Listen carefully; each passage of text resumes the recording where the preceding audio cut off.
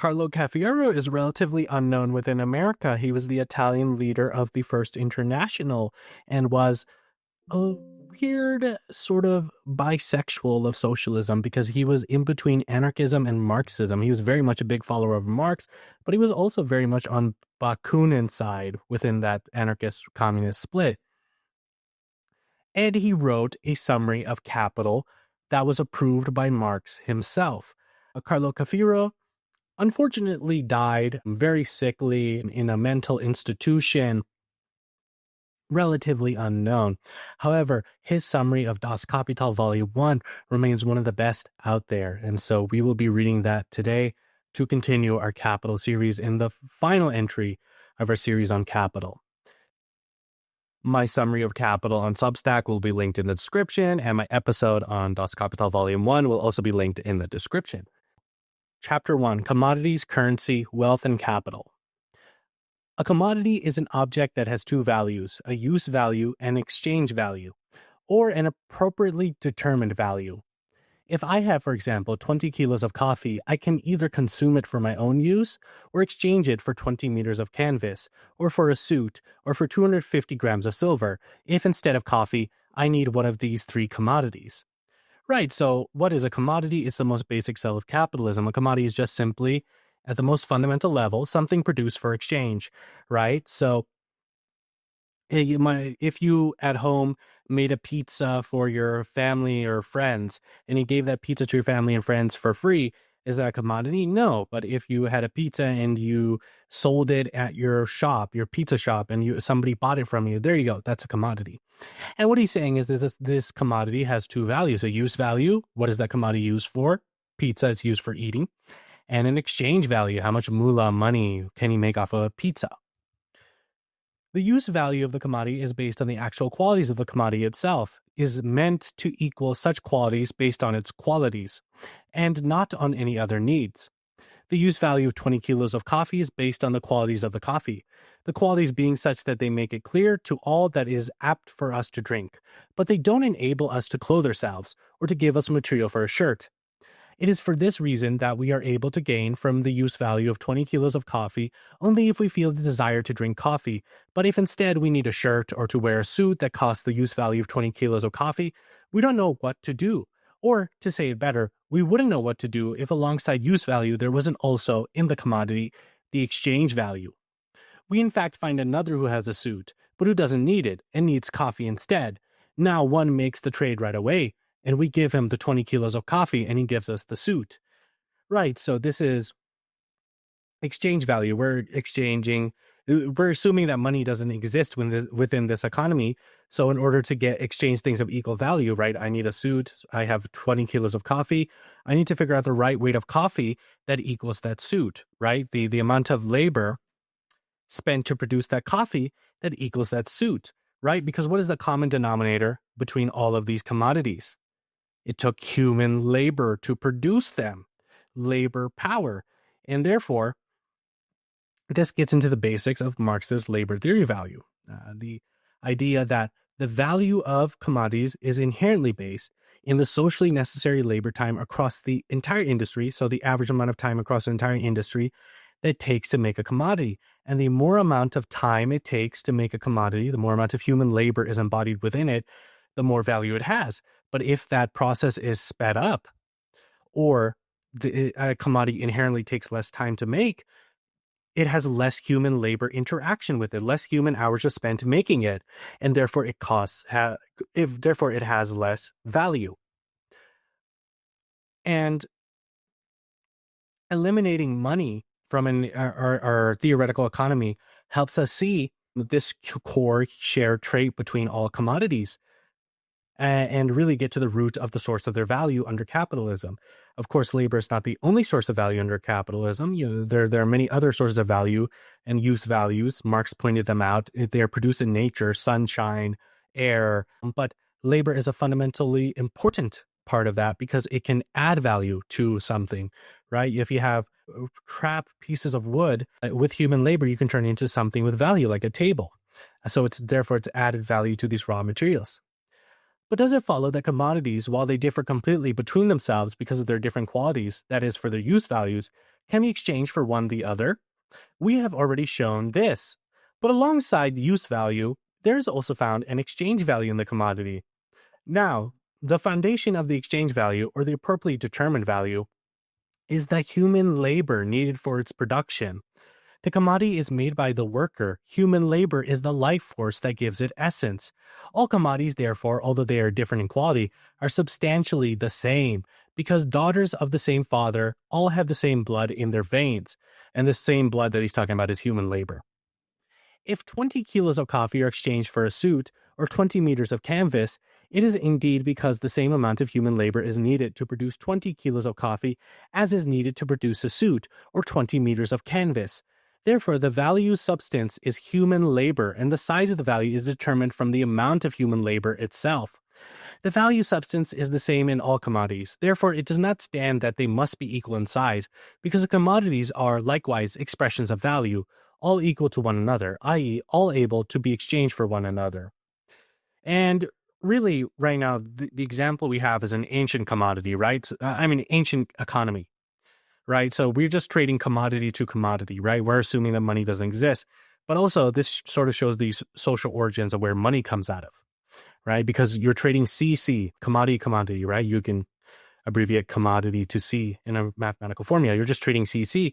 Well, trading like 400 kilos of coffee to like 5 suits is kind of awkward. So what's that little thing you need in the middle, right? To help make this exchange easier? Money. The size of the value depends on the amount of work. In 12 hours of work, one produces a value double that which is produced in only 6 hours of work. Therefore, someone would say the more one works, the longer one works, save for disability or for laziness. The more value is produced. Nothing is falser. Labor, which forms the substance value, isn't the work of a superhuman, but the average labor, which is always the same and is rightfully called social labor, right? So this is another important thing. Libertarians, whenever they're talking about labor value theory, they always have 2 points. One, if I make 200 hours making a pizza, does that pizza cost $2 million? No, because it's the average amount of time across the entire industry to make a pizza that determines socially necessary labor time. Doofus. And the two is, if I make 300 hours, if I spend 300 hours making a mud pie, does that mud pie cost $1 million? No, because it has to be something that is socially wanted by society. It has to actually be a product that people want in order for a labor theory value to work. This is that work which, in a given center of production, can be averaged by a worker who works with an average ability and average intensity. Yes, the socially necessary labor time is absolutely the bob of the worker across the entire industry. The dual nature of commodities known being, that is, use value and exchange value, one will see that commodities can be born only by the work of labor, and by the labor that is useful to all. Air, for example, grasslands, virgin soil, etc., are useful to people, but don't constitute any value to them because they aren't products of work and consequently aren't commodities. We can make ourselves objects for our personal uses, but which can't be useful for others. In such a case, we don't produce commodities, even less we produce commodities when we work on objects, which do not have any usefulness either for us or for others. Commodities, therefore, are exchanged for each other, the one, that is, that presents itself as the other's equivalent. For the greater comfort of exchanges, one begins to use always one given commodity as the equivalent, that which so steps out of the rank of all others, to stand in front of them as a general equivalent. That is currency, right? So like I was saying, we're in an ancient economy. We're only trading commodity, but it's really awkward. So what do we need? We need money. Currency, therefore, is that commodity which, by custom and legal sanction, has monopolized the position of general equivalent. Thus has happened for us with silver. So yeah, during this time, most dollars were backed by gold and silver. Nowadays, they're just backed by speculative trust within government. While before 20 kilos of coffee, a suit, 20 meters of canvas, and 250 grams of silver were 4 commodities, which were exchanged indistinctly for one another, today you have 20 kilos of coffee, 20 meters of canvas, and a suit are 3 commodities, which are worth 250 grams of silver, i.e. 50 lire. So he's Italian, so he's using Italian currency. However, whether the exchange is done immediately from commodity to commodity, or the exchange is done by means of currency, the law of exchange always remains the same.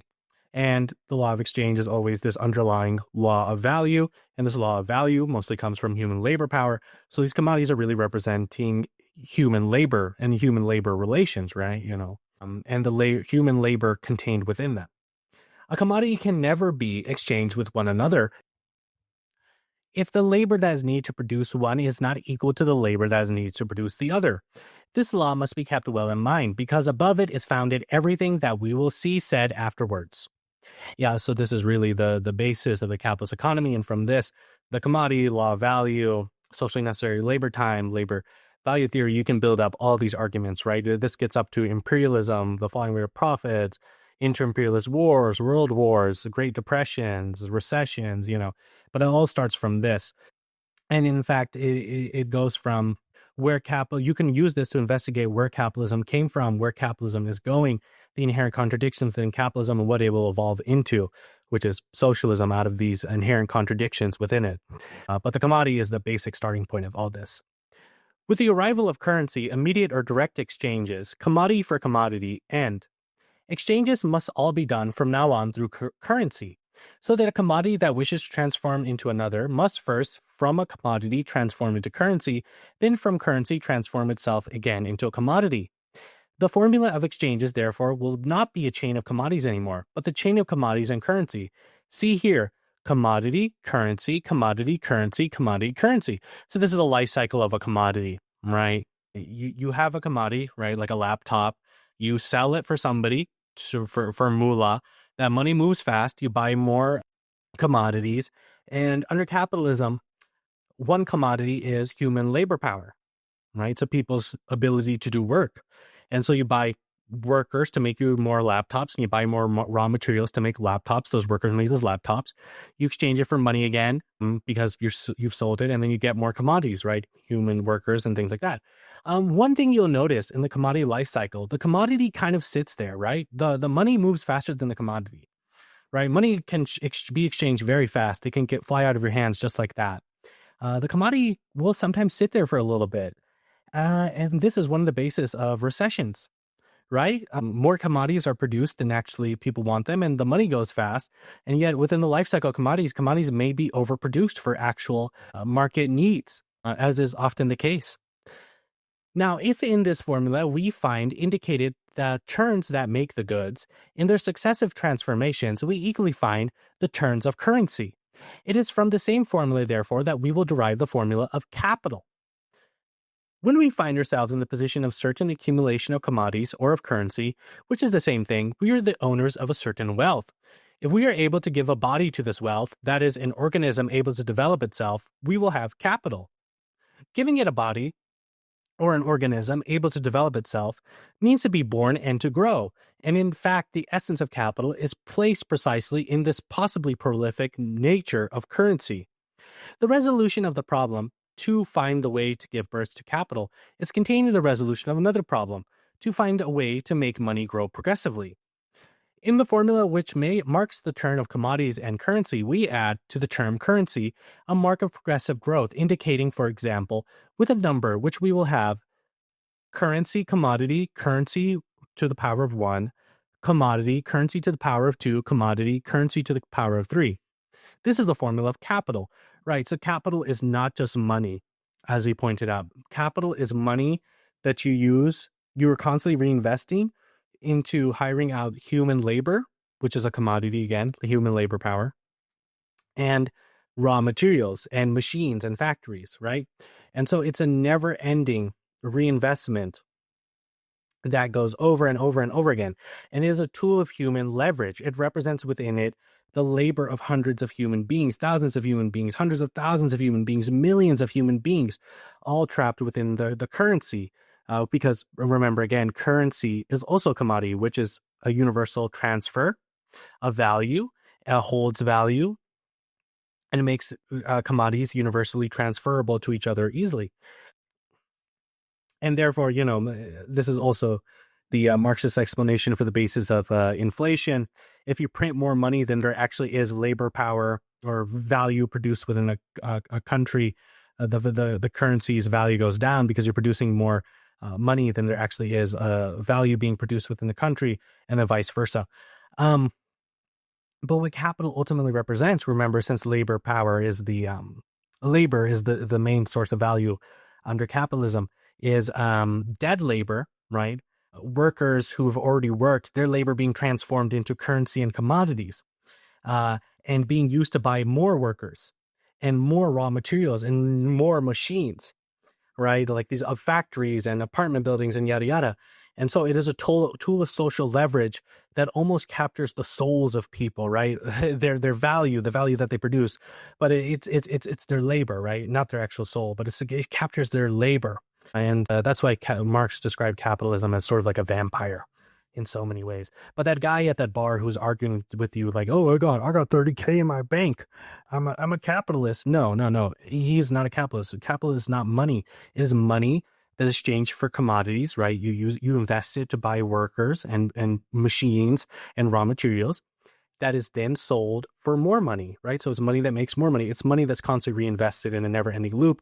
It's a tool of social control also, right? It's absolutely a tool of social leverage control. It creates a capitalist class which owns all the means of production, and workers who own none of the means of production, and so therefore can only sell one thing, their own bodies, their own labor, in exchange for wages, right? So you as a worker, you're intentionally deprived of the means of production, so that the only thing you can do is sell your labor power to a capitalist, and the capitalist happily buys it to you in the exchange of a wage. And in this sense, these two classes are constantly reproducing each other in this relationship. Chapter 2. How Capital is Born. Carefully examining the formula of capital, it can be noted in the last analysis that the matter of accrual capital is resolved in the following way: finding a commodity that profits more than what it costs, finding a commodity that in our hands can give rise to value, so that by selling it we come to amass more money than we spent buying it. In short, it must be an elastic commodity that is stretched, however much in our hands, can grow in value. This very singular commodity indeed exists, and it's called labor power or labor force. The common standard term is labor power. And I'll give you a primer. Labor power is just your theoretical ability to do work, and labor is your actual work. And why do we need to abstract labor power from labor? Because labor power, as your theoretical ability to do work, is what you negotiate with a capitalist with for your wage when he is buying it as a commodity. And it is usually determined by the amount of capital investment. And so there's two kinds of major capital investment, right? We have the formula for capital: money, commodity, money, or currency, commodity, currency. But I'm just going to abbreviate to money, commodity, money, more money. There's two kinds of capital investment: variable capital and constant capital. Variable capital is the capital spent on human labor power, hiring out human workers, and constant capital, which is invested into machines, automatons. Anyways, variable capital is the one spent on hiring out human labor power. And generally, the way that wages are determined is the cost of the reproduction of the worker over his entire lifetime and the replacement of that worker. What does that mean? Capitalists would love if workers could work 24 hours nonstop. However, unfortunately, they cannot. You need to go home and eat, you need a roof over your head, and you need sleep. And you cannot last forever. You eventually wear down, you grow old, and you die. So wages are generally determined by the bare amount that you need to re-energize the worker so that he can come in to work the next day and eventually replace himself. So it's the bare amount that you need for that. In fact, capitalism has ways of making it way lower than subsistence in so many ways. For example, here is a money owner who possesses a large amount of wealth and wants to use his wealth to give rise to capital. He comes into the marketplace solely in search of labor power. Let's follow his process. He walks around the marketplace and meets a worker who comes solely to sell their only commodity they have, labor power. The worker, however, is not selling his labor power in the whole, not completely, but only partly for a given time, i.e. for a day, a week, a month, etc. If he sold it all together, he would become a commodity himself. He would no longer be a wage worker, but the slave of his owner. The price of labor power is calculated in the following way. One takes the cost of food, daily life, rent, however many other things that are needed every year by the worker to maintain their labor power, always in their normal state. One adds to this first amount the amount needed every year by a worker to procreate, raise, educate according to their condition their children. One divides this total by 365, the number of days in the year, and one will have how much every day is required to maintain labor power. One's daily price, that is, the daily wages of the worker. And Marx, within his economic philosophical manuscripts, he really has a great point that in slavery, a lot of the times, it appeared that slavery was unpaid, but the very cost that slave owners used in order to keep their slaves alive was the cost of slavery. And in many ways, this is the same thing with wage laborers, right? And obviously, wage labor is a much better position than a slave, but it is generally the same principle, except now money is given to the wage laborer, and he buys his costs of maintenance themselves rather than them being provided by the slave owner. A part of this calculation is also that which is needed for the worker to procreate, raise, and educate his children, because these are the future sources of labor power. If the worker sold all of his labor power instead of just a part, of course, he would become a commodity himself, a slave of his owner, and his children would also become a commodity, i.e., slaves just like their parent and their owner. But by taking only a part of their labor power of the proletarian away, he has the right to keep the rest, which is found partially in himself and partially in his children. With this calculation, we obtain the exact price of labor power. The law of exchange, explained in the previous chapter, says that a commodity cannot be exchanged with another if the labor that is needed to produce the former is not equal to the labor that is needed to produce the latter. Now, the labor that is needed to produce the labor power is equal to the labor needed to produce the things needed by the worker, and as a consequence, the value of those things necessary to the worker is equal to the value of their labor power. Therefore, if the worker spends 3 lire every day for all necessities, it is clear that 3 lire will be the price of their labor power every day. Now let us suppose a supposition never hurt anybody, that the daily wages of a worker found in the above manner amount to 3 lire. Let us also suppose that in 6 hours of work, one can produce 15 grams of silver, which is equivalent to 3 lire. The money owner has meanwhile formed a contract with the proletarian, paying him for his labor power at the correct price of 3 lire a day. He is a perfectly honest and religious member of the bourgeois society, from whom it may look good to defraud the worker's wages. He will be able to make the point that the salary is paid to the worker at the end of the day or at the end of the week. That is after he has already completed his labor, because it is also how it's done with other commodities, whose value is realized in use, like, for example, the rent for a house or a small farm, whose price one is able to pay at the expiration of terms. There are 3 elements of the labor process. Firstly, labor power. Secondly, raw materials. And thirdly, the means of production. Oh, yeah, and the point that he was making with that past one was that dead labor is turned into living labor, right? Past people's value is captured within commodities, which are then sold, and that money that's put into that formula, remember, money, commodity, more money, or money, commodity, money to the power of 1 or to the power of 2 or what have you. The labor that's captured within that is past labor, dead labor turned into living labor through hiring out more workers, through past labor turned into living labor. And also it is transmuted into machines, right? Automatons, the AIs of the world, the car manufacturing robots of the world, et cetera, et cetera. And these are the constant capital, or even the furnaces, the steel producing furnaces, and et cetera, et cetera. So that's constant capital. And the money used to hire out workers is variable capital. Our money owner, after the labor power, also bought raw materials at market, namely cotton, wool, the means of production, namely the workshop with all its tools, and is good and ready, and consequently has nothing left to do more than make the clear between his legs for the work to begin. We think we can perceive of a change in the physiognomy of our dramatis personae. He who before was the money owner now strides in front as a capitalist. The possessor of labor power follows as his laborer. The one in an air of importance, smirking with intent on business, the other timid and holding back, like one who is bringing his own hide to market and has nothing to expect but a hiding. Marx, Capital, Volume 1, Chapter 6.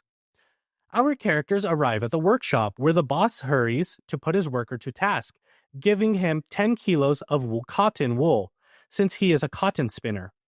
Labor is made up of the utilization of elements that compose it, the utilization of labor power, raw materials, and the means of production. The utilization of the means of production is calculated in the following way. From the sum of the value of all means of production, the building of radiators, coal, etc., one subtracts the sum of the value of all the raw materials that will remain of the means of production put out by the consumption of use. One divides the result of this subtraction by the number of days that the means of production can last, and one will have the daily consumption of the means of production. Our worker works a 12-hour day. When it's over, he has transformed 10 kilos of cotton wool into 10 kilos of thread, which he hands over to his boss. He leaves the workshop to shrink at home. Along the way, however, for that ugly vice that workers have to always want to reckon behind the backs of their boss, he tries to find out in his mind how much his boss will earn and will be able to make off of those 10 kilos of thread. I don't rightly know how much the thread costs, he says to himself, but the amount is soon figured out. I saw the cotton wool which he bought at the market for 3 lire per kilo. All the means of production cost 4 lire per day. Therefore, 10 kilos of cotton wool was 30 lire. Utilization of the means of production, 4 lire. Daily salary, 3 lire. Total 37 lire. The 10 kilos of thread are worth 37 lire. Now, the cotton wool, he certainly didn't gain anything, but he paid for it at the proper price, neither a cent too much nor a cent too little. As for me, he pays for my labor power 3 lire a day, the price that suits him. Therefore, it must be the case that he profits by selling his thread for more than it's worth. It absolutely must be this way, otherwise he would be spending 37 lire just to earn 37 lire, not counting the time that he lost and the inconvenience that it took. Right, so this is surplus value, right? You produce more value within your day than you see within your paycheck, right? So what that essentially means is, where is your value going that you produce in your day? To your boss's paycheck, right? To your boss's pocketbook, to the capital formula, right? To the company's firm. It doesn't stay with you, right? So within the workday, you produce more value than you see within your paycheck. And this is called necessary labor and surplus labor, right? So let's say within this workday, this worker produced $400 worth of lire, right? $400 worth of lire. That's an extreme example. And within his paycheck, he only saw 3 lire, right? So again, this is a very extreme example. He produced way more value than he's actually seeing in his paycheck. The amount of time he worked making his own paycheck back, that was called necessary labor, right? So this is the amount of labor within your workday, right? The first couple of hours of your workday that you spend making the value that you're going to see back in your paycheck. The rest of the time, you're essentially working for free, right? The rest of the value that you made within your workday that goes towards your boss, that's called surplus labor, right? And that's what your boss skims off the top for himself. And this is essentially surplus value. And so your boss takes that value and he sells the commodity for way more than he bought your labor power for. He bought the raw materials for, and he makes his profit, right? So you can really see how you're sort of getting fucked in that way. And also, a part of your workday you're spending for yourself, right? Reproducing the own value you're going to see within your paycheck. And a part of your workday, you're essentially working free. You're producing that extra value that your boss is going to take. And the balance between necessary labor, right, the amount of work you're working for your own paycheck, and surplus labor, the amount of work that your boss is going to take off the top for himself, the balance between that is always tending, capitalists are always tending to try to get as much surplus labor out of you and as least amount of necessary labor out of you as possible, which effectively just means they're trying to lower your pay as much as possible in any way that they can. Now, look how the bosses do things. They have a good wish to make out of like honest people with the worker for whom they buy the labor power, with a merchant whom he buys raw materials. But they have an eternal flaw, and the rest of us workers who know how the industry works shall go on strike. But to sell a commodity for more than it is worth is like selling with false weights, which is illegal. Therefore, if the workers were to expose their bosses' tricks, they would be forced to close their factories and to produce the goods based on need. Maybe they would open large government facilities. That would be much better. So the daydreaming worker arrived at home, and there dined, went to bed, slept deeply, dreaming of the disappearance of the bosses and the creation of government workshops. Sleep, poor friend, sleep in peace, while hope still rests with you. Sleep in peace, for the disappointing day will soon come. Soon you will learn how your boss can sell their goods for profit without defrauding anyone. He will make you see how one becomes a capitalist and a large capitalist while remaining perfectly honest, and he means honest within bourgeois law. Now your dreams will never again be so peaceful. You will see capital in your nights, like a nightmare that presses you and threatens to crush you. With terrified eyes, you will see it get fatter, like a monster with 100 proboscis that feverishly search the pores of your body to suck out your blood. Right, because the formula for capital is money, commodity, more money, and it's always reinvesting itself. This creates a never-ending, uh, ending, always hungry beast, right? Because it's more money that is invested into the loop of capital again and again and again, and of course, capital is a competitive process. So what essentially ends up happening is, within new markets, many capitals enter. One capital, through constantly reinvesting and winning out, becomes monopoly over the rest of the industry. And it leads to infinite growth within a finite planet, right? Money, commodity, more money, commodity, more money, commodity, more money, right? It's ad infinitum, but only economically speaking, because physically speaking, we have limited resources on this planet. It's one of the great contradictions of capital, really. And you will finally learn to assume its boundless and gigantic proportions, its appearance dark and terrible, with eyes and mouth of fire, morphing its suckers into enormous hopeful trumpets, with which you'll see thousands of human beings disappear, men, women, and children. Down your face will trickle the sweat of death because of your time, and that of your wife and your children will soon arrive, and your final moan will be drowned out by the happy sneering of the monster, glad with your state, so much richer, so much more inhumane. Let us return to our money owner. This bourgeois, a model of accuracy and of order, has adjusted his daily counts, and here he has figured the price of his 10 kilos of thread. For the 10 kilos of cotton wool at 3 lire per kilo, 30 lire. For the utilization of the means of production, 4 lire. But around the third element, fitting into the production of his commodity, he has not noted the salary paid to the worker. He knows very well that the large difference occurs between the price of labor and the product of labor power. A daily salary represents how much is needed to sustain the worker for 24 hours, but it doesn't by any means represent what the worker produces in one day of work. Our money owner knows very well that the 3 lire of salary he paid represents the upkeep of 24 hours of his worker, but not that which he produced in the 12 hours that which he worked in his factory.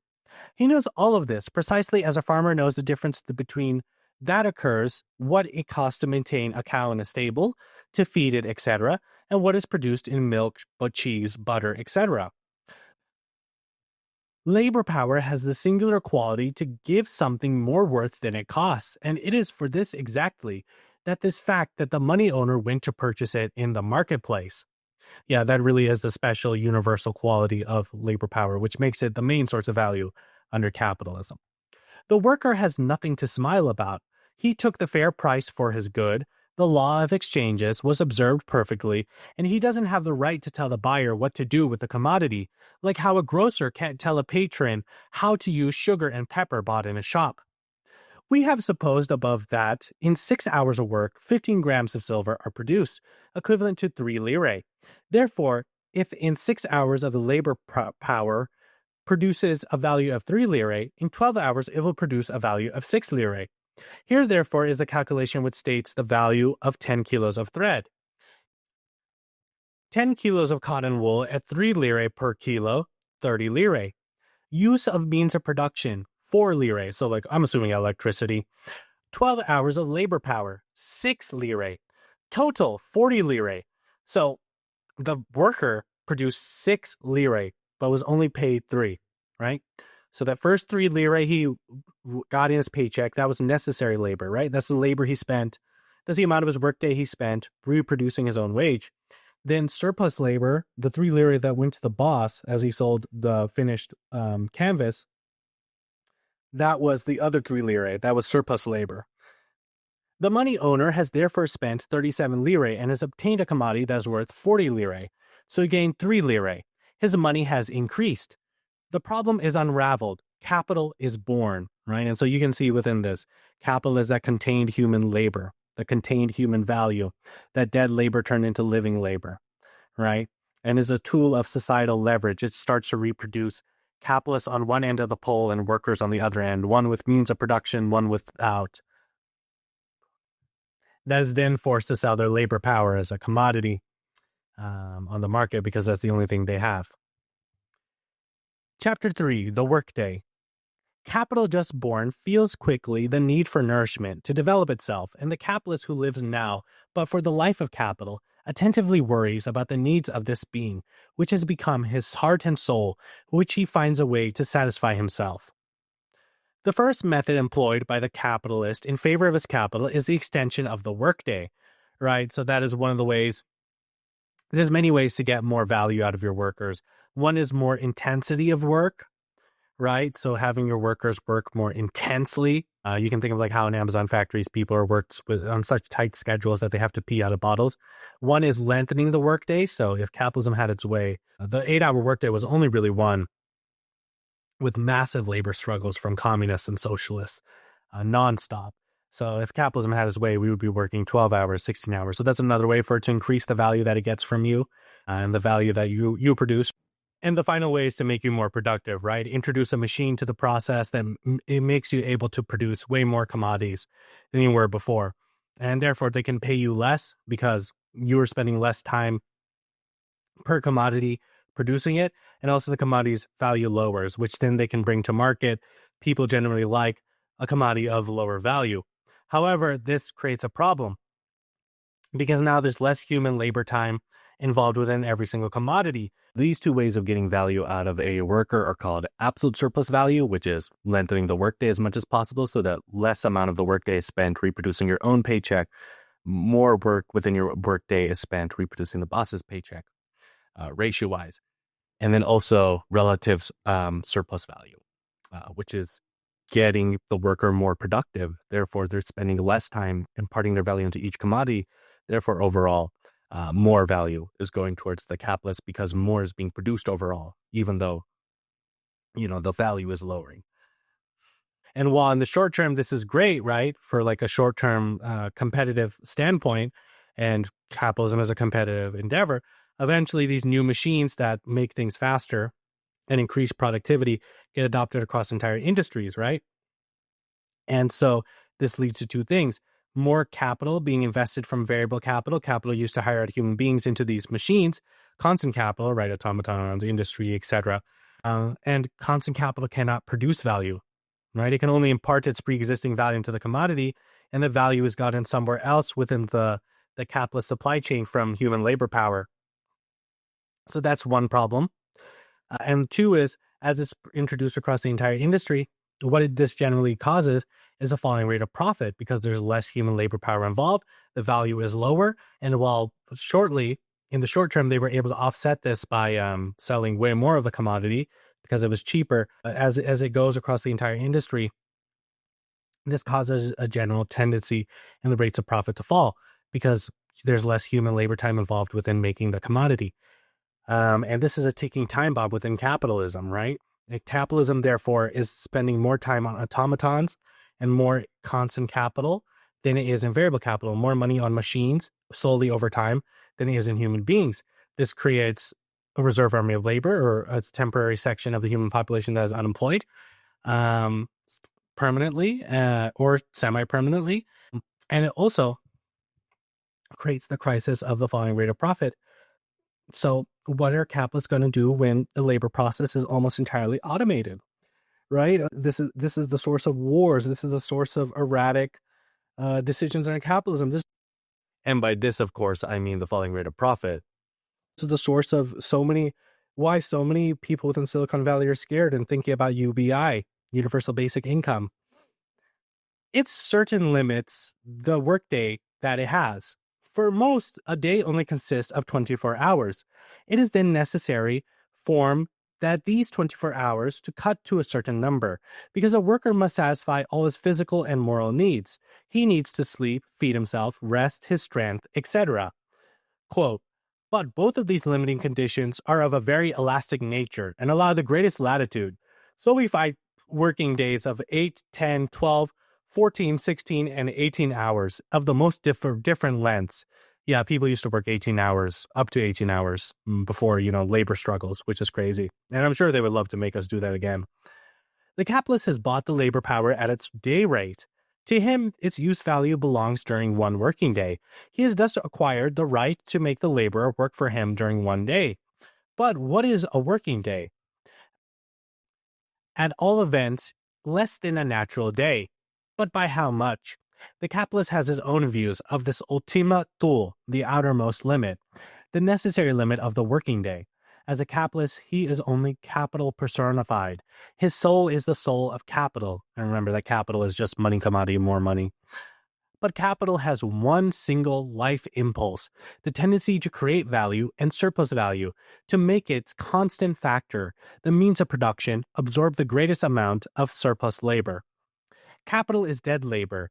That vampire-like only lives by sucking living labor, and lives the more labor it sucks. All right, so remember, it's a never-ending process of transforming dead labor into living labor. The time during which the laborer works is a time during which the capitalist consumes the labor power he has purchased of him. If the laborer consumes his disposal time for himself, he robs the capitalist. The capitalist then takes his stand on the law of the exchange of commodities. He, like all other buyers, seeks to get the greatest possible benefit out of the use value of his commodity. Suddenly, the voice of the laborer, which had been stifled in the storm of stress of the process of production, rises. The commodity that I have sold to you differs from the crowd of other commodities, in that its use value creates value, and a value greater than its own. That is why you bought it. That which on your side appears a spontaneous expansion of capital is on mine an extra expenditure of labor power. You and I know on the market only one law, that of the exchange of commodities, and the consumption of the commodity belongs not to the seller who parts with it, but to the buyer who acquires it. To you, therefore, belongs the use of my daily labor power. But by the means of the price that you pay for it, each day, I must be able to reproduce it daily and sell it again. Apart from natural exhaustion through age, and etc., I must be able tomorrow to work, and with the same normal amount of force, health, and freshness as today. You preach to me constantly the gospel of quote-unquote saving and quote-unquote abstinence. Good. I will, like a sensible saving owner, husband my soul wealth, labor power, and abstain it from all foolish waste of it. I will each day spend, set in motion, put it into action only as much as it is compatible with its normal duration and healthy development. By an unlimited extension of the working day, you may in one day use up a quantity of labor power greater than I can restore in 3. What you gain in labor, I lose in substance. The use of my labor power and the spoliation of it are quite different things. If the average time that, doing a reasonable amount of work, an average laborer can live is 30 years, the value of my labor power that you pay to me is from day to day 1 divided by 365 times 30. So, 1 divided by 30 years, essentially. Or 1 divided by 1,950 days. So, 1 divided by 30 years of its total value, right? So this is how they're calculating the wages, right? How much will it take to keep this motherfucker alive for 30 years? That's what the capitalist is thinking, right? So that he can continue making me capital, right? So, but if you consume it in 10 years, you pay me daily 1 divided by 1,950 instead of 1 divided by 1,650 of its total value, i.e. only 1/3 of its daily value, and you rob me, therefore, every day of 2/3 of the value of my commodity. You pay me for 1 day's labor power, whilst you use that of 3 days. That is against our contract and the law of exchange. I demand, therefore, a working of a normal length, and I demand it without any appeal to your heart, for in the money matters sentiment is out of place. You may be a model citizen, perhaps a member of a society for the prevention of cruelty to animals, and an odor of sanctity to boot. But the thing that you represent face to face with me has no heart in its breast. That which seems to throb there is my own beating heart. I demand the normal working day because I, like every other seller, demand the value of my commodity. We see then that apart from the extremely elastic bounds, the nature of the exchange of commodities itself imposes no limit to the working day, no limit to surplus labor. The capitalist maintains his rights as the purchaser when he tries to make the working day as long as possible, and to make it, whenever possible, 2 working days out of 1. On the other hand, the peculiar nature of the commodity sold implies a limit to its consumption by the purchaser, and the laborer maintains his right as seller when he wishes to reduce the working day to a definite normal duration. There is here, therefore, an antinomy, right against right, both equally bearing the seal of the law of exchanges. Between equal rights, force decides. End quote. We will now see how force acts as told by the facts when all is made by and for capital. The facts cited in this book are all taken from England, primarily because that is the country where capitalist production has reached the greatest development, towards which the rest of all civilized countries tend, and in the second case, because only in England is there a suitable amount of documents regarding the conditions of work, collected by regular government commissions. The modest limits of this summary, however, only allow for a reproduction of a small part of the rich materials collected by the work of Marx. So, quoting Marx again, William Wood, 9 years old, was 7 years and 10 months when he began to work. He ran molds, carried ready-made molds into drying rooms, afterwards bringing back an empty mold. From the beginning, he came to work every day in the week at 6 a.m. and left at about 9 p.m. Worked till 9 o'clock at night 6 days a week. I have done so 7 or 8 weeks, he said. 15 hours of labor for a child 7 years old. J. Murray, 12 years old, says, I'm not saying that word, and run molds. I come at 6. Sometimes I come at 4. I worked all night last night till 6 o'clock this morning. I have not been in bed since the night before last. There were 8 or 9 boys working last night. All but one have come this morning. I get 3 shillings and 6 pence. I do not get any more for working at night. I worked 2 nights last week. Mr. Charles Parsons, late house surgeon of the same institution, writes in a letter to the Commissioner Long, amongst other things, I can only speak from personal observation and not from statistical data, but I do not hesitate to assert that my indignation has been aroused again and again at the sight of poor children whose health has been sacrificed to gratify the avarice of either parents or employers. He enumerates the causes of the diseases of the potters and sums them up in the phrase, long hours. Half the workers in matchstick factories are children under 13 and young persons under 18. The manufacture is on account of this unhealthiness and unpleasantness in such a bad odor that only the most miserable part of the working class, half-starved widows, and so forth, deliver up their children to it. The ragged, half-starved, untaught children. Of the witnesses that Commissioner White examined, in 1863, 270 were under 18, 50 under 10, 10 under 8, and 5 only 6 years old. A range of the working day from 12 to 14 or 15 hours, night labor, irregular meal times, meals for the most part taken in the very workrooms that are pestilent with phosphorus. Dante would have found the worst horrors of his inferno surpassed in this manufacture. In the manufacture of paper hangings, the coarser sorts are printed by machine, the finer by hand. The most active business months are from the beginning of October and to the end of April. During this time, the work goes on fast and furious without any intermission, from 6 a.m. to 10 p.m., or further into the night. J. Leach deposes, last winter, 6 out of the 19 girls were all away from ill health at one time over the work week. I have to brawl at them to keep them awake. W. Duffy, I have seen when children could none of them keep their eyes open for the work. Indeed, none of us could. J. Lightbourne, god damn, these British names are fucking, movie villain names. These are cartoonish. These British capitalist names are cartoonish. J. Lightborn, W. Duffy. This is like a Looney Tunes character. This isn't a human being. I swear to God, they're making these capitalists in a factory. I swear to God, they're making these names up. These cannot be real names. I refuse to believe this. AM 13. We worked last winter till 9 evening and winter till 10. I used to cry with sore feet every night last winter. J. Apston. That boy of mine, when he was 7 years old, I used to carry him on my back and fro through snow. He used to have to work 16 hours a day. I have often knelt down to feed him as he stood by the machine, for he could not leave it or stop.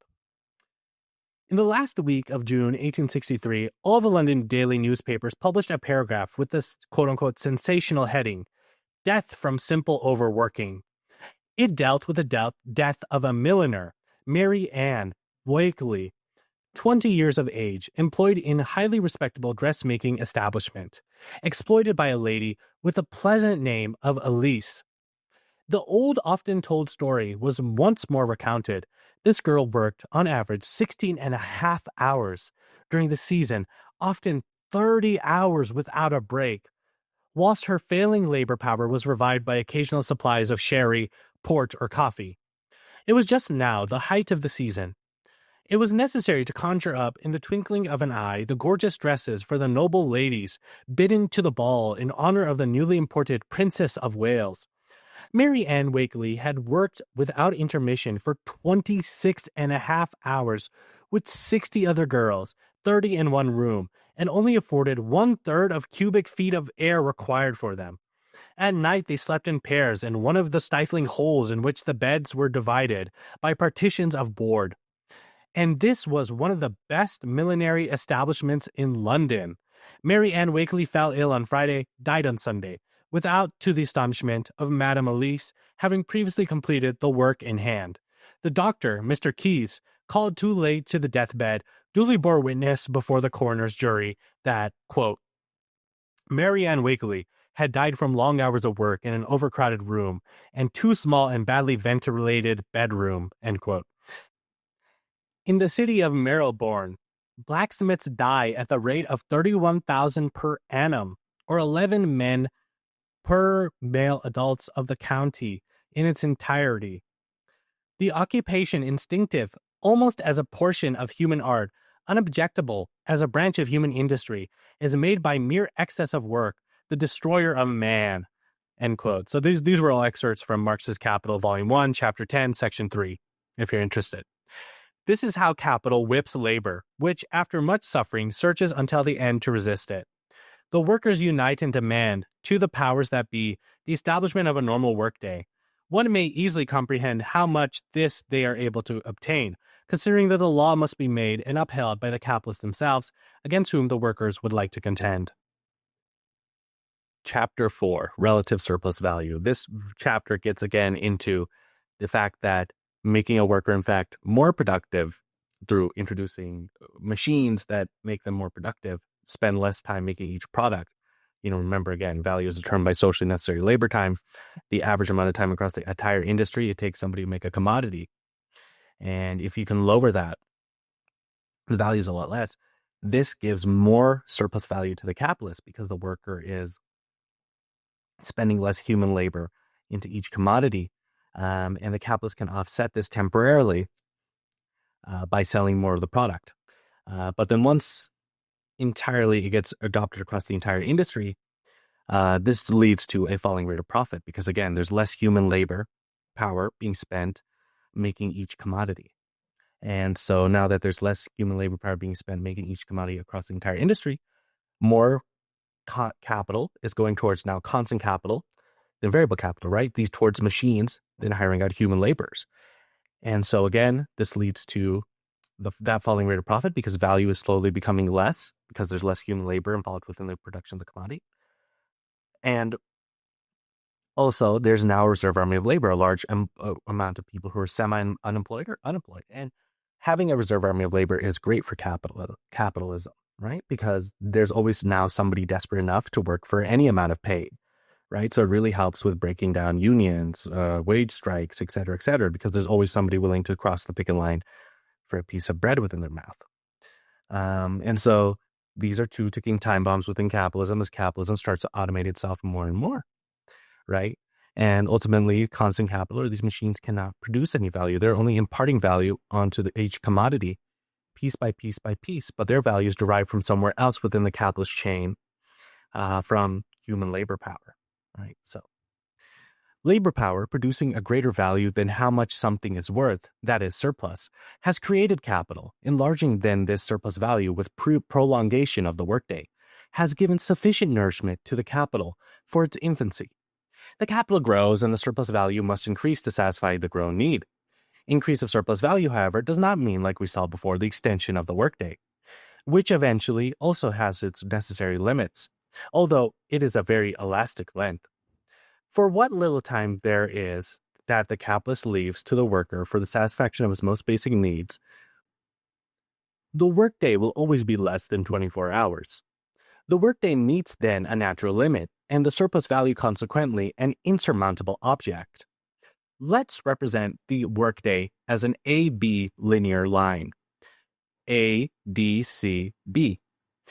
The letter A here represents the beginning and B the end, that the natural limit, that is, past which it isn't possible to go. A to C is the part of the workday in which the worker produces the value of the salary received, right? So A to C is your necessary labor. That's the amount of hours you spend reproducing your own paycheck, right? And then everything else is surplus labor. That's labor where you're basically working for essentially free, right? And giving it to your boss. And C to B is the part of the workday in which the worker produces surplus value. So that's the value going to your boss. So yeah, I mean, part of your workday is spent not reproducing your own wage, because remember, you're producing more value within your workday than you actually get in your paycheck. Otherwise, nobody would hire you out. That's the point of anything under capitalism, is to get more out of it than you get in it, right? That you paid for it, including labor. We see that from our cotton spinner, in fact, receiving 3 lire in salary was reproducing the value of a salary with half of his day and was producing 3 lire of surplus value with the other. So he was producing 6 lire in total. He got 3 for himself, 3 to win to the boss. The work done from A to C, with which the salary produced, is necessary labor, while the work done from C to B, which produces surplus value, is called exploitation. The capitalist is thirsty for exploitation because it is this that creates surplus value. Prolonged exploitation prolongs the workday, which finishes at its natural limit B, which represents an insurmountable object to exploitation and surplus value. What to do now? So the capitalist, he's trying to get as much surplus value out of a person. He's extended the workday as far as possible, but there's only 24 hours within a day, so he's reaching some natural limits. The capitalist soon finds the solution. He observes that exploitation has 2 limits, one B, the end of the workday, and the other C, the end of the necessary work. So again, necessary work, the amount of work you do for your own paycheck. So if you can lower the amount of necessary labor that you do and increase the amount of surplus labor that you do, that benefits him. If the limit B is fixed, it won't be so for limit C. Being able to move the point C all the way to point D, one would grow the exploitation from the C to B length of the D to C. Exactly how much the necessary work from A to C would decrease. Surplus value would thus find a way to continue growing, not in the absolute way like at first, which is by always prolonging the workday, but in the relation of the growth of exploitation with the corresponding decrease in necessary work. The first was absolute surplus value. This is relative surplus value. Relative surplus value is founded upon the decreasing of necessary work. The decreasing of necessary work is founded upon the decreasing of wages. The decreasing of wages is founded upon a decrease in the price of things that are necessary for the worker. Therefore, relative surplus value is founded on the depreciation of the commodities that the worker uses. And how does he depreciate the commodities that the worker uses? He makes the worker more productive, and therefore the worker spends less labor power. Socially necessary labor time, Socially necessary labor time creating each commodity. So instead of making a hamburger in 1 minute, that capitalist introduces a newfangled machine. Thank you for listening to the Pokepreet podcast. If you want to support our podcast, you can always head down to our Patreon, where you can get episodes up to a month early. Workers of the world unite. Long live the immortal science of Marxist-Leninism. Thank you. Amen. actually, innovation is a great thing. Yeah, yes, it is. I mean, these innovations are great things. The issue is that under capitalism, they are not used for use value, right? Which would benefit the majority of the human race. They're used for exchange value uh, because they are commodities. And so what this inherently does is, again, that reserve army of labor, man and machine are put into constant fight with each other under capitalism. And capitalists, overwhelmingly as capitalism goes on, start to prefer constant capital, right? Machine over human labor power. And this is called the organic composition of capital. Over time, the organic composition of capital rises, which means more money being put towards automation. And so that is really this great contradiction that we live in. We live in a world without scarcity. We really do. We really do. We produce more than enough food to feed everybody. We have more than enough houses. Tomorrow, under the right economic system, we could eliminate world hunger. We could eliminate homelessness. We could eliminate so many of the ailments of the human race, of depravity. And yet it still continues under the god of exchange value, because there is a capitalist class and a proletariat class, and the capitalist class is the one that owns everything, and they use it for exchange value. And so even though we have 600,000 homeless people in America, that is an undercount, but even doubling it, we have about 12 million empty homes within America. Right. So it's ridiculous. It really is ridiculous in so many ways. Again, we produce more than enough kilocalories to feed everybody on Earth. It doesn't get to people, right? Either because of war and because this food gets thrown away, because it's all being used for exchange value. So there's nothing wrong with this increased productivity. It's just the economic system that's the problem. I really need to get that towards you. You know, like, we aren't primitive, whatever, anarcho-primitivists or something like that. You know, the Unabomber guy. We aren't like them. In that we believe, right, communist socialists inherently, that the Industrial Revolution was an amazing thing. In fact, Marx within the Communist Manifesto said that capitalism has built wonders greater than the pyramids of Giza. It's just which class owns it. That's the problem, right?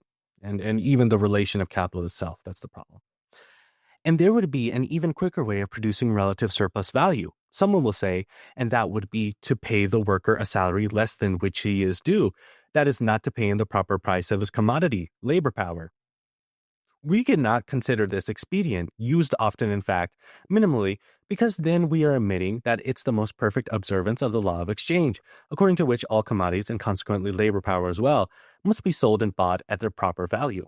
Our capitalist, like we already saw, is an honest bourgeois man. He will never use to enlarge his capital a method that is not entirely worthy of him.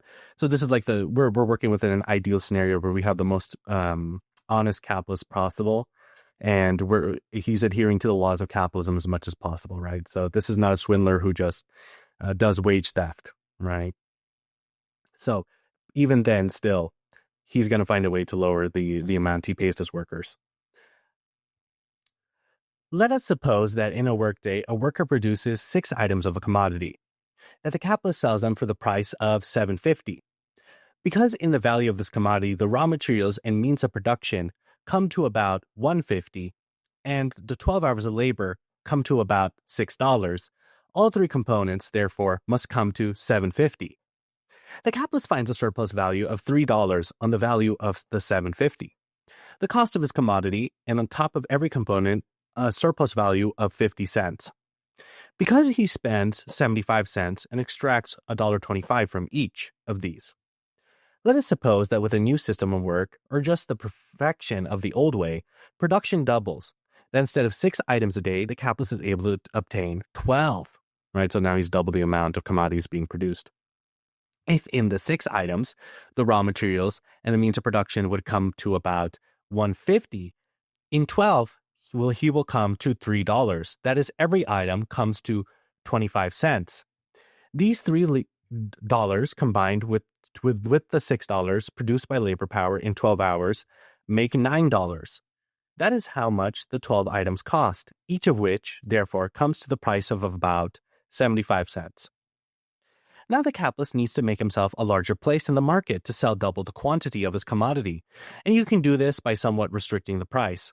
In other words, the capitalist needs to make a reason or a rise for which he is able to sell their items on the market in twice the number as before. And the reason is found exactly in price reduction. He will sell, therefore, his items at a price somewhat lower than the $1.25, which was his price before, but greater than 75 cents. He would sell of them at $1 each, and so he will have secured double sales of his items, from which he now gains $6, $3 of surplus value, and $3 of difference between their value and the price at which they are sold. And so you can see, the capitalist gains a great profit from the growth of production. All capitalists are therefore highly interested in increasing the products of their industries, and it is with this that they are able to make this happen every day in any kind of production. Their extraordinary gain, however, that which represents the difference between the value of a commodity and the price at which it's sold, doesn't last long, because right away, the newer perfected system of production becomes adopted by all of the companies out of necessity. So now, as a result of the value of a commodity lessens by half, at first every item was worth $1.25.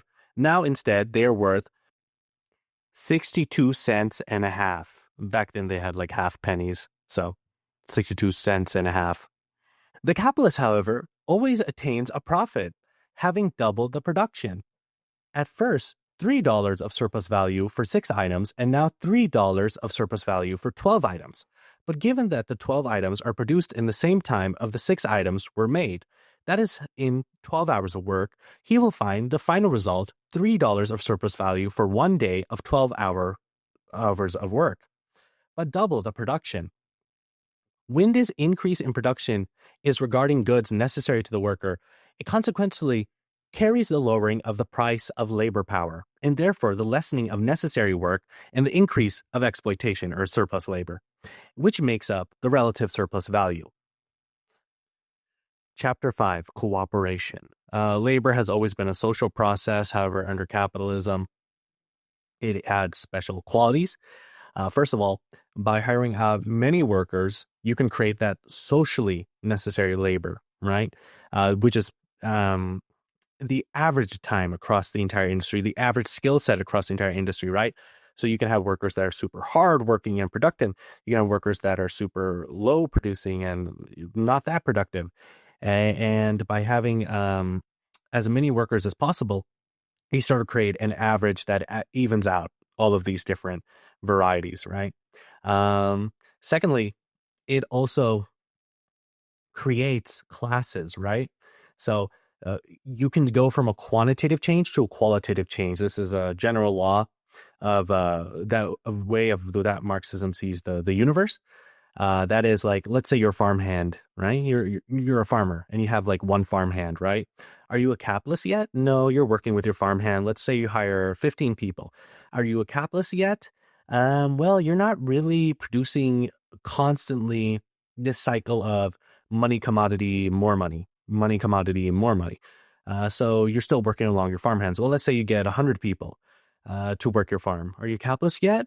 Yes, suddenly you've transformed into a capitalist. And of course, these numbers are arbitrary, but because now you're completely living off the labor of other people, right? You're getting money, you're investing into commodities, labor power, the land, seeds, etc.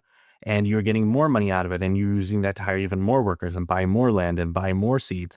And so suddenly this quantitative change, right, this change in the number of workers led to a qualitative change. You know, you as a capitalist, them as workers, proletariats. It created a class relation.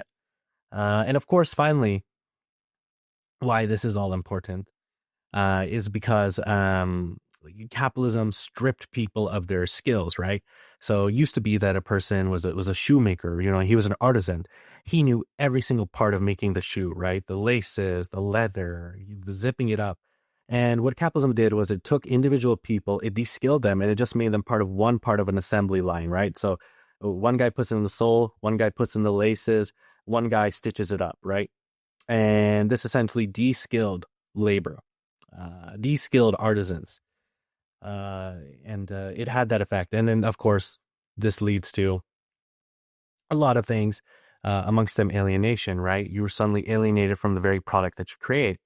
You are no longer the owner of what you create. The vast majority of life now is spent making some rich guy upstairs rich, and you don't even have any say within the production process.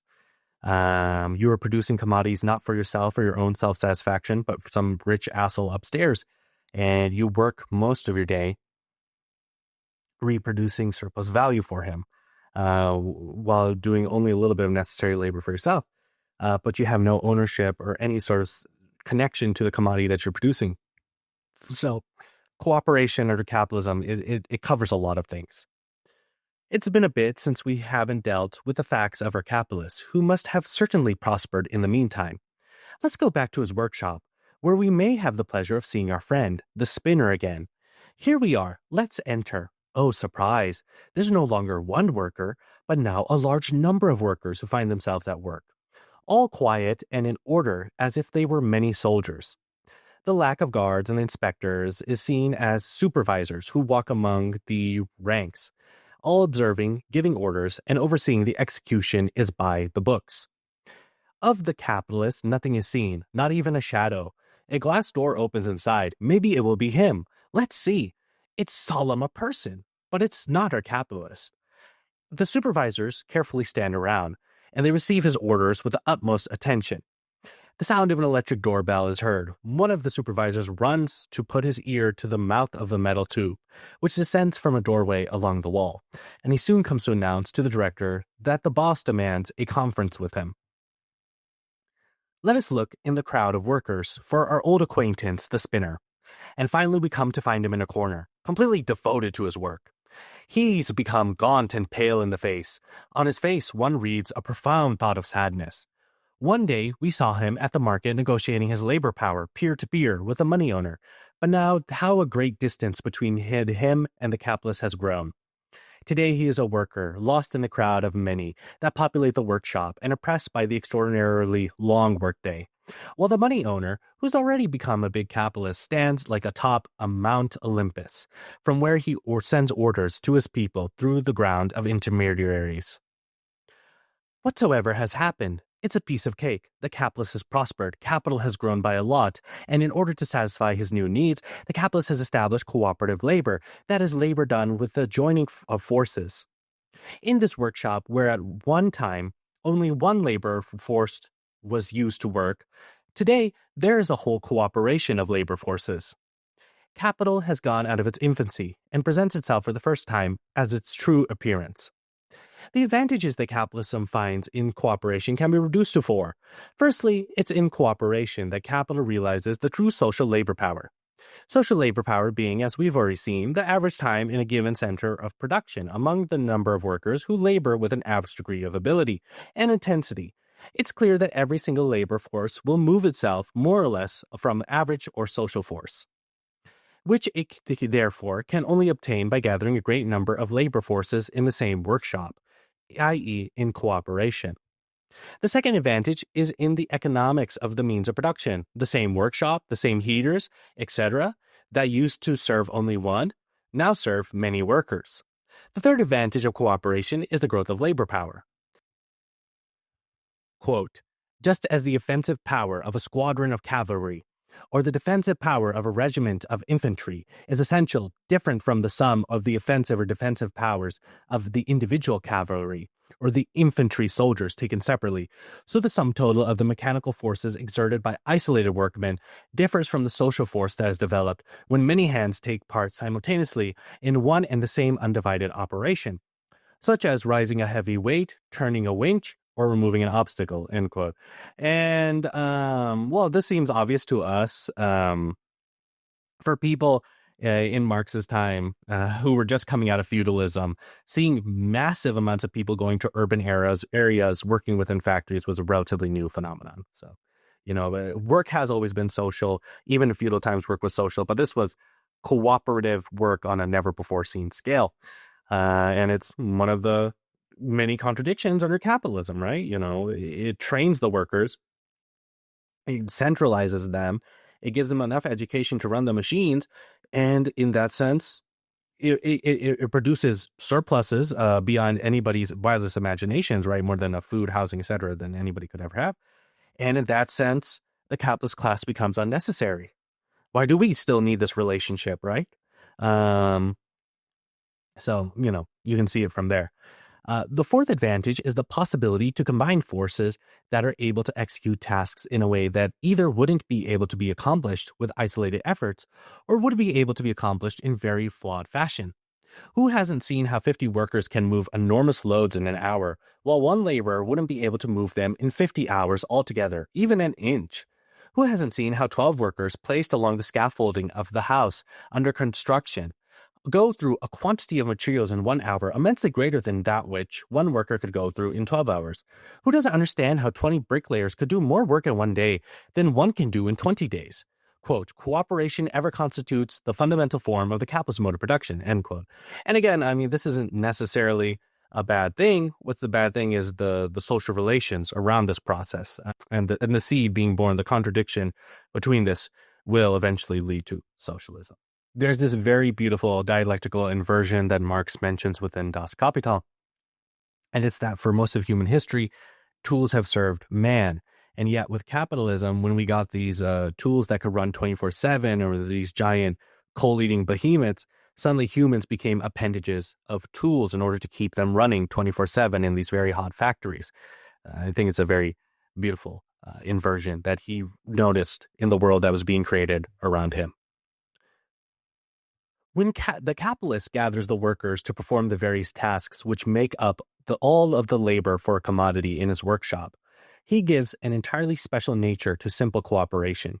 He establishes the division of labor and manufacturing, which is none other than, quote, a productive mechanism for whose part are human beings, end quote, Marx Capital, Volume 1, Chapter 14, Section 1. Although manufacturing is always based on the division of labor, it also has a double origin. In fact, in some cases, manufacturing has brought together the different processing needs for the completion of a commodity in the same workshop, which first, like so many special trades, used to be distinct and divided up. In other cases, it has divided, while keeping them in the same workshop, the different work operations, and that before used to make up the whole of the completion of a commodity, right? So he's talking about artisans. Artisans used to make the whole thing from the beginning. Now it's been divided up. Quote, a carriage, for example, was formerly the product of the labor of a great number of independent artificers, such as wheelwrights, harness makers, tailors, locksmiths, upholsters, turners, fringe makers, glazers, painters, polishers, gliders, etc. In the manufacture of carriages, however, all these different artificers are assembled in one building, where they work into one another's hands. It is true that a carriage cannot be gilt before it has been made. But if a number of carriages are being made simultaneously, some may be in the hands of the gilders, while the others are going through an earlier process, end quote. Marx Capital, Volume 1, Chapter 4, Section 1. The production of a pin was divided into more than 20 partial processes, which formed the parts of the complete manufacture of a pin. Manufacture, therefore, sometimes brings many trades together into only one, and sometimes divides a trade into many more. Manufacturing multiplies the forces and instruments of labor, but renders them predominantly technical and simple, constantly applying them to one sole and unique basic operation. Great are the advantages that capital realizes in manufacturing, allocating different labor forces to the same basic operations constantly. Labor power gains very much in intensity and precision. All of those little intervals, which one finds like pores between the different phases of production of a good created by only one individual, disappear when this individual always executes the same operation. The worker needs no more than an hour to learn all of the trade, albeit one simple one, a unique operation of the trade itself, which he learns in much less time and with much less experience than how it was needed to learn a trade in its entirety. This diminishing of expense and of time is a diminishing of the things needed for the worker, i.e. a diminishing of necessary labor, and a corresponding growth of the overwork of surplus value. The capitalist really is a parasite, always growing fatter at the expense of labor, and the worker suffers greatly. Quote, while simple cooperation leaves the mode of working by individual for the most part unchanged, manufacture thoroughly revolutionizes it, and seizes a labor power by its very roots. It converts the labor into a crippled monstrosity by forcing his detailed dexterity at the expense of a world of productive capabilities and instincts. Just as in the states of La Palata, they butcher a whole beast for the sake of his hide or his tallow. Not only is the detail work distributed to the different individuals, but the individual himself is made the automatic motor of a fractional operation and the absurd fable of the Menenius Agrippa, which makes a man a mere fragment of his own body, becomes realized, end quote. Marx, Capital, Volume 1, Chapter 4, Section 5. Quote, Dugald Stewart calls manufacturing laborers, quote, living automatons employed in details of the work, end quote. Marx, Capital, Volume 1, Chapter 14, page 40. Quote, if at first the workman sells his labor power to capital because the material means of producing a commodity fail him, now his very labor power refuses its services until it has been sold to the capital. Its functions can be exercised only in an environment that exists in the workshop of the capitalist after the sale.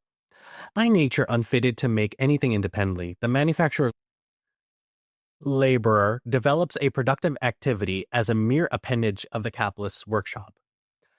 As the chosen people bore in their features the sign of the Manual of Jehovah, so the division of labor brands the manufacturing workman as the property of capital. End quote. Marx Capital, Volume 1, Chapter 14, Section 5. Heinrich von Storch says, quote, the worker who is the master of a whole craft can work and find the means of subsistence anywhere. The other, the manufacturing laborer, is only an appendage who, when he is separated from his fellows, possesses neither the ability nor independence, and finds himself forced to accept any law it is thought to fit to impose. End quote. Marx Capital, Volume 1, Chapter 14, page 42. Quote, intelligence, in production, expands in one direction because it vanishes in many others. What is lost by the detail of laborers is concentrated in the capital that employs them. It is a result of the division of the laborer in manufactures that the laborer is brought face to face with the intellectual potencies of the material processes of production as a property of another and as a ruling power. This separation begins in simple cooperation, where the capitalist represents to the single workman the oneness and the will of the associated labor. It is developed in manufacture, which cuts down the laborer into a detail laborer. It is completed in modern industry, which makes science a productive force distinct from labor and presses it into the service of capital. End quote. Marx, Volume 1, Chapter 14, Section 5. Quote, in manufacture, in order to make the collective laborer, and through him capital, rich in social productive power, each laborer must be made poor in individual productive powers. Ignorance is the mother of industry as well as of superstition.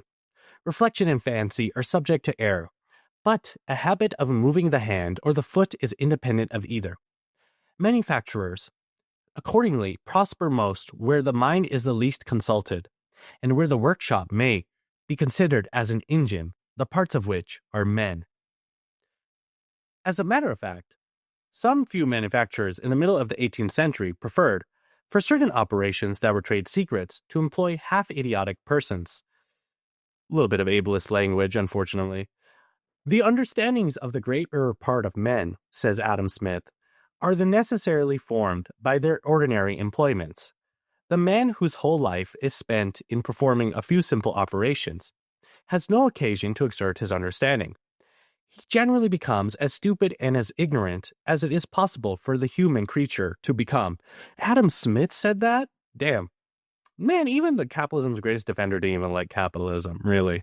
It goes to show you that early capitalists were somewhat, historically, for their era, progressive. After describing the stupidity of the detail laborer, he goes on. The uniformity of a stationary life naturally corrupts the courage of his mind. It corrupts even the activity of his body, and renders him incapable of exerting his strength with vigor and perseverance in any other employments than that to which he has been bred. His dexterity and of his own particular trade seems in this manner to be acquired at the expense of his intellectual, social, and material virtues. But in every improved and civilized society, that is, the state into which the laboring poor, that is, the great body of people, must necessarily fall. End quote. Quote, for preventing the complete deterioration of the great mass of people by division of labor, Adam Smith recommends education of the people by the state, but currently, in the homeopathic doses, G. Garner, his French translator and commentator, who under the First French Empire quite naturally developed into a senator, quite as naturally opposes him on this point. Education of the masses, he urges, violates the first law of the division of labor, and with it, quote, our whole social system would be proscribed, end quote. Wow. So they're really out there just saying keep them stupid. Keep them out of classes. Don't educate them. Damn, that's crazy. Quote, like all other divisions of labor, end quote, he says, quote, that between hand and labor and head labor is more pronounced and decided in proportion as a society. He rightfully uses the word for capital, landed property, and their state, becomes richer. This division of labor, like every other, is an effect of the past and the cause of future progress. Ought the government then to work in opposition to this division of labor and to hinder its natural course? Ought it to expend a part of the public money in the attempt to confound and blend together two classes of labor, which are striving after division and separation? End quote. Marx, Capital, Volume 1, Chapter 14, Section 5. Ferguson says, quote, and thinking itself, in this age of separations, may become a peculiar craft, end quote. Marx, Capital, Volume 1, Chapter 14, page 48. He's right there that thinking, mental labor has become sort of a separate field from physical labor. Quote, some crippling of the body and mind is inseparable even from division of labor in society as a whole. Since, however, manufacture carries this social separation of branches of labor much further, and also by its peculiar division attacks the individual at the very roots of life, it is the first to afford the materials for, and to give the start to industrial pathology, end quote. Marx, Capital, Volume 1, Chapter 14. David Urquhart says, quote, to subdivide a man is to execute him. If he deserves the sentence, to assassinate him if he does not. The subdivision of labor is the assassination of a people. End quote. Marx, Capital, Volume 1, Chapter 14, Section 5. Quote, Hegel held very heretical views on the division of labor. In his Rex Philosophiae, he says, by well-educated men, we must understand in the first instance those who can do everything that others do. End quote. Marx, Capital, Volume 1, Chapter 14, page 51. Quote, in its specific capitalist form, and under the given conditions, it could no longer form than a capitalistic one. Manufacture is but a particular method of begetting relative surplus value or of augmenting, at the expense of the laborer, the self-expression of capital, usually called social wealth, wealth of nations, etc. It increases the social productive power of labor, not only for the benefit of the capitalist instead of for the laborer, but it does so by crippling the individual laborers. It creates no new conditions for the lordship of capital over labor. If, therefore, on the other hand, it presents itself historically as a progressive and as a necessary phase in the economic development of society, on the other hand, it is a refined and civilized method of exploitation. Marx, Capital, Volume 1, Chapter 14, Section 5. Chapter 7. Machinery and modern industry. Throughout human history, machinery has been generally, and new innovations have generally been advertised as saving the laborer. And however, a lot of the times this hasn't actually come into fruition, right? This newfangled doodad will save you from this many hours of work. And yet that hasn't come into fruition, and capitalism is not any different. Under capitalism, machinery, which often is advertised as making your workday so much easier and gonna reduce your work hours. AI is gonna replace half of your work, and you'll just come into work and just sit there and yada yada, all that kind of thing. Machinery and innovations are not used actually to do that. Instead, what they are used to do is increase relative surplus value, right? To decrease the value of the commodity so that you can be paid less and more surplus value can go to the capitalist, right? So that last section that we were talking about, that is what machinery is used for. And because machinery is used for, once again, exchange value and not use value, even though We could so easily work only 4 hours a day and have everybody employed. Therefore, there's no section of our population that is permanently unemployed. We can all work very fair hours, even though we've gotten to levels of productivity that could correspond to that. It's not going to, because the point of machinery under capitalism, the point of these new innovations, is to make the commodities value lesser because there's less human labor power embodied within it. With less human labor embodied within the commodity, what happens? Wages are lesser. What happens then? The capitalist profits more because he's able to sell more to temporarily offset that. What happens then? This gets adopted across the industry. What happens then? Once it gets adopted across the industry, the rate of profit falls. What happens then? Across the entire industry, more money is put into constant capital or machinery over variable capital or human labor power. What happens then? Mass amounts of people get unemployed and put into the reserve army of labor. What does the reserve army of labor do? It's essentially acts as a strike breaker, right? A picket crossing breaker. And you can't really blame these unemployed or permanently unemployed people for breaking the picket line because they would just want food in their mouths. So they're willing to accept any pay. And so this is the system that capitalism sets up, and it is tending towards automation. Whether or not it'll get towards full automation or not, we don't know. I doubt it, but it is tending towards automation as much as possible of every single task. And it is also tending towards a falling rate of profit, which leads to these erratic behaviors from states. Look at what Trump's doing right now. Wars, restructurings of everything, breaking of almost every single labor right to squeeze as much value as he can out of the workers. America has entered into a never before seen era of falling rate of profits. Another example of falling rates of profits. America, in fact, produces more in manufacture than it ever did before. And yet this doesn't really get seen in terms of value within America's Americans' everyday lives. Why is that? Because a lot of these factories nowadays no longer serve human labor. They are automatic, so they no longer hire out human labor. They are completely autonomized. So even though America is now producing more commodities than ever, more manufacture than ever, there's not as many human laborers within the process as ever. So most of Americans are not employed within manufacture anymore. And so this is just a natural result of the capitalist cycle, and therefore there's been a general falling rate of profit within manufacture itself. This is all a ticking time bomb within capitalism, a great contradiction within it. Let's start this chapter. John Stuart Mill, in his Principles of Political Economy, and John Stuart Mill is a capitalist economist who argued that machinery and innovation will make life so much easier for workers. So this is why we're quoting him. Says, quote, "Hitherto, 1848, it is unquestionable if all the mechanical inventions yet made have lightened the day's toil of any human being," end quote. Mill's Principles of Political Economy, Chapter 6. This was not their purpose. Like every other development of the productive force of labor, capitalist use of machinery does not tend to lower the price of commodities, to shorten the part of the day in which the worker labors for himself, in relation to lengthening the other, in which he only works for the capitalist. It is a particular method for making relative surplus value. But who is it ever thinks of the worker? If the capitalist looks after him, it is only as to study a better way of exploiting him.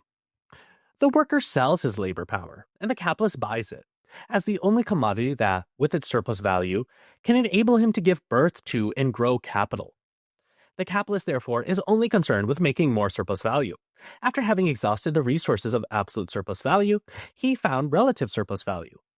He now sees that machinery can obtain in the same time a product of 2 times, 4 times, 10 times, etc., bigger than before, and he begins to use machinery. Cooperation manufacturing thus transform into modern industry and his workshop into a factory. The capitalist, after having mutilated and crippled the worker with a division of labor, after having limited him to only one partial task, makes us watch a sadder show yet. He rips from the hands of the worker that special tool, which still yet reminds him of his art, his old status of a whole man, and entrusts him to the machine. From now on, the capitalist has no more need for the worker, as he does a servant of his machinery. With the introduction of machinery, the capitalist realizes an enormous profit at first. One easily understands how, remembering how much we said about relative surplus value. However, with the propagation of the mechanical system of production, the extraordinary profit ceases, and only growth of production remains that, made general by the generalization of machinery, begins to lower the value of the things necessary to the worker and the necessary labor time and salaries, and to increase overwork and surplus value. Capital is divided into constant and variable. Constant capital is that which is represented by raw materials and means of production. Yeah, so constant capital is, again, machinery, raw materials, automatons like AI, technology, things like that. The building, the heaters, the tools, the auxiliary materials, the tallow, coal, oil, etc., the means of production like iron, cotton, silk, silver, wood, are all things that make up parts of constant capital. It's funny to see how much things have changed since the Victorian era. Nowadays, it would be like chips, rare earth minerals, production factories, plastics, oil. Variable capital is that which is represented by salary, by the price of that is of labor power. Yeah, variable capital is the capital used to hire human labor, and is the only capital that actually produces value, right? The first is called constant because its value remains constant in value of the commodity, of which it is a proportion, while the second is called variable because its value grows, coming in to make a portion of the value of the commodity. It is only variable capital that creates surplus value, and the machine only makes up a portion of constant capital. The capitalist aims, in modern industry, to profit from an enormous mass of past labor, in the same way that he would profit from a mass of natural forces, i.e., for free. To be able to reach his goal, however, he needs to have a complete mechanism, which will be composed more or less of expensive materials, which will always absorb a certain amount of work. He certainly does not have to buy a steam power, or a driving property of water or air. He certainly does not have to buy mechanical breakthroughs and applications, nor the inventions and improvements of the tools of a trade. He can avail himself of all this always as he wishes, without expense. But he just needs to procure all mechanism adapted to this. The machine enters, therefore, as a means of production, taking up a proportion of constant capital and the proportion in which it comes in to compose the value of the commodity is in direct proportion which it is consumed with its auxiliary materials, coal, tallow, etc., and in the inverse proportion with the value of the commodity. That is to say, the more one wears out a machine with its auxiliary materials in producing a commodity, the more it tells them of its value. While the value of the commodity is larger, for which the machine works, the portion of the value that comes from the consumption of the machine is smaller.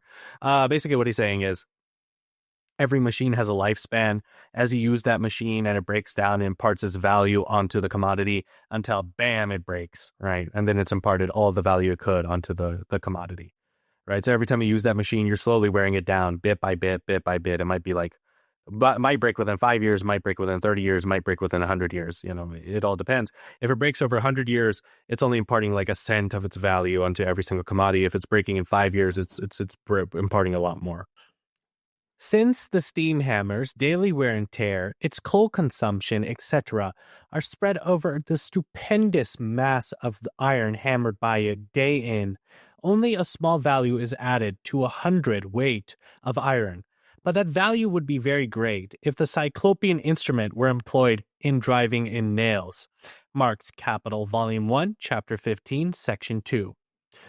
When for the generalization of the system of modern industry, the machine ceases to be a source of extraordinary wealth for the capitalist, he succeeds in finding many other ways with which he can continue to get very large amounts of relative surplus value from this new way of production. Quote, insofar as machinery dispenses with muscle power, it becomes a means of employing laborers of slight muscular strength, and those whose bodily development is incomplete, but whose limbs are all but the more supple. He's talking about children and women. The labor of women and children was, therefore, the first thing sought for by the capitalists who used machinery. That mighty substitute for labor and laborers was forthwith changed into a means for increasing the number of wage laborers by enrolling, under direct sway of capital, every member of the working man's family, without distinction of age or sex. Compulsory work for the capitalists usurped the place, not only for children's play, but also for free labor at home within moderate limits for the support of family. The value of labor power is determined not by the labor time necessary to maintain the individual adult laborer, but also by that necessary to maintain his family. Machinery, by throwing every member of that family onto the labor market, spreads the value of the man's labor power over his whole family. It thus depreciates his labor power. To purchase the labor power of a family of 4 workers may perhaps cost more than it formerly did to purchase the labor power of the head of the family. But in return, the 4 days' labor takes the place of 1, and their price falls in proportion to the excess of the surplus labor of 4 over the surplus labor of 1.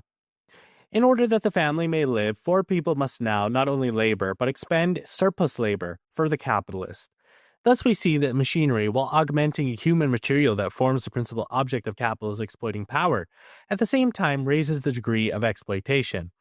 Yeah, so basically by hiring out the whole family, because part of the price of labor power is not only the reproduction of the worker himself, being able to revitalize yourself to be able to come into work day the next day, by hiring out the entire family, women and children, you're able to lower that because the cost is also maintaining the family so that you can create more workers for a capitalist in terms of wages.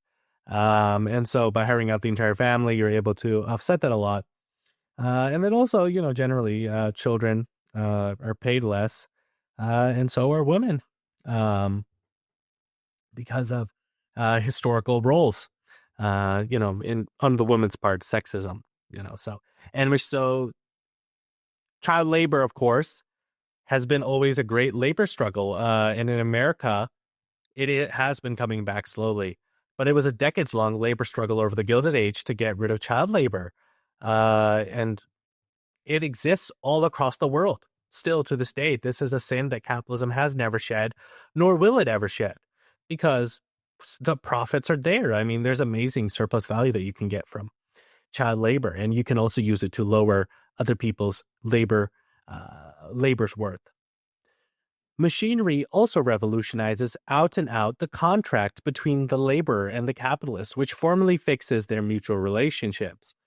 Taking the exchange of commodities as our basis, our first assumption was that the capitalist and laborer met as free persons, as independent owners of commodities, one who's possessing money and the means of production, the other labor power.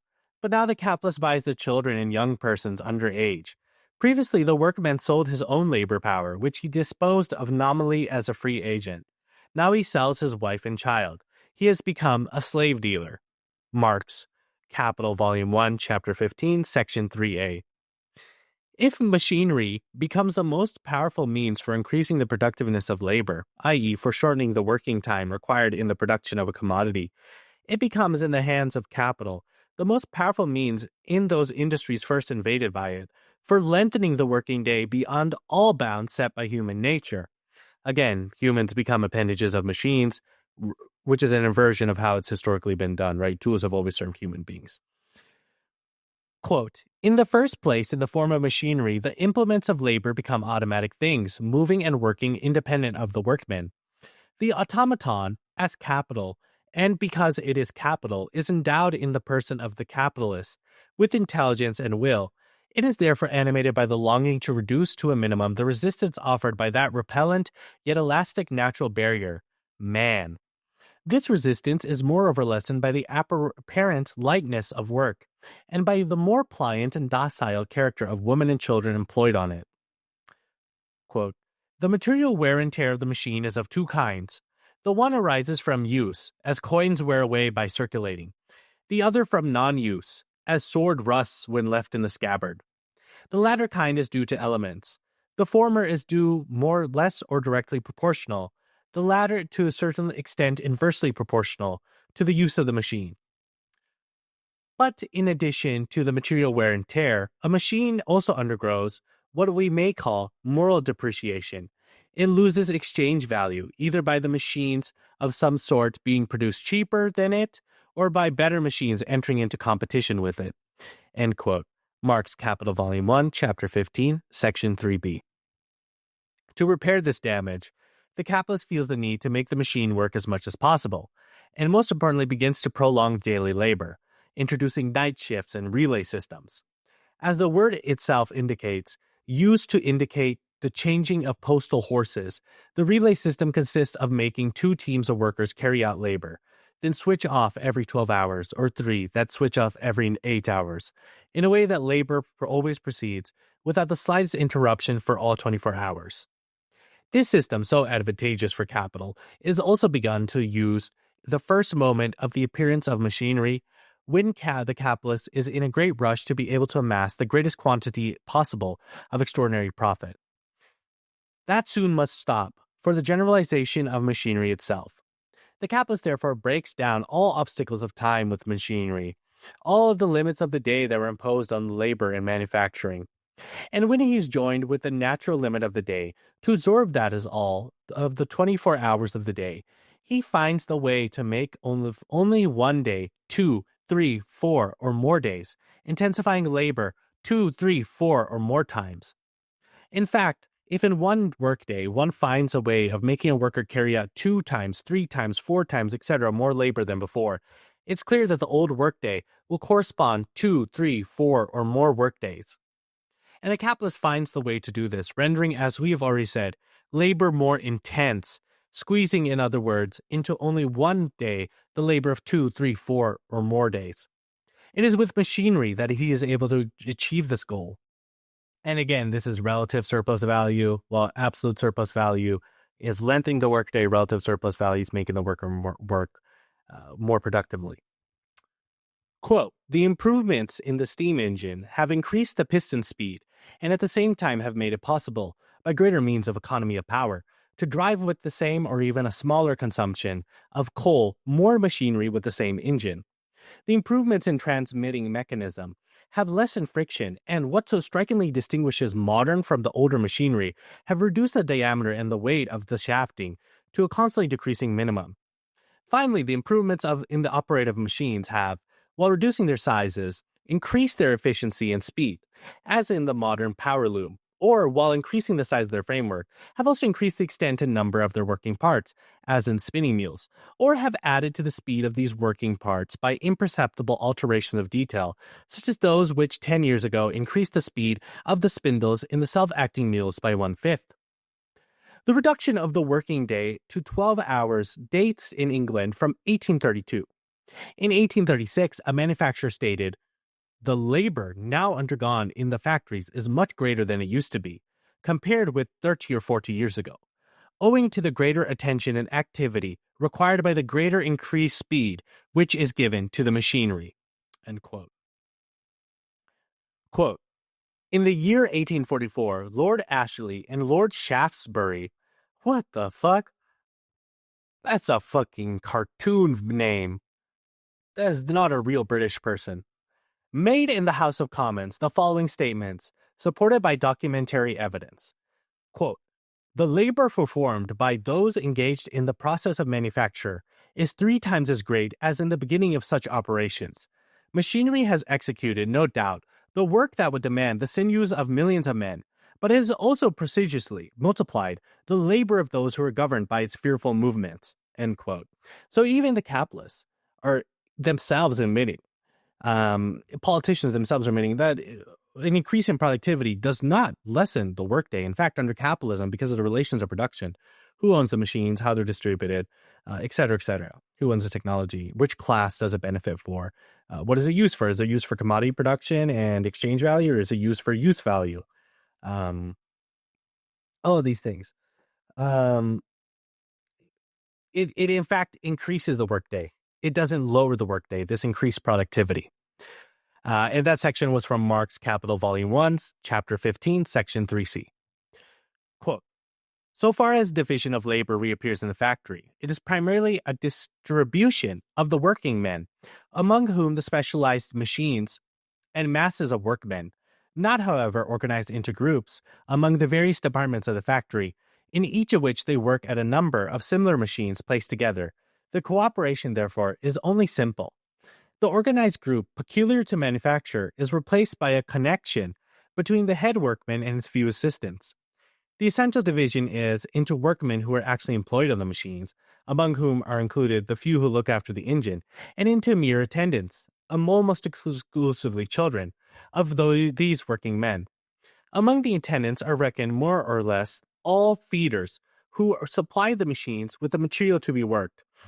In addition to these two principal classes, there is numerically unimportant classes of persons whose occupation is to look after the whole of machinery and to repair it from time to time, such as engineers, mechanics, joiners, etc. This is a superior class of workmen. Some of them are scientifically educated, others brought up to a trade. It is a distinct from the factory operative class and merely aggregate to it. This division of labor is purely technical. To work at a machine, the workman should be taught from childhood in order that he may learn to adapt his own movements to uniform and unceasing motions of an automaton. When the machinery, as the whole, forms a system of manifold machines working simultaneously and in concert, the cooperation based upon it requires the distribution of various groups of workmen among different kinds of machines. But the employment of the machine does away with the necessity of crystallizing this distribution after the manner of manufacture, by the constant annexation of particular man to a particular function. Since the motion of the whole system does not proceed from the workman, but from the machinery, a change of persons can take place any time without an interruption of the work.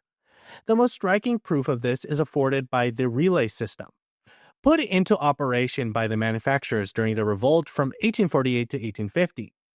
Lastly, the quickness with which the machine work is learnt by young people does away with the necessity of bringing up for exclusive employment by machinery a special class of operatives. With regard to the work of the mere attendants, it can, in some extent, be replaced by the mill of machines, and owing to this extreme simplicity, it allows for a rapid and constant change of individuals burdened with this drudgery. Although then, technically speaking, the old system of division of labor is thrown overboard by machinery, it hangs on in the factory as a traditional habit handed down from manufacture, and is afterwards systemically remolded and established in more hideous form by capital, and as a means of exploiting labor power. The lifelong specialty of handling one and the same tool now becomes the lifelong specialty of serving one and the same machine. Machinery is put to a wrong use with the object of transforming the workman from his very childhood into a part of a detail machine. In this way, not only are the expenses of his reproduction considerably lessened, but at the same time his helpless dependence upon the factory as a whole, and therefore upon the capitalist, is rendered complete. Here, as everywhere else, we must distinguish between the increased productiveness due to the development of the social process of production and due to the capitalist exploitation of that process. In handicrafts and manufacture, the workman uses of the tool in the factory, and the machine makes use of him. There are the movements of the instrument of labor proceed from him. Here it is the movements of the machine that he must follow. In the manufacture, the workmen are parts of a living mechanism. In the factory, we have a lifeless mechanism independent of the workman, who becomes its mere living appendage. Quote, "The miserable routine of endless drudgery and toil in which the same mechanical process is gone over and over again is the labor of Sisyphus. The burden of labor, like the rock, keeps ever falling back on the worn-out laborer." End quote. Friedrich Engels.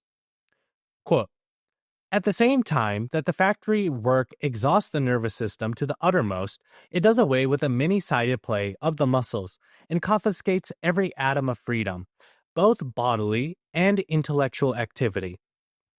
The lightening of labor, even, becomes a sort of torture, since the machine does not free the laborer from work, but deprives the work of all interests. Every kind of capitalist production, insofar as it is not only a labor process, but also a process of creating surplus value, has this in common. That is not the workman that employs the instruments of labor, but the instruments of labor that employ the workmen. But it is only the factory system that this inversion for the first time acquires a technical and palpable reality. By means of this conversion into an automaton, the instrument of labor confronts the laborer, during the labor process in the shape of capital, of dead labor, that dominates and pumps dry living labor power. The separation of the intellectual powers of production from manual labor and the conversion of those powers into the might of capital over labor is, as we've already shown, finally completed by modern industry erected on the foundation of machinery. The special skill of each individual insignificant factory operative vanishes as an infinitesimal quantity before the science, the gigantic physical forces and the massive labor that are embodied in the factory mechanism, and together with that mechanism, constitute the power of the quote-unquote master.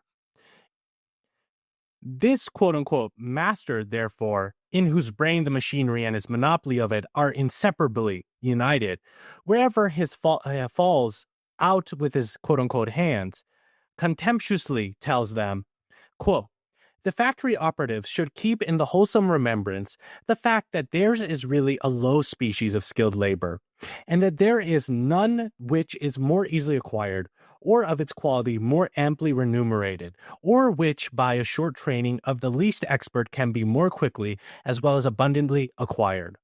The master's machinery really plays a far more important part in the business of production than the labor and the skill of the operative, which 6 months' education can teach and a common laborer can learn. End quote. Source: The Master Spinners and the Manufacturers' Defense Fund, Report Committee, 1854. They were so honest back then, and to some extent capitalists are so honest today about how openly they hate the working class, right? What they are lying about is that humans are not the main source of value for them, right? They're saying that labor is worthless. But they are very honest about their intentions and how they feel about them. Quote, the technical subordination of the workman to the uniform motion of the instruments of labor, and the peculiar composition of the body of work people, consisting as it does of individuals of both sexes and of all ages, gives rise to a barrack discipline, which is elaborated into a complete system in the factory, and which fully develops the before-mentioned labor of overlooking, thereby dividing the workplace into operatives and overlookers, into private soldiers and sergeants of an industrial army. The main difficulty in the automatic factory lay above all in training human beings to renounce their desultory habits of work, and to identify themselves with an unvarying regularity of complex automation. To devise and administer a successful code of factory discipline suited to the necessities of factory diligence was the Herculean enterprise, the noble achievement of Arkwright. Even at the present day, when the system is perfectly organized and its labor lightened to the utmost, it is found nearly impossible to convert persons past the age of puberty into useful factory hands. End quote, Andrew Urey. The factory code, in which capital formulates, like a private legislator, and at his own will, his autocracy over the workplace, unaccompanied by that division of responsibility in other matters so much as approved by the bourgeoisie, and unaccompanied by the still more approved representative system. This code is but the capitalistic character of that social regulation of the labor process, which becomes requisite in cooperation and on a great scale, and in the employment in common of instruments of labor and especially of machinery. The place of the slave driver's lash is taken by the overlooker's book of penalties. Fire quote. All punishments naturally resolve themselves into fines and deductions from wages, and the law-giving talent of the factory lycurgus so arranges matters that a violation of his laws is, if possible, more profitable to him than the keeping of them. End quote. Marx, Capital, Volume 1, Chapter 15, Section 4. Quote, the slavery in which the bourgeoisie has bound the proletariat comes nowhere more plainly in daylight than in the factory system. In it, all freedom comes to an end, at law and in fact. The workman must be in the factory at 5:30. If he comes a few minutes late, he is punished. If he comes 10 minutes late, he is not allowed to enter until after breakfast, and thus loses a quarter of a day's wage. He must eat, drink, and sleep at word of command. The despotic bell calls him from his bed, calls him from breakfast and dinner. And how does he fare in the mill? There the master is the absolute lawgiver. He makes what regulations he pleases. He alters and makes additions to his code at pleasure. And if he inserts the various nonsense, the court says to the workmen, since you have entered into this contract voluntarily, you must now carry it out.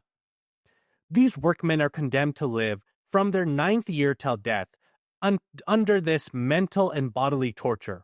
What the courts say, I will illustrate by 2 examples. One occurs at Sheffield at the end of 1866. In that town, a workman has engaged himself for 2 years in a steelworks. In consequence of a quarrel with his employer, he left the works and declared that under no circumstances would he work for that master any more. He was prosecuted for breach of contract and condemned to 2 months' imprisonment. If the master breaks the contract, he can proceed against only in a civil action and risks nothing but money damages. Yeah, I mean, the law has always been two-sided, and nothing has changed. After the workman has served his 2 months, the master invites him to return to the works, pursuant to the contract. The workman says no, he has already been punished for the breach. The master prosecutes again, the court condemns again. Although one of the judges, Mr. Shea, publicly denounces this as a legal monstrosity, by which a man can periodically, as long as he lives, be punished over and over and over again for the same offense or crime. This judgment was given not by the quote-unquote great unpaid, the provincial Dogberries, but by one of the highest courts of justice in London. The second case occurs in Wiltshire at the end of November 1863.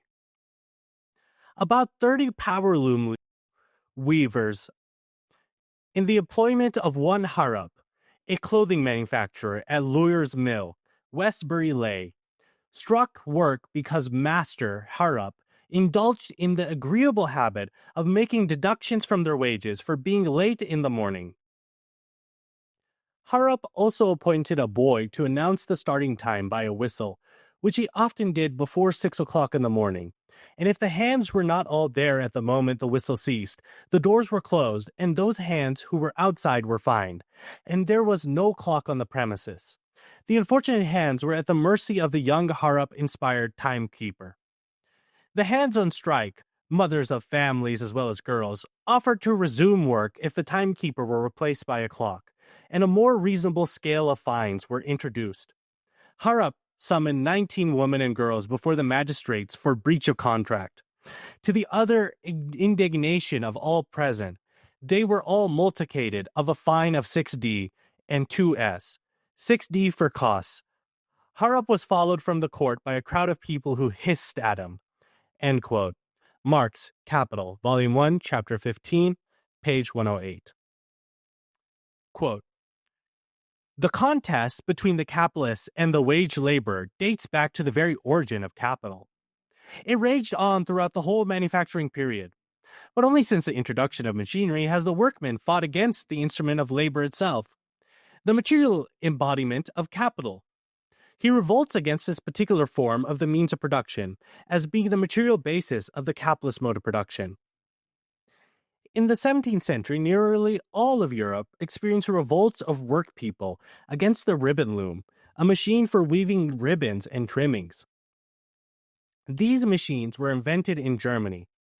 Abbe Lancelotti, in a work that appeared in Venice in 1636, but which was written in 1579, says the following. Anthony Muller Dazag saw about 50 years ago in that town a very ingenious machine, which weaves 4 to 6 pieces at once. But the mayor, being apprehensive that this invention might throw a large number of workmen onto the streets, caused the inventor to be secretly strangled or drowned. Damn. You can see right there, right? This great disconnect within capitalism. And this is very early capitalism, of course, the 17th century. This would be like the very beginnings of capitalism. But that fight constantly between machine and automation and labor.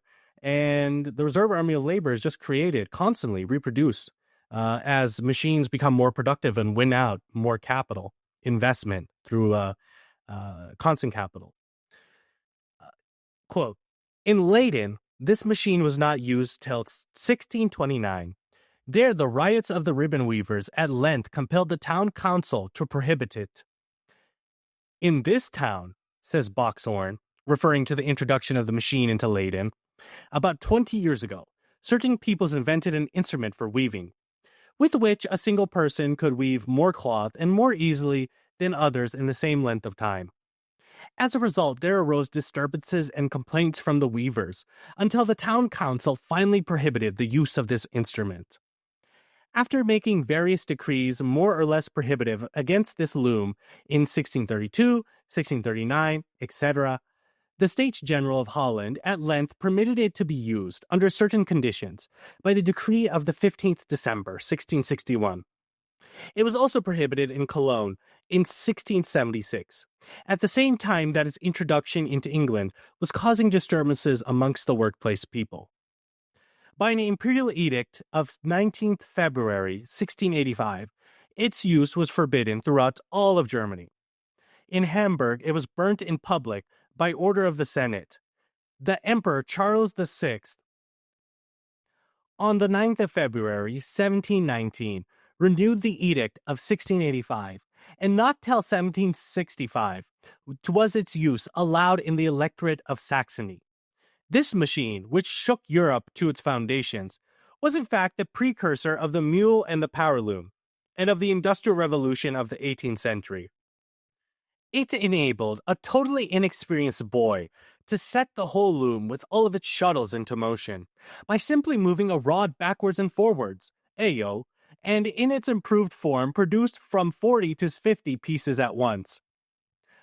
About 1630, a wind sawmill erected near London by a Dutchman succumbed to the excesses of the populace, so like the people around it destroyed it. Even as late as the beginning of the 18th century, sawmills driven by water overcame the opposition of the people, supported as it was by Parliament, only with great difficulty. No sooner had Everett in 1758 erected the first wool shearing machine that was driven by water power, then it was set afire by 100,000 people who had been thrown out of work.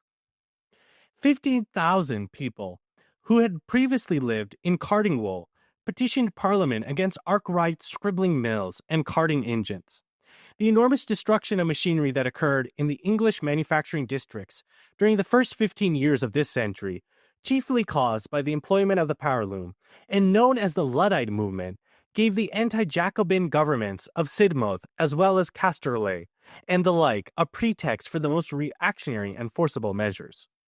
It took both time and experience before the workplace people learned to distinguish between machinery and its employment by capital, and to direct their attacks not against the instruments of production, but against the mode in which they are used. End quote. Marx Capital, Volume 1, Chapter 1, Section 5.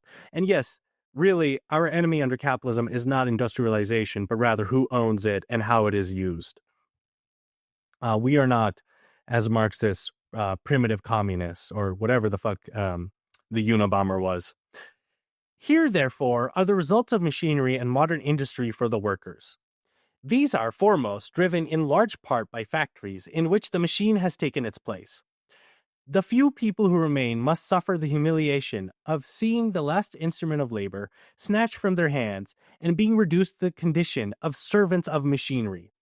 They must bear the burden of an extraordinarily grown workday. They must renounce their wives and children, having become the slaves of capital. They must suffer, finally, the indescribable spasms, products of the torture of labor progressively intensified by mad lust, by which the capitalist is taken in the period of modern industry for surplus value. But the theologians of the God of capital aren't lacking, who explain all and justify all with their internal laws. To the desperate cries of the workers hungered by machinery, they respond with an announcement of a far-fetched law of compensation. Quote, James Mill, McCulloch, Torrance, Sr., John Stuart Mill, and a whole series of bourgeois political economists insist that all machinery that displaces workmen simultaneously and necessarily sets free an amount of capital adequate to employ the same identical workmen. And yeah, this is something that even my economics teacher told me, right? Even if people are automated out of a job, eventually the market will correct itself.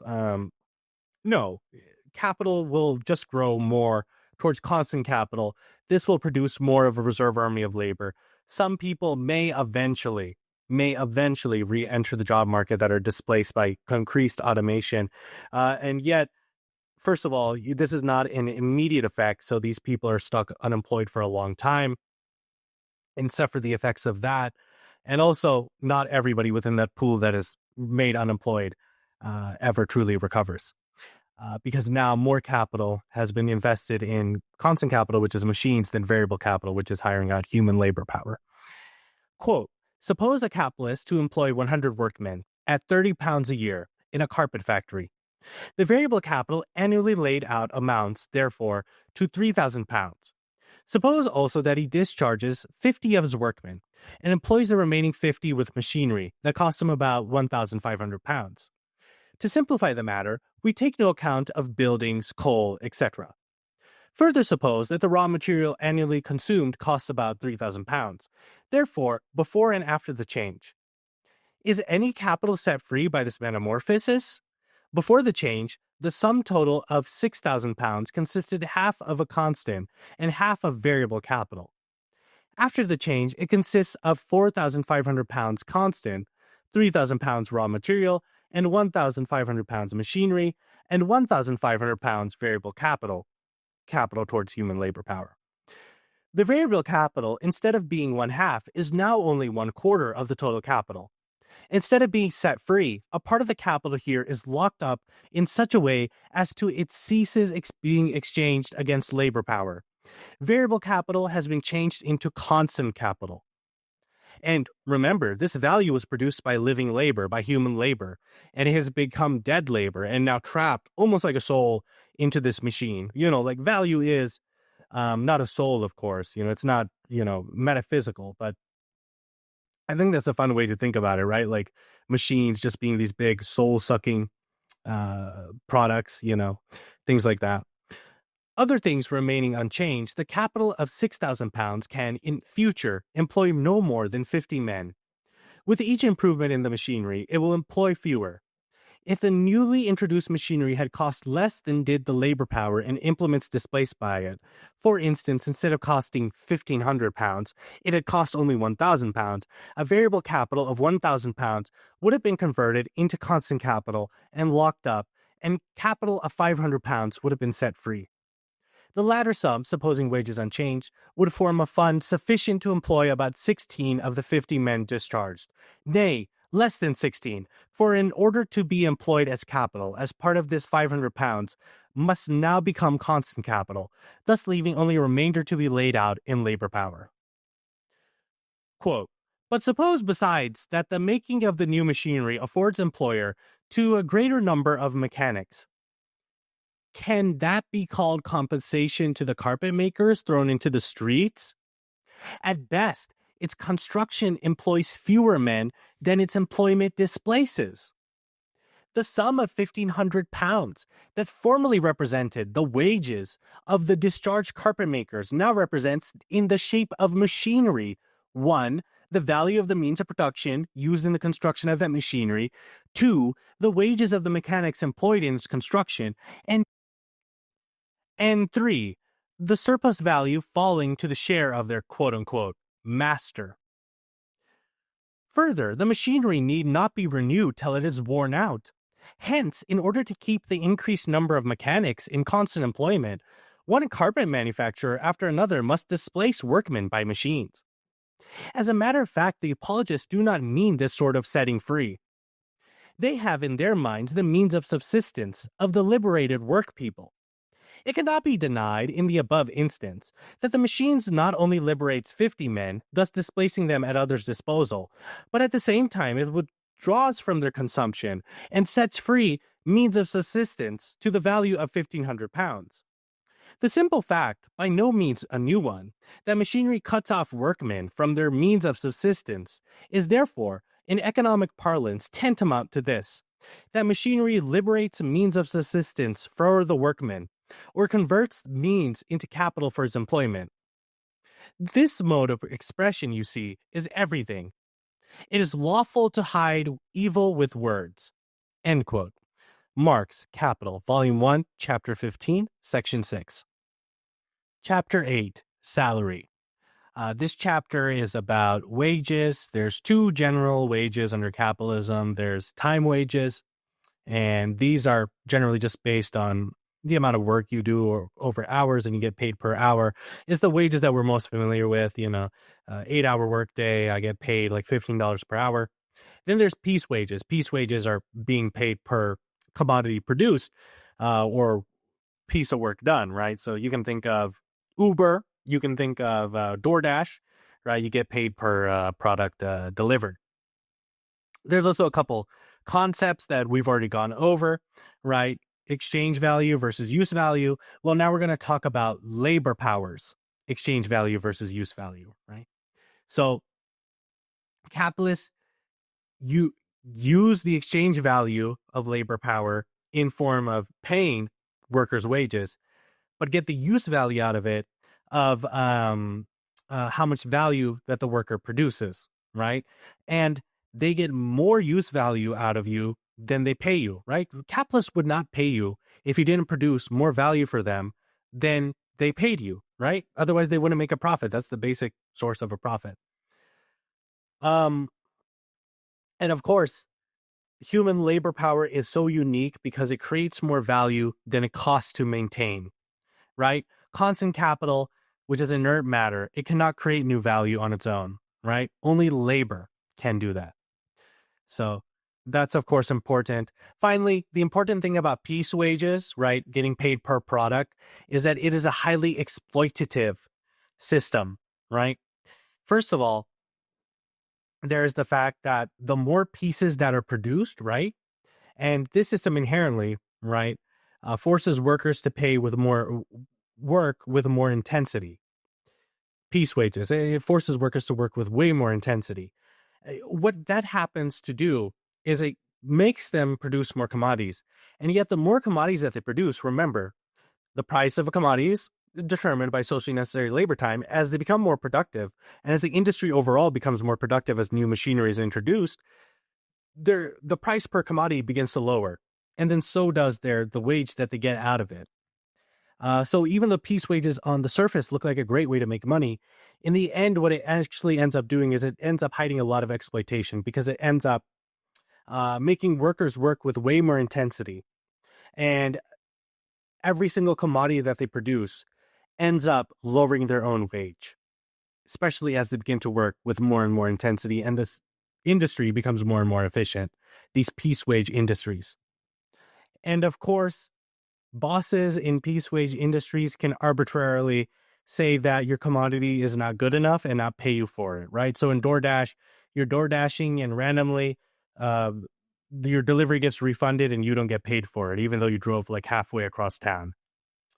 So the piece wage system is actually the most exploitative. It's like exploitation perfected under capitalism. So yeah, if you're working a piece wage industry job right now, you're getting double fucked. And I should know, I used to work one. And good God, did I want to walk into that office one day and do something I cannot tell you on air. The supporters of the capitalist mode of production pretend that salary is a payment for labor and surplus value the product of capital. But what is labor value? Labor is either still in the worker or already out. That is to say, labor, either the force, the power to do something, or the thing itself already done. In short, labor, either labor power or the commodity. The worker cannot sell labor that's already left him, i.e. the thing he produces, the commodity, because this belongs to the capitalist and not to him. Because the worker could sell his labor that's already left him, i.e. the commodity he produced, he would need to possess the means of production and the raw materials, and so he would be the merchant of the commodities he produced. But he doesn't possess anything. He is a proletarian, who, to live, must sell to others the only good that rests in him. That is his power or force to work, labor power. Yeah, so he's differentiating labor and labor power. Labor is your actual act of work. Labor power is your theoretical ability to do work. And that's what you sell to the capitalists. The capitalist, therefore, can buy nothing besides labor power, which, like all other commodities, has a use value and an exchange value. The capitalist pays the appropriate determined value, i.e. the exchange value, to the worker for the commodity, which he sells. But the labor power also has a use value, which belongs to the capitalist who bought it. Now, the use value of this singular commodity has a double quality.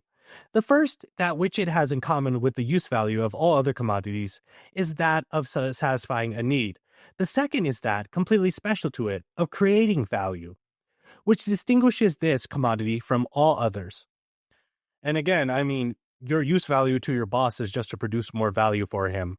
I mean, for 8 hours a day, for 12 hours a day, whatever your work shift is. And therefore, he's incentivized to see you as nothing but a commodity itself, right? That just produces value for him.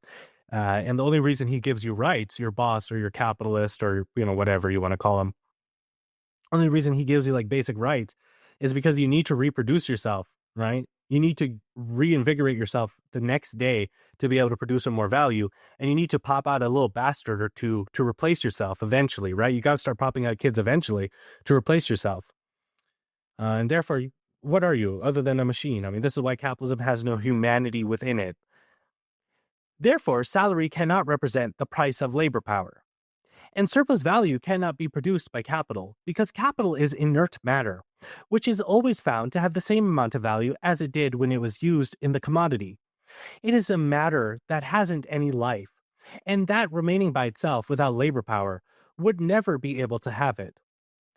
It is only labor power that is able to produce surplus value. It is this that gives the first seed of life to capital. It is this that supports the whole life of capital. This, more than anything, first sucks, then absorbs with all of its pores, then vigorously pumps surplus value from labor. Hey, yo. The two main forms of salary are time wages and piece wages. Time wages are those paid for a given time, like for a day, for a week, for a month, etc. of labor. It is simply a transformation of the price of labor power. Instead of saying that the worker has sold his labor power of 1 day for 3 lire, one says that the worker goes to work for a salary of 3 lire a day. The salary of 3 lire per day is therefore the price of labor power for a day. But this day can be more or less long. If, for example, a day of 10 hours of labor power is paid 30 cents per hour, then if it's 12 hours, labor power is paid 25 cents per hour. Therefore, the capitalist, extending the workday, pays the worker a smaller price for his labor. Again, absolute surplus value. The more he can make you work, the more surplus value he gets from you, the less he can pay you. The capitalist can also increase salary while continuing to pay the worker for his labor power the same price as before and even less. If a capitalist increases his worker's salary from 3 lire to 360 lire a day, and at the same time he prolongs the workday from 10 hours that it was before to 12 hours, he, by increasing daily wages by 60 cents, will always come out paying the worker 30 cents an hour for his labor power.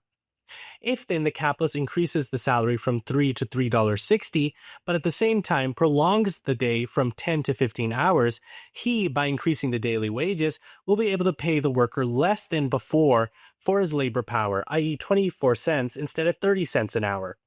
The capitalist obtains the same effect if, instead of increasing the length of labor, he increases its volume. This is relative surplus value, more surplus value gotten by making the worker more productive.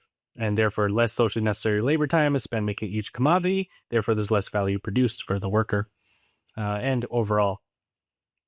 As we've already seen, he was able to do with machinery.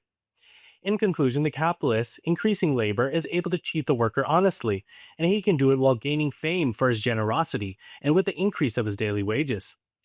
When the capitalist pays the worker by the hour, he finds means of damaging him, increasing the decreasing labor, but always honestly paying the same price for every labor of hour. Indeed, the salary is 25 cents for an hour of labor. If the capitalist makes the worker labor for 8 hours instead of 12, he will pay him $2 instead of $3. He will be losing, that is, 1 lira, with which the worker must satisfy the third part of his daily needs. Inversely, if the capitalist makes the worker labor for 14 or 16 hours instead of 12, while paying him $3.50 or 4 instead of 3, he ends up taking 2 or 4 hours of the labor from the worker at a smaller price than it's worth. After 12 hours of labor, the worker's powers have already suffered consumption, and the other 2 or 4 hours of labor overtime cost more than the first 12 hours. This rationale presented by the workers, in fact, seems to be accepted by different industries, where they pay a greater price for overtime done after established hours of the workday. Right, because having the workers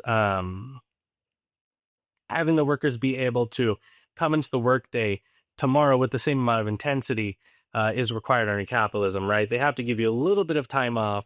They have to give you just a little bit, just enough for you to be able to sleep, eat, whatever else you need to do at home, goon, whatever. That keeps you being productive, because if they work 24 hours a day, we're human beings. We get tired and shit. And so other than that, they would love to have us work 24 hours a day if they could. The smaller the price of labor power represented by time wages, the longer the labor time. And that is clear. If the salary is 25 cents per hour instead of 30 cents, the worker must work a 12-hour day instead of working a 10-hour day to procure the 3 lire required for the daily needs. If the salary is 2 lire a day, the worker must work 3 days instead of 2 to procure how much he needs for only 2 days. Here, the lessening of salary increases labor, but it also happens that the increase of labor makes salary lower. With the introduction of machinery, for example, a worker comes to produce double than before, so the capitalist lessens the number of workers. As a consequence, the request for work grows and the salaries fall, right? So that's a reserve army of labor, right? So variable capital has been invested into constant capital. Money that would have been used to hire human laborers has been invested into machinery.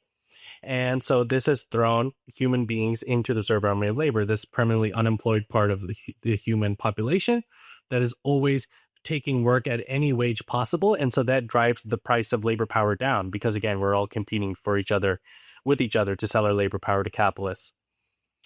Piece wages are nothing but a transformation of time wages, as shown by the fact that these two forms of salary are used indifferently, not only in different industries, but at times even in the same industry.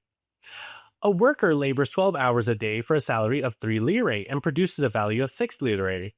Here it is irrelevant to say that the worker produces in the first 6 hours of his labor the 3 lire of his salary, and in the other 6 hours the 3 lire of surplus value. It's equivalent to saying that the worker produces in every first half hour 25 cents, a 12th of his salary, and in every second half hour 25 cents, a 12th of his surplus value. In the same way, if the worker produces in 12 hours 24 items and receives 12 cents per items, in total $3, it's exactly like saying that the worker produces 12 items to reproduce the given $3 given to him in payment, and the 12 items to produce $3 of surplus value, or that the worker produces in every hour of work an item for his payment and an item for his boss's gain. In piece wages, quote, the quality of the labor is here controlled by the work itself, which must be of average perfection if the piece price is to be paid in full. Piece wages become, from this point of view, the most fruitful source of reductions of wages and capitalistic cheating. Right, so they can cancel it, they can say it's not up to quality, etc., etc. I worked in piece wage industries before. There's so many bullshit ways your boss can say that what your work was didn't count. They furnish to the capitalist an exact measure for the intensity of labor. Only the working time, which is embodied in a quantum of commodities determined beforehand and experimentally fixed, counts as socially necessary working time, and is paid as such. In the larger workshops of London tailors, therefore, a certain piece of work, a waistcoat, is called an hour or a half hour, the hour of 6 denarii.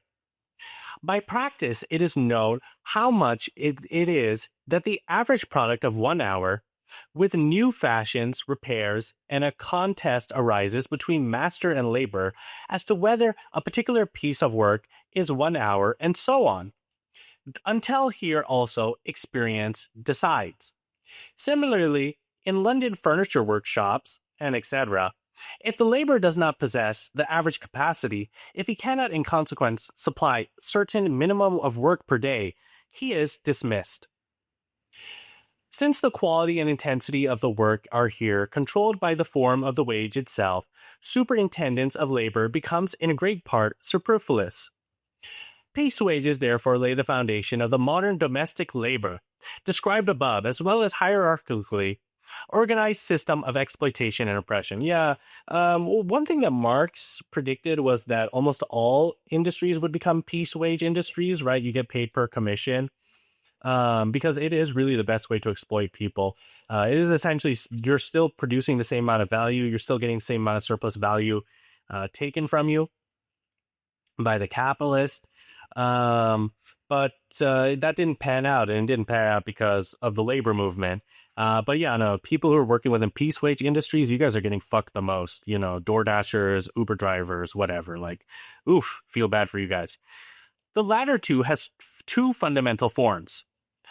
On the one hand, piece wages facilitate the interposition of parasites between the capitalist and the wage labor, the quote-unquote subletting of labor, end quote.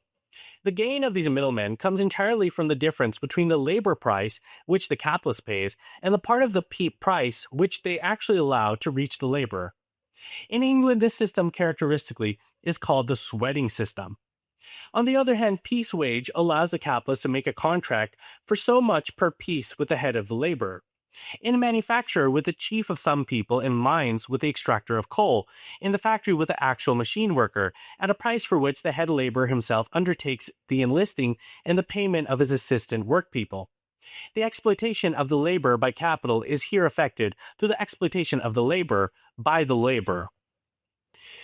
Given piece wage, it is naturally the personal interest of the laborer to strain his labor power as intensely as possible, which is another way to generate more surplus value, right? Get more intensity of work out of your workers. This enables the capitalist to raise more easily the normal degree of intensity of labor. Marx just said what I just said. It is moreover now the personal interest of the laborer to lengthen the working day, since with it his daily or weekly wages rise. This gradually brings on a reaction like that already described in time wages, without reckoning that the prolongation of the workday, even if the piece wages remain constant, includes a necessity of fall of the price of labor. End quote. Marx, Capital, Volume 1, Chapter 21. Piece wages are one of two principal supports of the above-mentioned system, that is, of paying the worker by the hour, without the boss's commitment to occupy the worker regularly during the day or the week.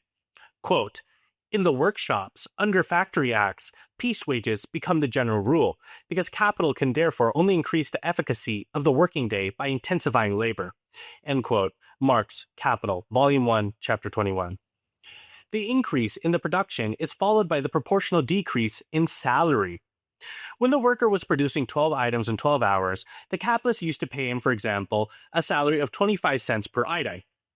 With the production double, the worker produces 24 items instead of 12, and the capitalist lowers the wages by half to 12 cents per item.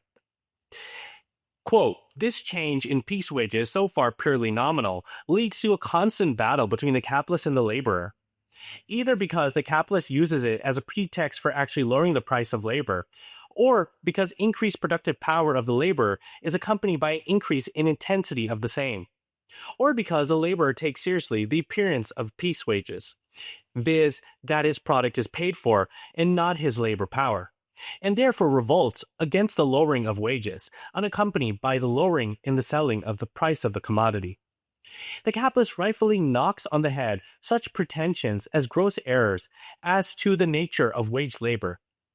He cries out against this usurping attempt to lay taxes on the advance of industry and declares roundly that the productiveness of labor does not concern himself with the laborer at all. End quote. Marx, Capital, Volume 1, Chapter 21.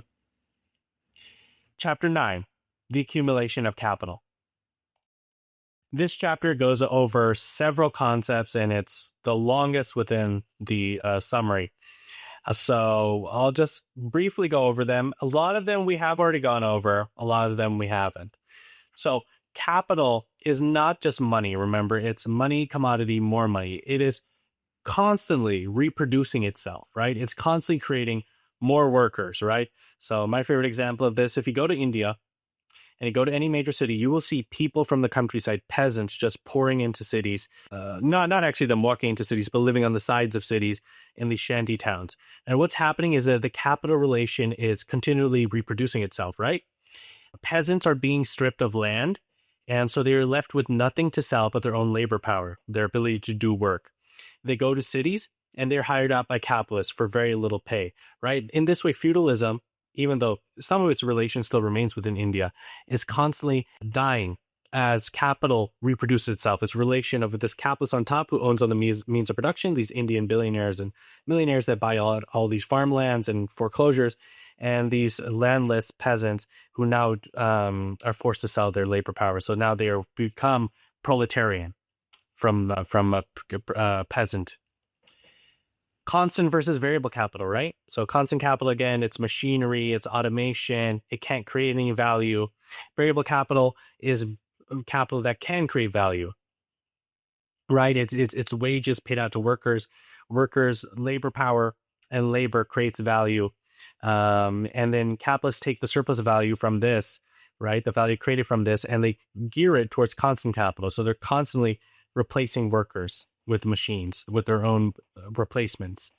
And this really leads to the strange illusion under capitalism where, where it's seen as consensual. This relationship between worker and capitalists is often presented as consensual, but capitalists control the entire playing field. They control the entire platform, right? But oftentimes, because workers are selling their labor power to the ruling classes, rather than in other systems where they were more subservient, it almost feels like you have a choice in who you're selling your labor power to and who's going to exploit you. And so there's this essence of freedom. And because the value that you produce during your whole day is hidden from you, you only see your paycheck. Most workers only see their paycheck. They don't actually see how much value they produce during the day, how much is taken by their capitalists, by their bosses. And this is where accumulation comes from itself, right? Accumulation is all the surplus value taken from workers that creates the capital formula that is constantly reinvested into getting more, hiring out more workers and buying more machines and automatons, and hiring out more workers and hiring out more machines and automatons. And eventually, the bourgeoisie are able to get to a point where they're able to keep so much capital, have so much value, that they're able to put a little bit of it into their own pocketbooks, right? So the billions upon billions that Jeff Bezos and Mark Zuckerberg and Bill Gates have sitting within the bank that they get from this, right? That they're able to take out of the capital formula because they're not constantly reinvesting it. Though a lot of their net worth is actually from constant reinvestments itself too. The Industrial Reserve Army, right? So this is what creates the Reserve Army of Labor, right? Taking people's labor, right? Variable capital, taking that surplus value from that and constantly reinvesting it into constant capital, industrial machineries, automatons. And this creates a permanently unemployed class. This unemployed class, they will do anything for work. And so it drives down the price of labor power overall, right? And it's disgusting. It's happening more and more, especially with AI nowadays. That's generally what's happening. And this gets to Marx's famous idea of wealth at one pole, the capitalist class, and misery, agony, brutality at the opposite pole, the working class. And this leads to what Marx, very unfortunately, dubbed the lumpen proletariat, right? So these are people from sort of the Reserve Army of Labor that end up doing black market activities, right? Gangs, selling drugs, sex work, things such as that. All right, let's begin. If we observe the formula of capital, we easily comprehend that its conservation is placed completely in its successive and continuous reproduction. In fact, capital, as we already know, is divided into two, into constant, that is, and variable. Constant capital, represented by the means of production and raw materials, is worn away continuously during the process of labor. Tools are used, machinery used, carbon, tallow, etc. That is needed by the machinery. And finally, the building is used. At the same time, however, that the labor is able in such a way to wear away constant capital, it is also reproduced in the same proportions in which it uses it. Constant capital finds itself reproduced in the commodity in the proportions in which it was used during its production. He's just saying that constant capital can't create value. It can only impart pre-existing value onto a commodity. The value used of the means of production and the raw materials is always reproduced exactly in the value of the commodity, as we have already seen elsewhere. If therefore constant capital comes to be partially reproduced in every commodity, it is clear that in the value of a certain number of manufactured commodities, one will find all of the constant capital used in the production. As it is with constant capital, so too with variable capital. Variable capital, that represented by the value of labor power, i.e. by the salary, is also reproduced exactly in the value of the commodity. We've already seen it. The worker, in the first part of his labor, produces his salary, and in the second part, the surplus value. As the worker is not paid salary for the finished work, so it arises that he collects his salary after having already reproduced the equivalent in the commodity of the capitalist. The assembly of salaries paid to workers is therefore from the endlessly reproduced. This endless reproduction behind salaries perpetuates the subjugation of the worker to the capitalist. When the proletarian comes to the market to sell his labor power, he comes to take the position assigned to him by the capitalist mode of production and to contribute to the social production through his share of the labor, withdrawing from for his maintenance that part behind salaries that he will have to first reproduce with his labor. What he's saying is dead labor is turned into living labor. Past people's surplus value is used for constant capital and variable capital. So past people's work is used to pay future people's salaries, right? The value produced by people in the past. It is always the internal bond of human subjugation, either under the form of slavery, serfdom, or wage worker. The superficial observer believes that the slave labors for nothing, and he doesn't think that the slave above all make up his owners how much was spent for his maintenance. And he observes that the maintenance of the slave is at times a great deal better than that of the wage worker, his owner being highly interested in the slave's conservation, like the conservation of a part of his own capital. The serf who belongs to his lord together with the land to which he is bound is, for the superficial observer, a being who has made progress compared to the slave, because he sees clearly that the serf gives only one part of his labor to his lord, while he employs the other part on the little land assigned to him to live a happy life. And being a wage worker, in turn, appears to the superficial observer a state much further progressed compared to slavery, because the worker seems perfectly free in it, collecting the value of his own labor. What a strange illusion. If the worker could realize for himself the value of his own labor, the capitalist mode of production would not be able to exist any longer. We've already seen it. The worker is only able to obtain the value of his labor power, which is the only thing that he can sell, because it is only good that he possesses in the world. The product of labor becomes to the capitalist who pays the salary to the proletarian, i.e. his maintenance. In the same way, the piece of land left by the lord to his serf, as well as the time and tools necessary to work on it, are the sum of the means that he has to live, while he must labor for his lord the rest of the time. The slave, serf, and worker all put labor in part to produce their maintenance, and in part completely for the benefit of their patrons. These represent three different forms of the very same bond of human subjugation and exploitation. It is always the subjugation of the man without any primitive accumulation, that is, the means of production, which are the means of life, to which the man who possesses a primitive accumulation, the means of production, the sources of life. Conservation, i.e. the reproduction of capital, is just in the capitalist mode of production, the conservation of this bond of human subjugation and exploitation. Labor does not only reproduce capital, it also reproduces surplus value, which forms that which is called the revenue of capital. If the capitalist blends every year all or part of his revenue with capital, we will see an accumulation of capital which will grow progressively. With simple reproduction, labor conserves capital. With accumulation of surplus value, increases capital. When one reincorporates the revenue with capital, one comes up with this revenue, partially in the means of production, partially in the raw materials, partially in the labor power.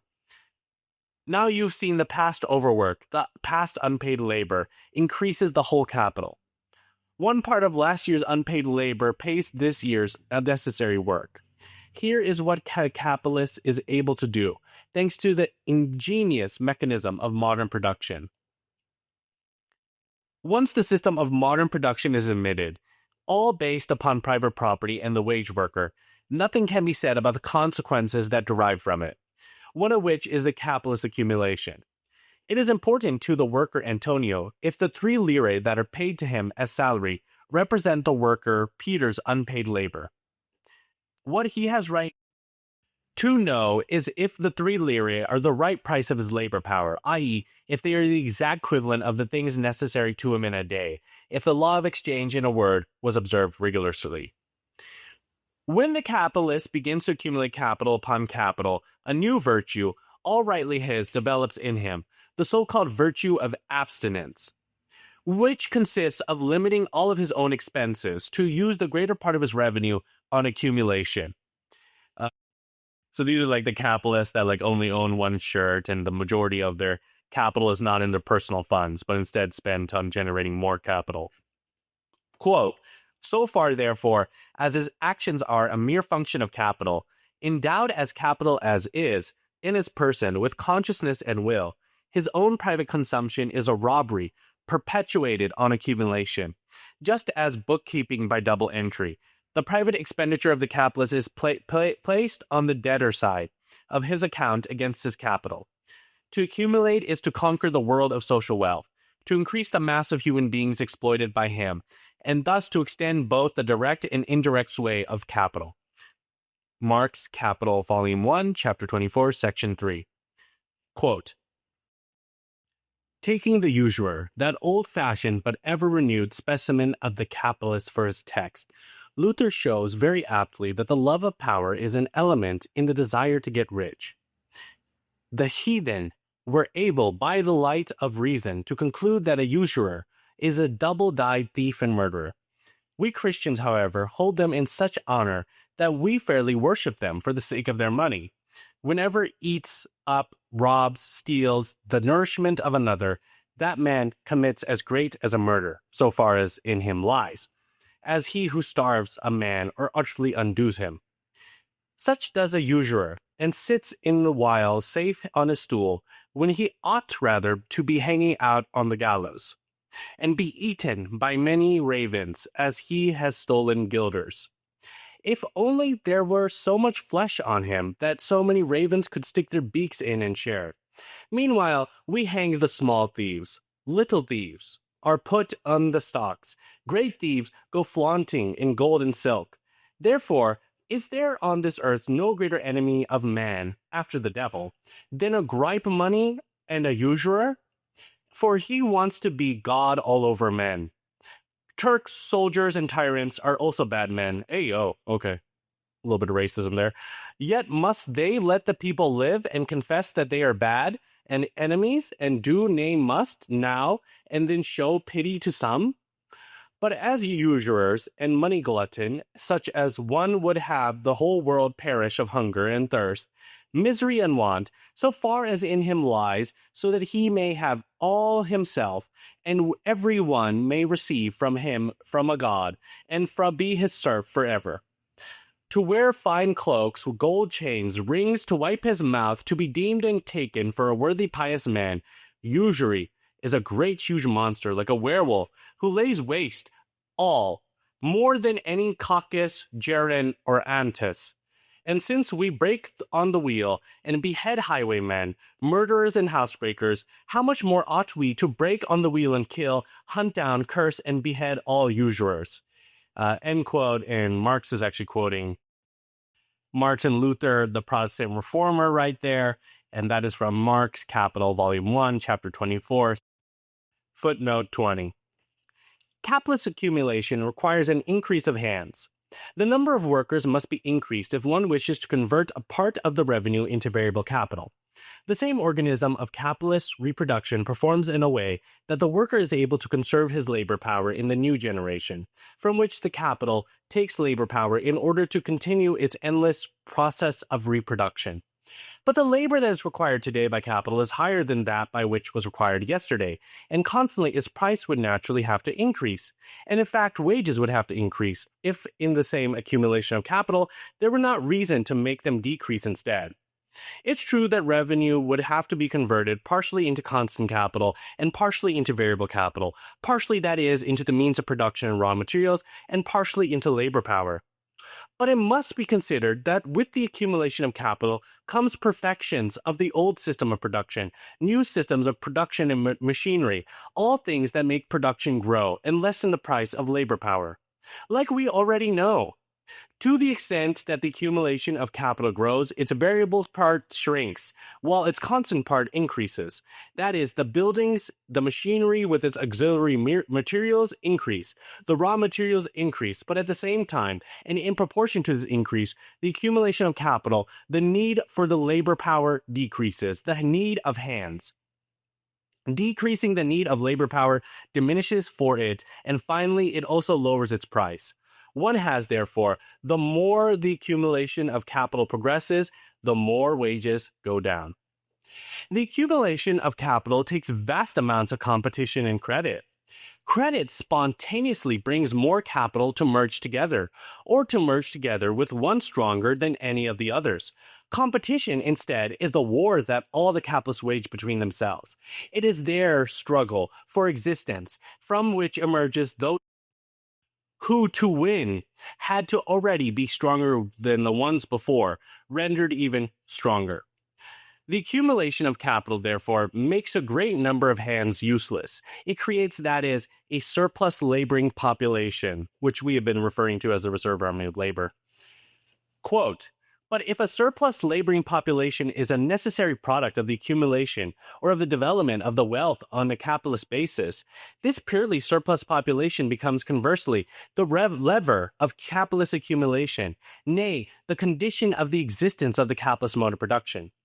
It forms a disposable industrial reserve army that belongs to capital quite as absolutely as if the latter had been bred at its own cost. Independently of the limits of the actual increase of population, it creates, for the changing needs of the self-expansion of capital, a mass of human material, always ready for exploitation. With accumulation and the development of the productiveness of labor that accompanies it, the power of sudden expansion of capital grows also. End quote. Marx Capital, Volume 1, Chapter 25, Section 3. And think about the industrial reserve armies of labor and how they are so often also, and this is going a little bit further than what Marx and Cafiero are arguing here, but also how the reserve army of labor is done across racial lines, across national lines, right?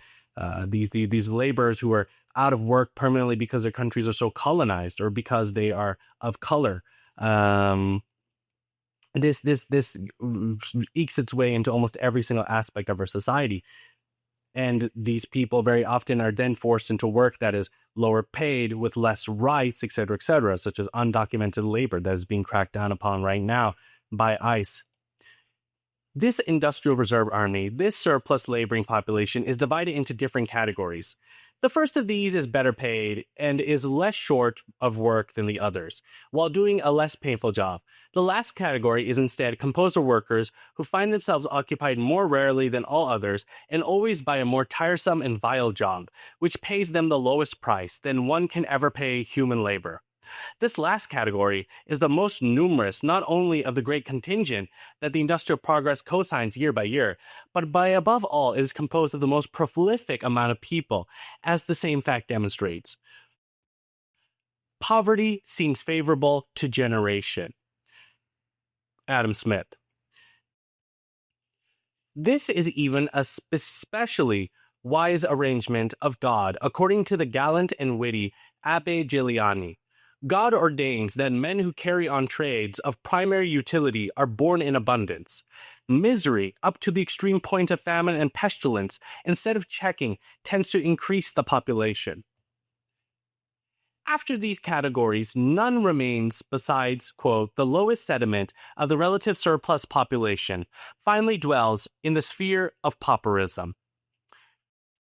And this is what Marx dubbed the lumpenproletariat, which is the section of the proletariat that works sort of black market, jobs.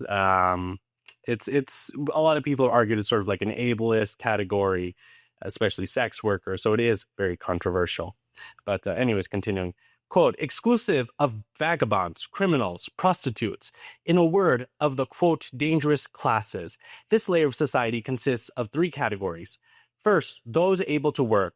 One only glance superficially at the statistics of English pauperism to find that the quantity of paupers increases with every crisis and diminishes with the revival of trade. Second, orphans and pauper children. These are the candidates for the Industrial Reserve Army of Labor, and are in times of great prosperity, as of 1860, speedily in large numbers enrolled into the active army of laborers. Third, the demoralized and ragged, and those unable to work, chiefly people who succumb to their incapacity for adaptation due to the division of labor, people who have passed the normal age of the laborer, the victims of industry, whose number increases with the increase of dangerous machinery, of mines, chemical works, etc., and the mutilated, the sickly, the widows, etc. Pauperism is the hospital of the active labor of army, and the dead weight of the Industrial Reserve Army. Its production is included in that of relative surplus value, its necessity in theirs, along with the surplus population. Pauperism forms a condition of the capitalist production and of the capitalist development of wealth. It enters into a faux phrase of capitalist production, but capital knows how to throw these, for the most part, from its shoulders onto those of the working class and the lower middle class. Quote, the greater the social wealth, the functioning capital, the extent and energy of its growth, and therefore also absolute mass of proletariat and the productiveness of labor, the greater is the Industrial Reserve Army.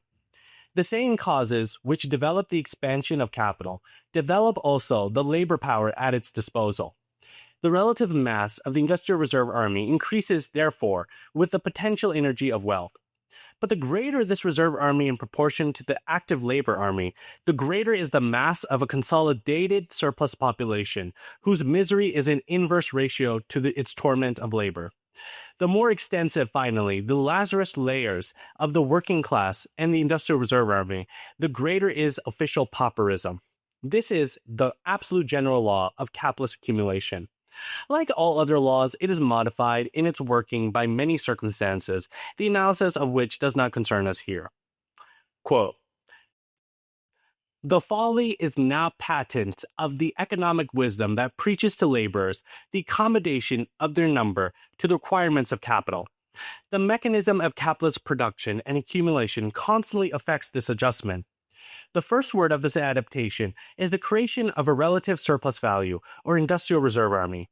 Its last word is the misery of constantly extending strata of the active army of labor, and the dead weight of pauperism. Quote, the law by which a constantly increasing quantity of means of production, thanks to the advance in the productiveness of social labor, may be set in movement by a progressively diminishing expenditure of human power. This law, in a capitalist society where the laborer does not employ the means of production, but the means of production employ the laborer, undergoes a complete inversion of its expressed laws. Thus, the higher the productiveness of labor, the greater is the pressure of the laborers on the means of employment, the more precarious, therefore, becomes their condition of existence, viz. The sale of their labor power for the increasing of the another's wealth, for the self-expansion of capital.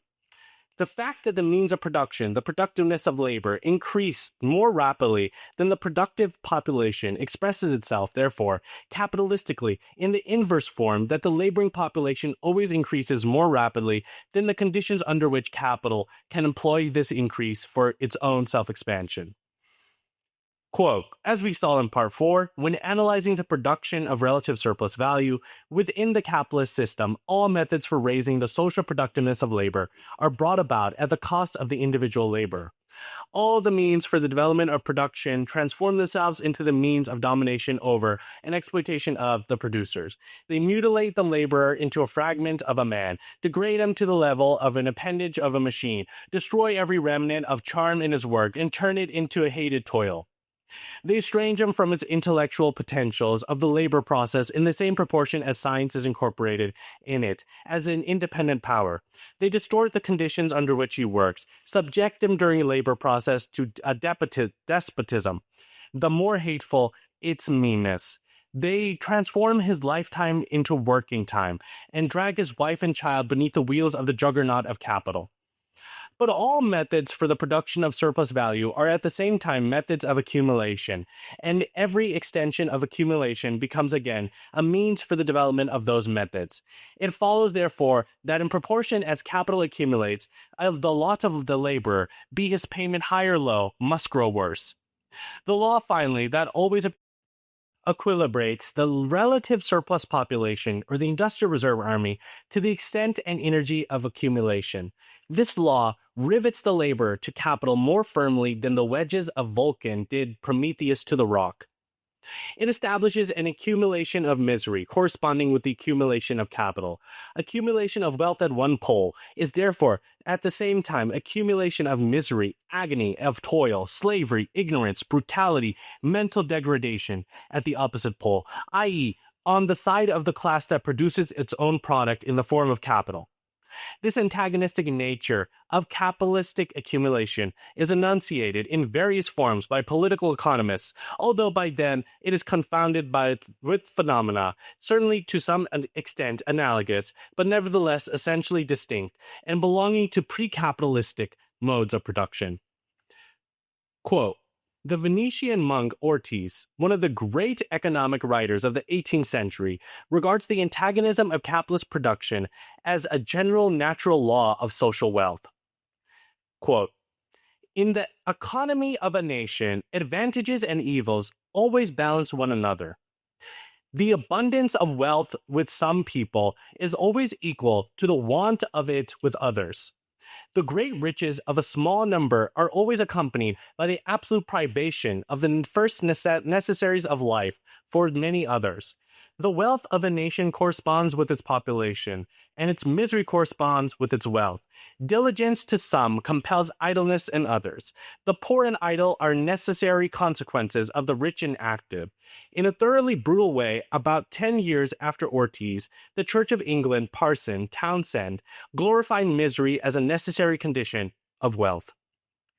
Quote, legal constraint to labor is attended with too much trouble, violence, and noise, whereas hunger is not only peaceable, silent, unremitted pressure, but also the most natural motive to industry and labor. It calls forth the most powerful exertions, end quote. Quote, everything therefore depends upon making hunger permanent among the working class, and for this, according to Townshend, the principle of population, especially active among the poor, provides. Quote, it seems to be a law of nature that the poor should be, to a certain degree, improvident, i.e., so improvident as to be born without a silver spoon in the mouth, that there may always be some to fulfill the most servile, the most sordid, the most ignoble offices in the community. The stock of human happiness is thereby much increased, whilst the more delicate are only relieved from drudgery, but are left at the liberty without interruption to pursue those callings which are suited to their various dispositions. It, the poor law, tends to destroy the harmony and beauty, symmetry and order, that system which God and nature have established in the world. End quote.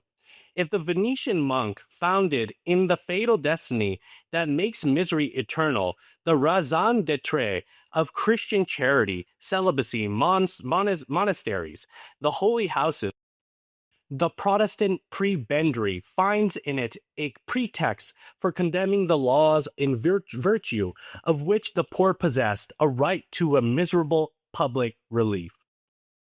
Quote, the progress of social wealth, says Storch, begets this useful class of society, which performs the most wearisome, the vilest, the most disgusting functions, which takes, in a word, on its shoulders all that is disagreeable and servile in life, and procures thus for the other classes leisure, serenity of mind, and conventional ceste bonne, or dignity of character, end quote. I don't know if I did the French right. Quote, Storch asks himself What then really consists the progress of this capitalistic civilization with its misery and its degradation of the masses as compared with barbarism? He finds but one answer: security.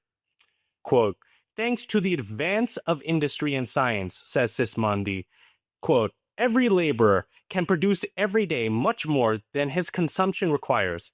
But at the same time, whilst his labor produces wealth, that wealth would, were he called upon to consume it himself, make him less fit for labor. End quote. According to him, men, i.e., non-workers, quote, would probably prefer to do without all artistic perfection and all enjoyments that the manufacturer procure us, if it were necessary that all should buy them by constant toil like that of the labor. Exertion today is separated from its recompense. It is the same man that first works, then reposes, but it is because the one works that the other rests. The indefinite multiplication of the productive powers of labor can then only have for result the increase of luxury and enjoyment of the idle rich. End quote. Quote, finally, Destutt de Tracy, the fish-blooded bourgeois doctrine, blurts out brutally, in poor nations, the people are comfortable. In rich nations, they are generally poor. End quote. Marx, Capital, Volume 1, Chapter 25, Section 4. We come to see, in fact, what the effect of the accumulation of capital are. Here as elsewhere, our examples are all taken from England, the preeminent country of the accumulation of capital, towards which, let's repeat it and never forget it, all modern nations tend. Not anymore. I regret that I'm only able to reproduce only a small part of the rich material gathered by Marx. Quote, in the year 1863, the Privy Council ordered an inquiry into the state of distress of the worst nourished part of the English working class. Dr. Simon, medical officer to the Privy Council, chose for his work the above-mentioned Dr. Smith. His inquiry ranges from one hand over the agricultural laborers, on the other over the silk weavers, needlemen, kid glovers, stocking weavers, glove weavers, and shoemakers. The latter categories are, with the exception of the stocking weavers, exclusively town dwellers. It was made a rule in the inquiry to select in each the most healthy families, and those comparatively in the best circumstances. As a general result, it was found that in only one of the examined cases of indoor operatives did the average nitrogen supply just exceed, while in most it was nearly reached the estimated standard of bare sufficiency, i.e., sufficient to avert starvation and diseases. And in the two classes there was defeat, in one a very large deficit of both nitrogen and carbon. Moreover, as regards to the examined families of the agricultural population, it appeared that more than a fifth were with less than the estimated sufficiency of carbonaceous food, that which one-third were less than the estimated sufficiency of nitrogenous food, and that in 3 counties, Berkshire, Oxfordshire, and Somershire, insufficiency of nitrogenous food was the average local diet. Among the agricultural laborers, those of England, the wealthiest part of the United Kingdom, were the worst fed. The insufficiency of food among the agricultural laborers fell, as a rule, chiefly on the women and the children, for the man must eat to do his work. Still greater penury ravaged the town workers examined. They are so ill-fed that assuredly among them there must be many cases of severe injurious privation. Privation of the capitalist, all this, i.e. abstinence from paying for the means of subsistence absolutely necessary for the mere vegetation of his hands. Dr. Simon, in his General Health Report, says, quote, that cases are innumerable in which the effective diet is the cause or the aggravator of diseases can be affirmed by any who is conversant with poor law medical practice or with the wards and outpatient rooms of hospitals. Yet in this point of view, there is, in my opinion, a very important sanitary context to be added. It must be remembered that privation of food is very reluctantly born, and that as a rule, great poorness of diet will only come when other privations have preceded it.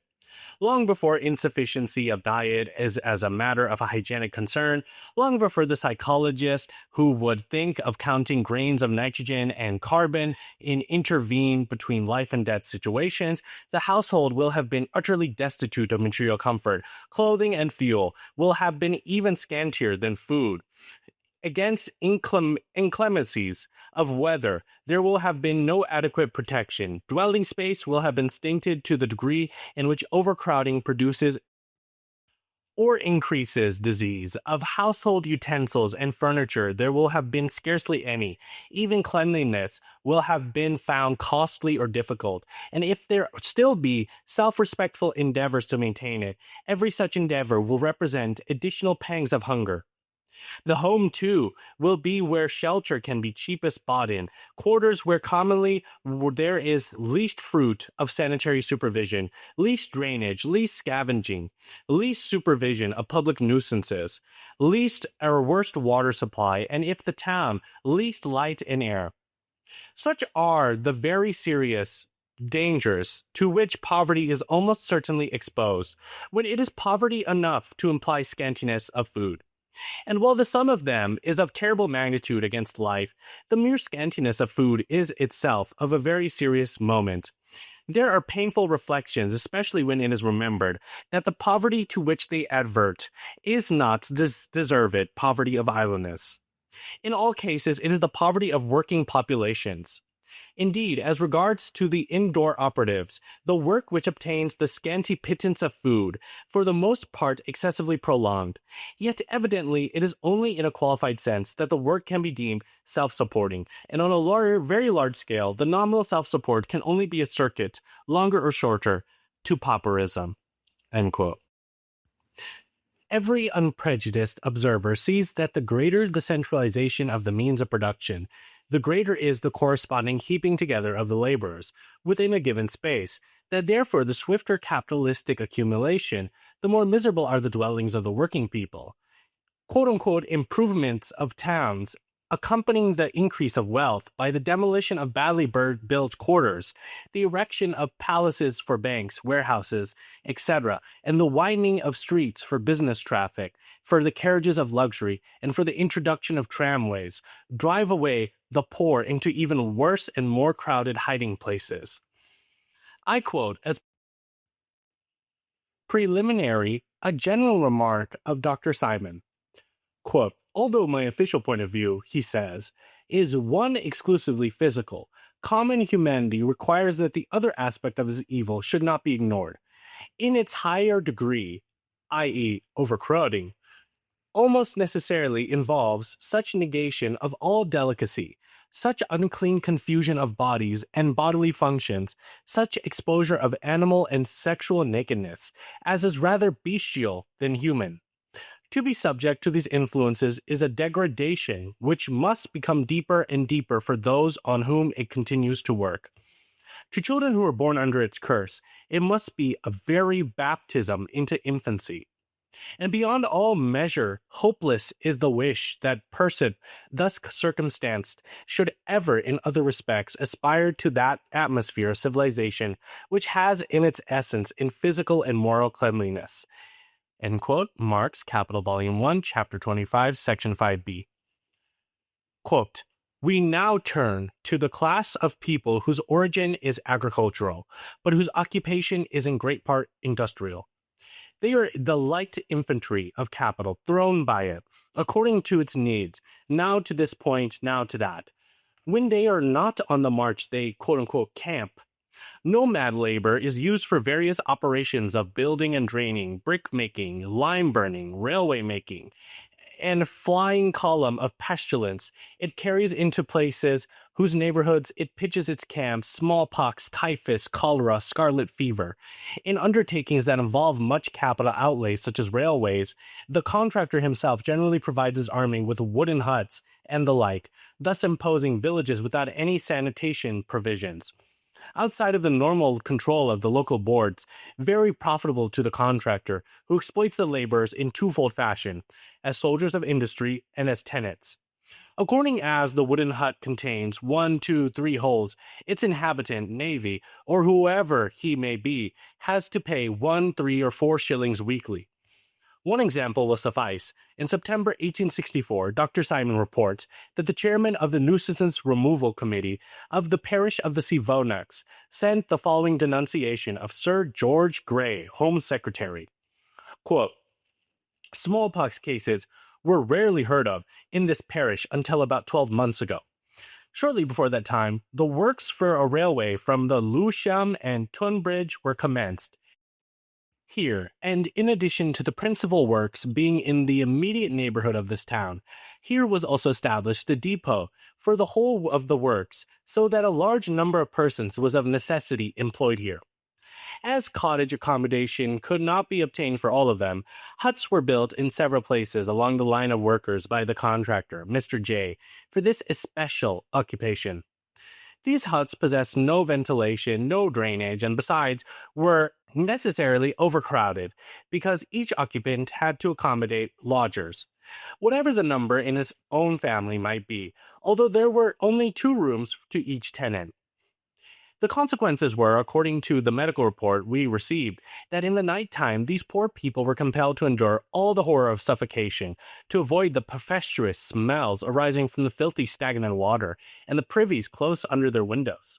Complaints were at length made to the Nuisance Removal Committee by a medical gentleman who had occasion to visit these huts, and he spoke of their condition and dwellings in the most severe terms, and he expressed his fears that some very serious consequences may ensue unless some sanitary measures were adopted.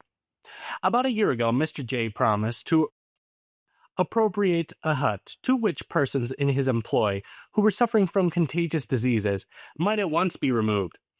He repeated that promise on the 23rd July last, but although since the date of his last promise there has been several cases of smallpox in his huts and 2 deaths from the same disease, yet he has taken no steps whatever to carry out his promise. On the 9th of September instant, Mr. Kelson, surgeon, reported to me further cases of smallpox in the small huts, and he described their condition as the most disgraceful. I should add, for the Home Secretary's information, that an isolated house, called the Pest House, which was set apart for the parishioners who might be suffering from infectious disease, has been continually occupied by such patients for many months past, and is now also occupied. That in one family 5 children died of smallpox and fever, that from the 1st of April to the 1st of September this year, a period of 5 months, there have been no fewer than 10 deaths from smallpox in the parish, 4 of them being in the huts already referred to. That it is impossible to ascertain the exact number of persons who have suffered from disease, although they are known to be many, from the fact that the families keeping it as private as possible. End quote. Marx, Capital, Volume 1, Chapter 25, Section 5C. Let's now see the effects of the crisis on the better paid part of the working class. Here is told by a correspondent of a newspaper, the Morning Star, who on January 1867, on occasion of an industrial crisis, visited the main localities in distress.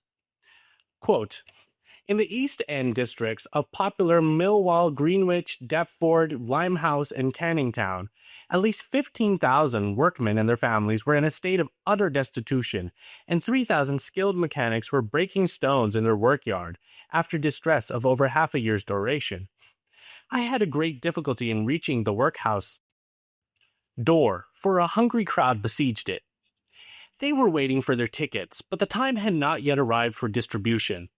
The yard was a great square place, with an open shed running all around, and several large heaps of snow covered the paving stones in the middle.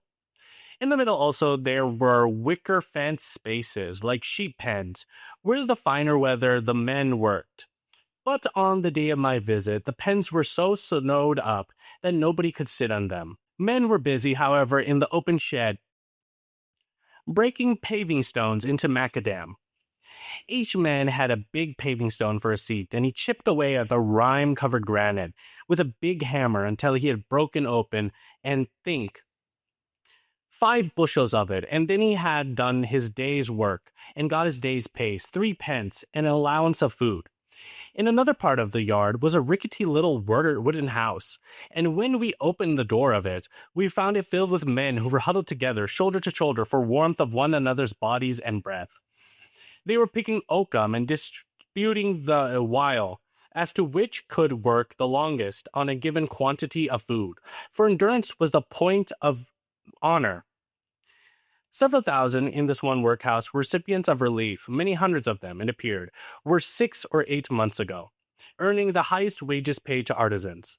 Their number would be more than doubled by the count of those who, having exhausted all their savings, still refuse to apply to the parish, because they have little left to pawn. Leaving the workhouses, I took a walk through the street, mostly of the little one-story houses that abound the neighborhood of the Popol. My guide was a member of the Committee of the Unemployed. My first call was to an ironworker who had been 27 weeks out of employment. I found the man with his family sitting in a little black room. The room was not bare of furniture, and there was a fire in it. This was necessary to keep the naked feet of the young children from getting frost-bitten, for it was barely cold that day.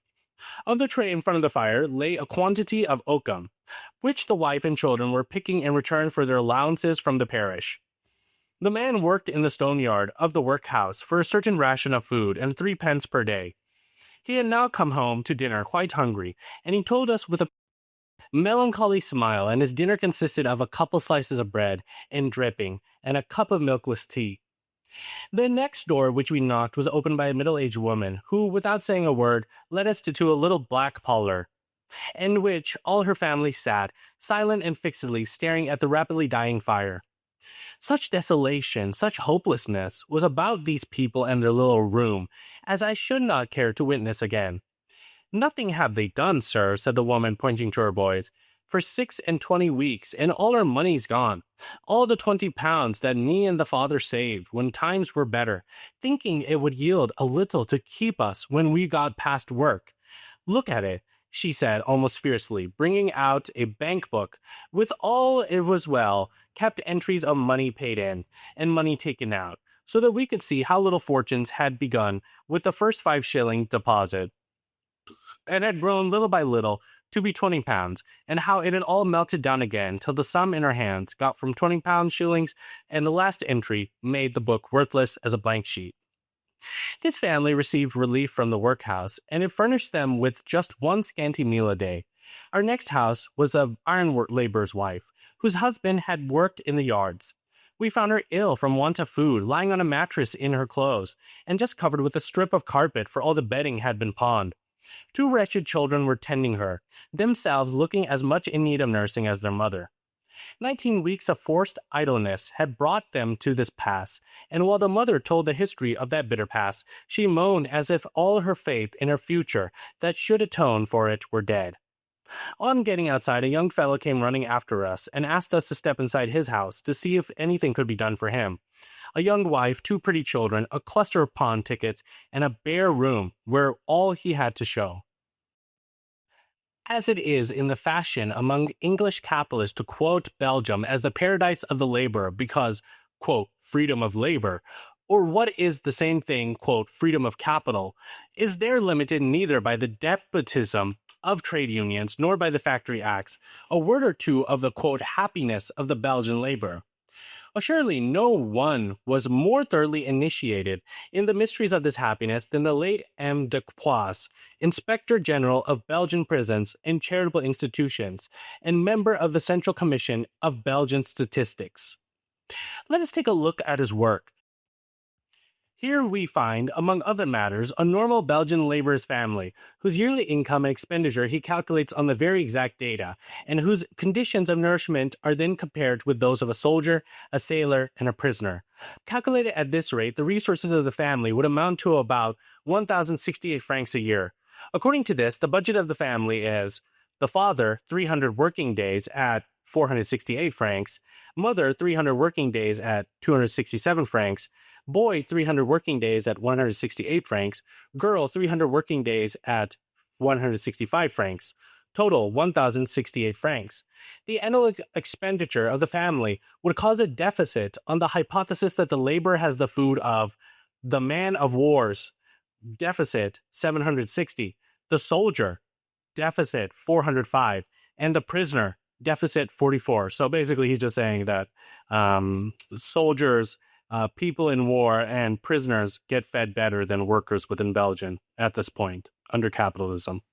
From an elaborate comparison between the diets of convicts in England and the paupers in workhouses and of free laborers in the same country, it certainly appears that the former are much better fed than either of the two other classes, whilst the amount of labor required from any ordinary convict under penal servitude is about one half of that would be done by any ordinary day laborer. Marx, Capital, Volume 1, Chapter 25, Section 5e. A report on the public health from 1865 speaks of a visit made in a time of epidemic to the houses of farmers, citing among the others for the following.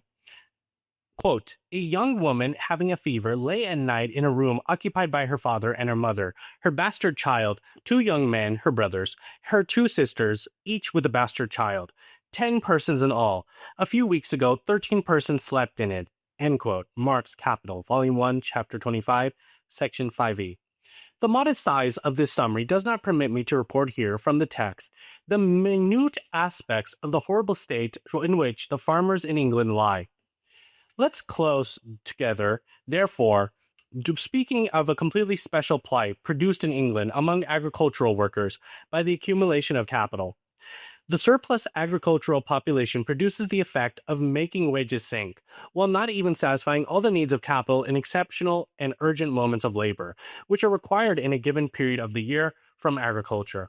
It follows, therefore, that a great number of women and children come to be employed for a momentary need of capital, past which these people go on to increase the country's overpopulation of workers. This fact has produced the system of organized gangs in the counties of England. Quote, the gang consists of 10 or to 40 to 50 persons, women, young persons of both sexes, 13 to 18 years of age, although boys are for the most part eliminated at the age of 13, and children of both sexes, 6 to 13 years of age. At the head of it is the gang master, always an ordinary agricultural laborer, generally what is called a bad lot, a scapegrace, unsteady, drunken, but with a dash of enterprise. He is the recruiting sergeant for the gang, which works under him, not under the farmer. He generally arranges with the latter for piecework, and his income, which on average is not very much above that of the ordinary agricultural laborer, depends almost entirely upon the dexterity with which he manages to extract within the shortest time the greatest possible amount of labor from his gang. The farmers have discovered that women work steadily under the direction of men, but that women and children, once set going, impetuously spend their life force as the foreigner knew, while the adult male labor is shrewd enough to economize him as much as he can. The gang master goes from one farm to another and thus employs his gang from 6 to 8 months in the year. Employment by him, therefore, much more lucrative and more certain for the laboring families than employment by the individual farmer, who employs only children occasionally. This circumstance so completely rivets his influence in open villages that children are generally only to be hired through his instrumentality. The quote-unquote drawbacks of the system are the overwork of the children and the young persons, the enormous marches that they make daily to and from farms, 5, 6, and sometimes 7 miles distant, finally the demoralization of the gang.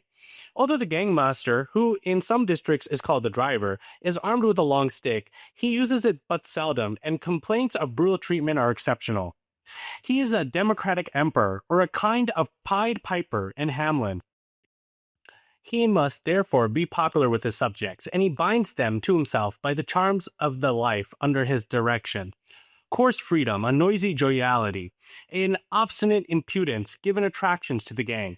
Generally, the gangmaster pays up in a public house, then he returns home at the head of the procession, reeling drunk, propped up by right and left by stalwart Viagra, with children and young persons bring up the rear, boisterous and singing chaffing and bawdy songs.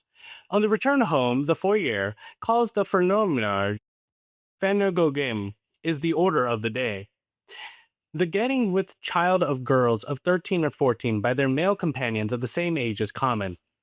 The open villages, which supply the contingent of the gang, become Sodoms and Gomorrahs, and have twice the high rate of illegitimate births as the rest of the kingdom. The gang in its classical form is described as the public, common, and tramping gang, for there are also private gangs. These are made up in the same way as the common gang, but count fewer members and work not under the gangmaster, but under some old farm servant, whom the farmer does not know how to employ in any better way. The fun has vanquished here, but according to all witnesses, the payment and treatment of the children is worse. The gang system, which during the last years has steadily increased, clearly does not exist for the sake of the gangmaster. It exists for the enrichment of the large farmers and indirectly the landlords. End quote. Marx, Capital, Volume 1, Chapter 25, Section 5e. Small farmers never employ gangs. It is not on poor land, but on land which affords the rent of 40 to 50 shillings, that women and children are employed in the greatest numbers. Marx, Capital, Volume 1, Chapter 25, footnote 114. Quote, to one of these gentlemen, the taste of his rent was so grateful that he indignantly declared to the Commission of Inquiry that the whole hubbub was only due to the name of the system. If instead of gang it were called the Agricultural Juvenile Industrial Self-Supporting Association, everything would be all right. Marx, Capital, Volume 1, Chapter 25, footnote 115. Quote, gang work is cheaper than other work. That is why they are employed, says the former gang master. The gang system is decidedly the cheapest for the farmer and decidedly the worst for the children, says a farmer. Marx, Volume 1, Chapter 25, footnote 116. Quote, for the farmer, there is no more ingenious method of keeping his labors well below the normal level, and yet always having a hand ready for extra work of extracting the greatest possible amount of labor with the least amount of possible money, and of making adult male labor redundant. From the exposition already made, it will be understood why, on the one hand, a greater or less lack of employment for the agricultural laborer is admitted, while on the other the gang system is at the same time declared necessary on account of the want of adult male labor and its migration to the towns. End quote. Marx, Capital, Volume 1, Chapter 25, Section 5e. Chapter 10, Primitive Accumulation. As we've talked about before, primitive accumulation is how capitalism started out and how it starts out. Capitalism constantly reproduces this relation. It deprives one section of humanity of all private property, all means of subsistence, so that the only thing that this section of humanity has to sell, and the only thing that this section of humanity owns, is their labor power. And then they are forced to sell it to a capitalist who owns all of the means of production, et cetera, et cetera. And this played itself out within England through the forced enclosure of the commons. Commons were lands which peasants lived on and also farmed on, commonly, for themselves. And these commons were closed for sheep pasture. These peasants were thrown out of their commons, made landless laborers, where they flooded into cities. And when they flooded into cities, they were so desperate for work that they worked for any pay. And they sold their labor power. They were suddenly deprived of very means of subsistence, such as land, that they had before under feudalism. Now, this doesn't mean that feudalism is better than capitalism or whatever you want to argue. But it certainly is how capitalism was created. And the reason that this is important because so often we're told we chose to be under capitalism, that capitalism is a choice, that we chose to enter this contract or that contract. And the people who do this, like Ben Shapiro, they're doing it under the assumption that capitalism has always existed. However, what primitive accumulation shows us is that capitalism was purposely created with this goal intended, that this whole sort of illusion of free choice that we have as workers and laborers under capitalism was in fact rigged from the very beginning. And this primitive accumulation continues to play itself out all throughout the world. In India, if you go to any major city, there are peasants lining up across the shanty towns, littered across the streets, homeless, who have lost their peasant holdings of two big private corporations that have gone to cities to sell their labor power because that's all they have left. And in China, whatever you may say about China's development, which certainly has been amazing, primitive accumulation has played out within China too, as many laborers flood cities, migrant labor floods cities, things such as that. So this is a global phenomenon that still plays itself out today. The closing of peasant pastures, things such as that. Of course, the problem is way worse in India than in China, though it does exist in China too. It exists in almost every single Asian country that I am aware of. I'm not sure if it exists in African countries, though I really wouldn't doubt it. Here we end our drama. We met with the worker at the market one day, come sell his labor power, and he saw him negotiate as he equals with the money owner. He still didn't know how hard the cavalry road would be that he had to climb. Not yet had the most bitter cup approached his lips, all of which had gulped down the last dregs. The money owner, not yet become a capitalist, was nothing more than a modest owner of a little wealth, timid and uncertain of new success of his new enterprise, in which he was investing his fortune. We saw how the scene came to. The worker, after having generated with his first overwork capital, was oppressed by the excessive labor of an extraordinarily prolonged workday. With relative surplus value, the labor time necessary for his maintenance was restricted, and that of overwork prolonged, destined to always nourish capital more richly. In simple cooperation, we saw the worker in a stationary, disciplined, and dragged by a current made of linking of labor powers, exhausted evermore by giving greater nutrition to ever-growing capital. We saw the worker mutilated, crestfallen, and depressed to the greatest degree by the division of labor in manufacturing. We saw him suffering unspeakable material and moral pains, created for him by the introduction of machinery in modern industry. Expropriated of the last bit of artisan virtue, we saw him reduced to a mere servant of the machine, transformed from a member of a living organism into the most vulgar appendage of a mechanism, tortured by labor dramatically increased by the machine, which at every stretch threatens to tear off a shred of his flesh, or to grind him completely between its terrible gears. And what's more, we saw his wife and tender child become slaves of capital. And in the meantime, the capitalist, immensely enriched, pays him a salary, which he is able to lessen at his pleasure, even making a show of keeping it at the same level as before, and even of increasing it. Finally, we saw the worker, made temporarily useless by the accumulation of capital, pass from active industrial army into the reserves. From then on, from this failing forever into a hell of pauperism. All sacrifice is consummated. But however was this all able to happen? In a very simple way, the worker was, it's true, the owner of his labor power, with which he would have been able to produce more than he needed for himself and his family other day. But he was lacking, however, the other indispensable elements of labor, that is, the means of production and raw materials. Therefore, devoid of any wealth, the worker was so forced, in order to live his life, to sell his only good, his labor power, to the money owner, who made it his property. Private property and the wage worker, foundations of the system of the capitalist production, were the foremost cause of so much pain. But that is unfair, it's wicked, and whosoever granted man the right of private property. And however did money owner find himself in the position of a primitive accumulation, origin of many infamies? A terrible voice comes forth from the temple of God of capital and shouts, quote, "All is right, because all is written in the book of eternal laws." Already a very distant time ago, in which all humanity still roamed free and equal throughout the earth. Few of these were laborious, sober, and economical. All of the others were idlers, revelers, and squanderers.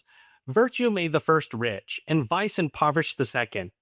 The few had the right to enjoy, these and their descendants, of the virtuously accumulated wealth, while the many, pushed their misery to sell themselves to the rich, were condemned to serve those and their descendants eternally. End quote. Here, however, certain friends of the bourgeoisie order explain the matter. Quote, "Such insipid childishness is every day preached to us in defense of property." And Thiers, example given, had the assurance to repeat it with all solemnity of a statesman to the French people, once so spiritual. End quote. Marx, Capital, Volume 1, Chapter 26. And yeah, today the common line is that I worked hard. Work hard, that's the go-to. If such were the origin of primitive accumulation, the theory which derives from it, that of original sin and of predestination, would be so just. The father was an idler and a reveler. The son will suffer misery. Such is the son of a rich man. He is predestined to be happy, powerful, learned, civil, strong, etc. Such is the other son of a poor man. He is predestined to be unhappy, weak, ignorant, brutish, immoral, etc. A society founded upon such laws would certainly have to end, as so many other societies already ended, less barbarous and less hypocritical. So many religions and gods, starting from Christianity, in whose laws one finds similar examples of justice. And here we could put an end to our say if we allowed it to end with these bourgeois foolishnesses. But our drama has a catastrophe worthy of it, and we will soon see, witnessing its final act. We begin the story that history written by the bourgeoisie, and for the use and consummation of the bourgeoisie, we search for it in the origin of primitive accumulation, and it's here that we find it. In the most ancient age, flocks of nomadic people came to establish themselves in those places better dispossessed and more favored by nature. They founded cities, they've devoted themselves to cultivating the land and to doing so many other necessary things for their own well-being. But it is here that they encounter and collide with many each other in their development, and war follows, deaths, fires, robberies, and massacres. All that belongs to the vanquished becomes a property of the victors, including the persons who survived, who were all made slaves. Here is the origin of primitive accumulation in antiquity. Let's now come to the Middle Ages. So he's talking about how primitive accumulation was done under other systems. This isn't capitalism. This is more like Roman, Greco period. This is the slave mode of production. And now he's talking about the Middle Ages and how primitive accumulation was done there. In this second age of history, we find nothing other than the invasions of the people into the countries of other people, richer and more favored by nature, but always the same refrain of massacres, robberies, fires, etc. All that belongs to the vanquished becomes a property of the victors, with the sole difference being that survivors no longer become slaves, like in the ancient age, but serfs, and they pass with the land to which they are joined, into their power of their lords. Therefore, not even in the Middle Ages do we find the slightest trace of the idyllic laborness, sobriety, and parsimoniousness praised by certain bourgeois doctrine as the origin of primitive accumulation. And notice that the Middle Ages is the age to which our most illustrious owners of wealth are able to brag about the tracing of their origins. But let us come, finally, to our modern age. The bourgeois revolution has destroyed feudalism and has transmuted servitude into wage work. At the same time, however, it has taken away from the worker the very means of existence, which the state of servitude used to ensure for them. The serf, although he had to labor for the greater part of his time for his lord, also had a piece of land with the means and time to cultivate it to his life. The bourgeoisie has destroyed all of that, and from the serf has made a free worker who has no other choice either to be exploited in the way which we already saw by the first capitalist who happens upon him, or to die of hunger. Let us now get down to the particulars. Let's begin this story of a populace. Let us see how the expropriation of agricultural populations came to be and the formation of great working masses destined to provide their labor power to modern industries. We will take, as usual, the story of England, because if England is the country where diseases that we are studying is more developed than anywhere else, it is given, it will always be able to offer us the most suitable scope for a practical. In England, serfdom had practically disappeared in the last part of the 14th century. The immense majority of the population consisted then, and still to a larger extent in the 15th century, of free peasant proprietors, whatever was the feudal title under which their right of property was hidden. In the large seigneurial dominions, and the old bailiff, himself a serf, was displaced by the free farmer. The wage laborers of agriculture consisted partially of peasants who utilized their leisure time by working on large estates, partly of an independent special class of wage laborers, relatively and absolutely few in number. The latter were also, practically, at the same time, peasant farmers, since besides the wage that allotted them the arable land to the extent of 4 or more acres, together with their cottages, besides, they, with the rest of the peasants, enjoyed the usufruct of the common land, which gave the pasture to their cattle, furnished them with timber, fire, turf, etc. The prelude of the revolution that laid the foundation of the capitalist mode of production was played in the last third of the 15th and the first decade of the 16th. A mass of free proletarians was hurled on the labor market by the breaking up of the bands of feudal retainers who, as Sir James Stuart Well says, quote, everywhere uselessly filled house and cattle, end quote.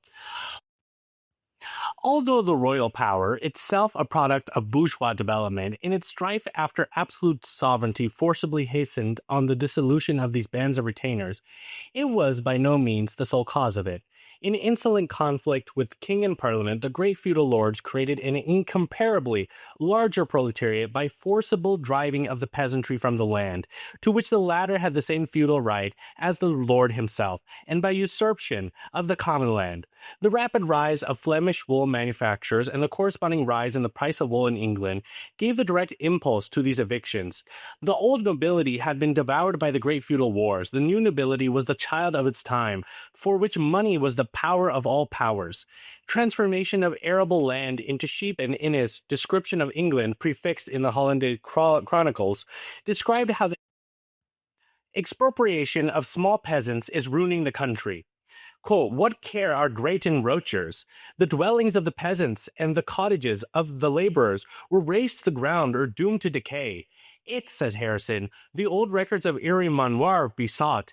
It will soon appear that in some manoir 17, 18, and 20 houses are shrunk, that England was newer less furnished with people than at present, of cities and towns either utterly decayed or more than a quarter of half diminished.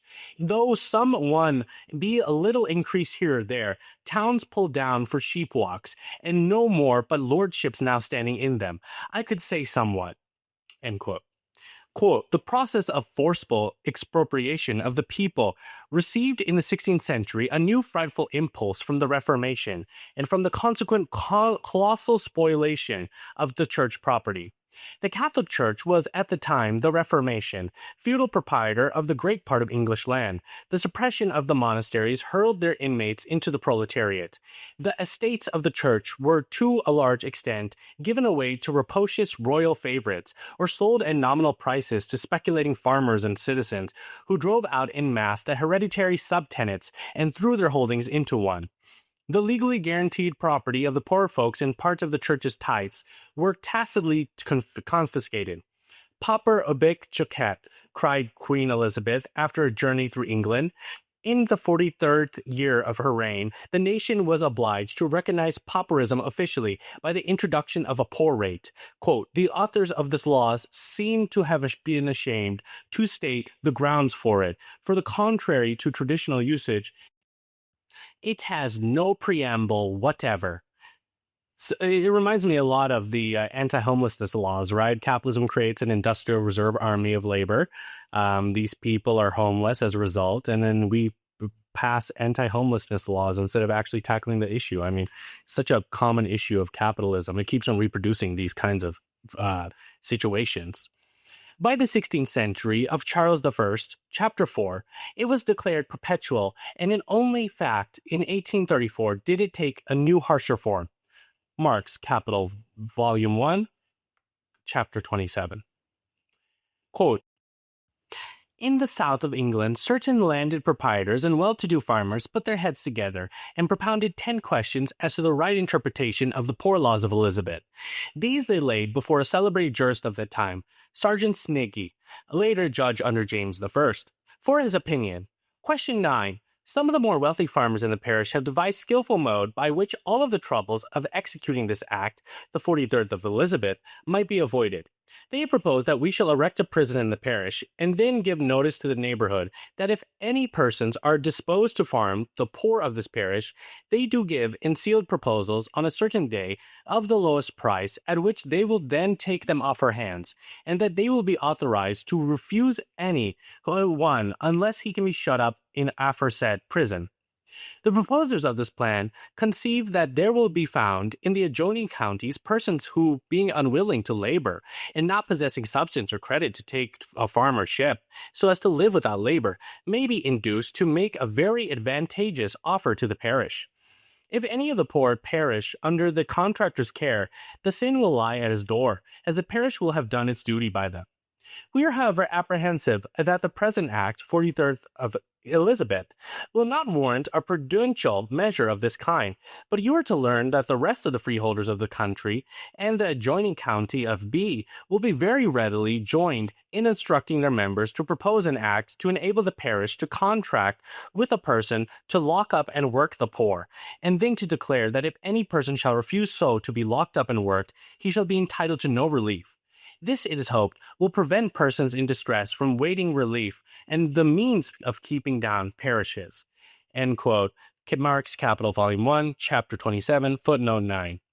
Quote, the advance made by the 18th century shows itself in this, that the law itself becomes now more instrument of theft of the people's lands, although the large farmers make use of their little independent methods as well.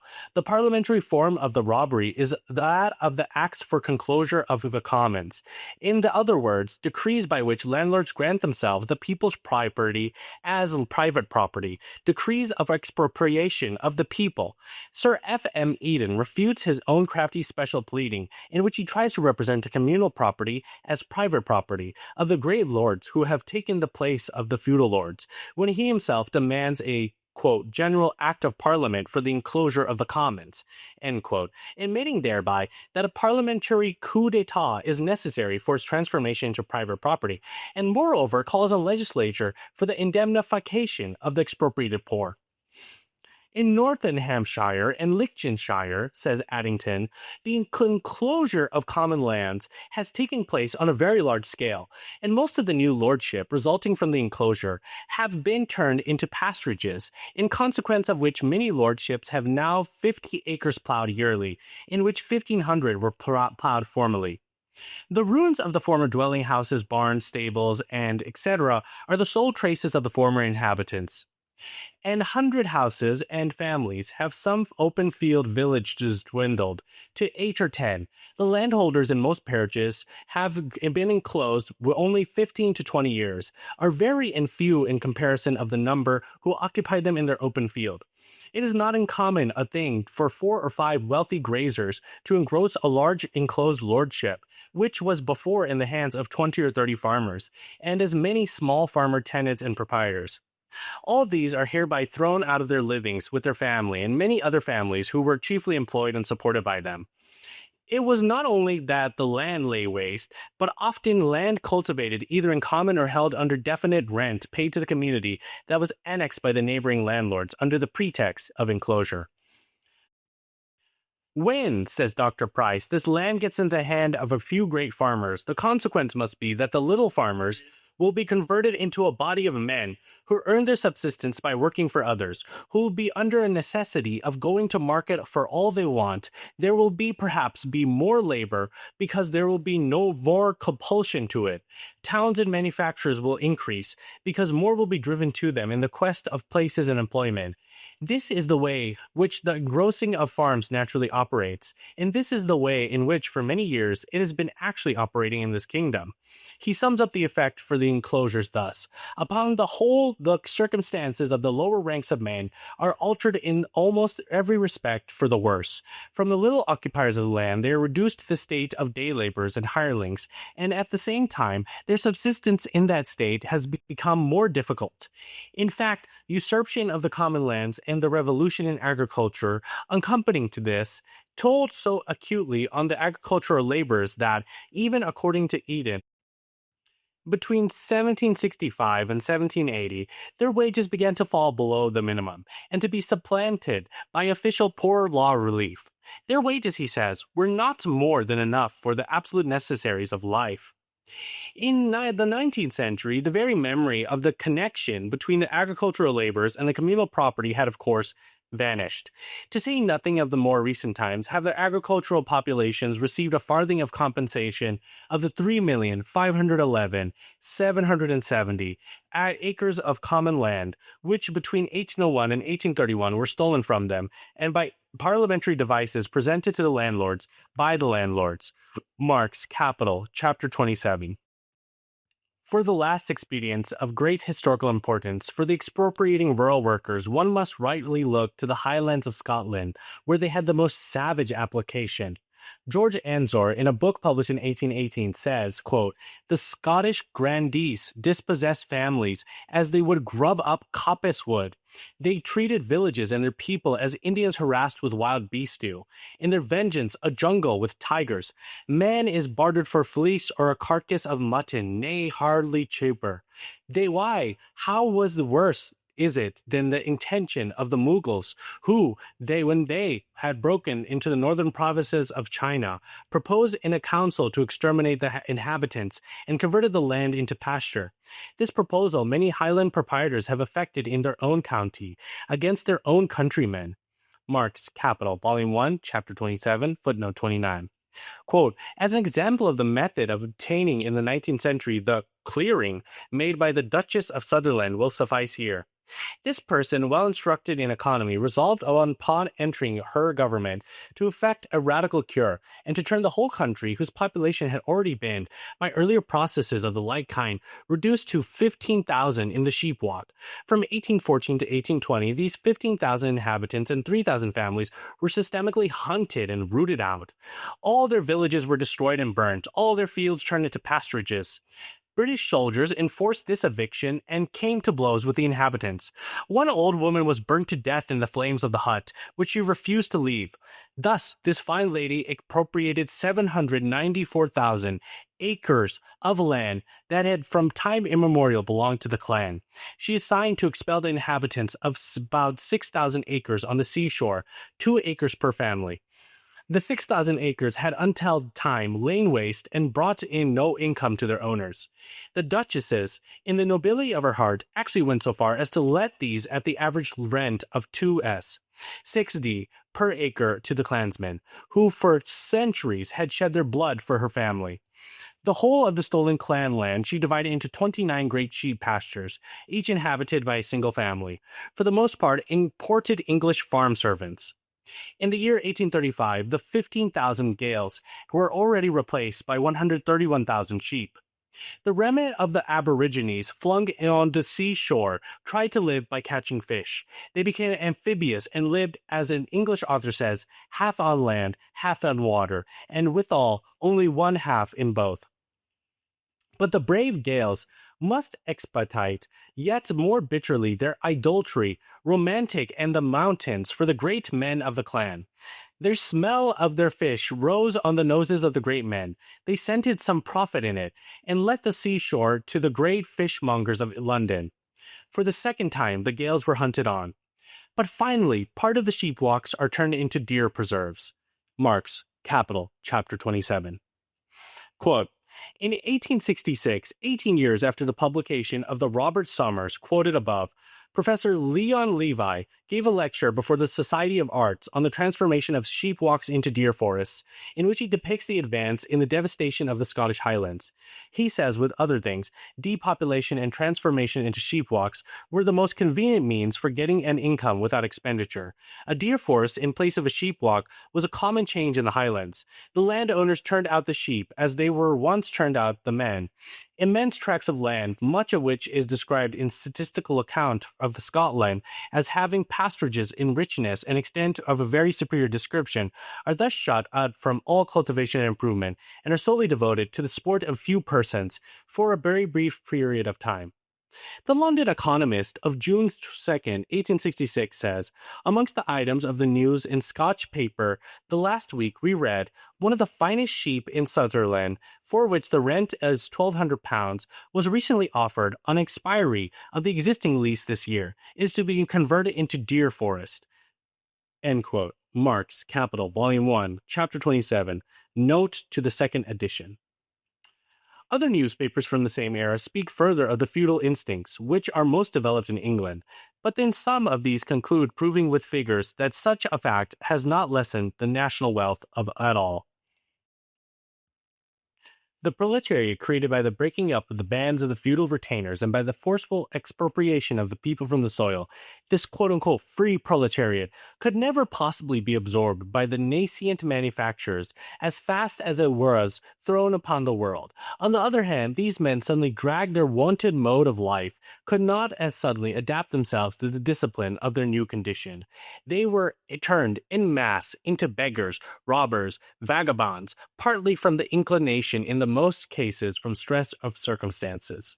Here at the end of the 15th and during the whole of the 16th century throughout Western Europe, a bloody legislation against vagabondage. The fathers of the present working class were chastised for their enforced transformation into vagabonds and paupers.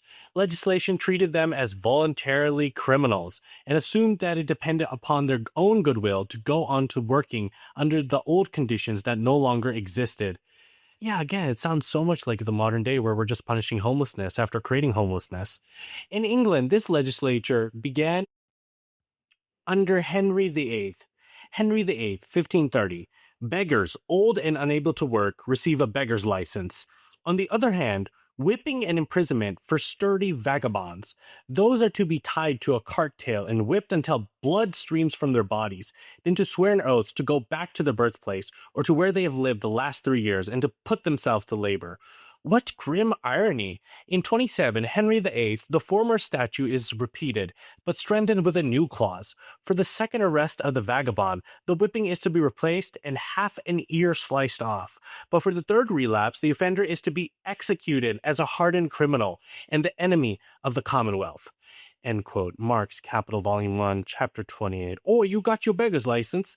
Thomas More says in his Utopia that on the covetous and unsatiable cormorant and very plague of his native contrary may compass about and enclose many thousand acres of ground, together with one pale or hedge. The husband must be thrust out on his own, and either by corn or fraud, or by violent oppression they put besides, or by wrongs and by injuries, they be so worried that they be compelled to sell all.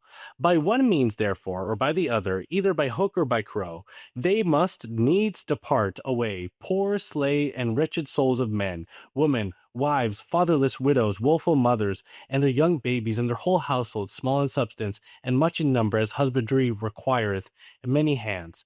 Aye, they trudge, I say aught, that of their known accustomed houses, finding no places to rest in, all their household stuff, which is very little worth, though it may well abide the sale, yet being suddenly thrust out, they be constantly to sell it for a thing of naught.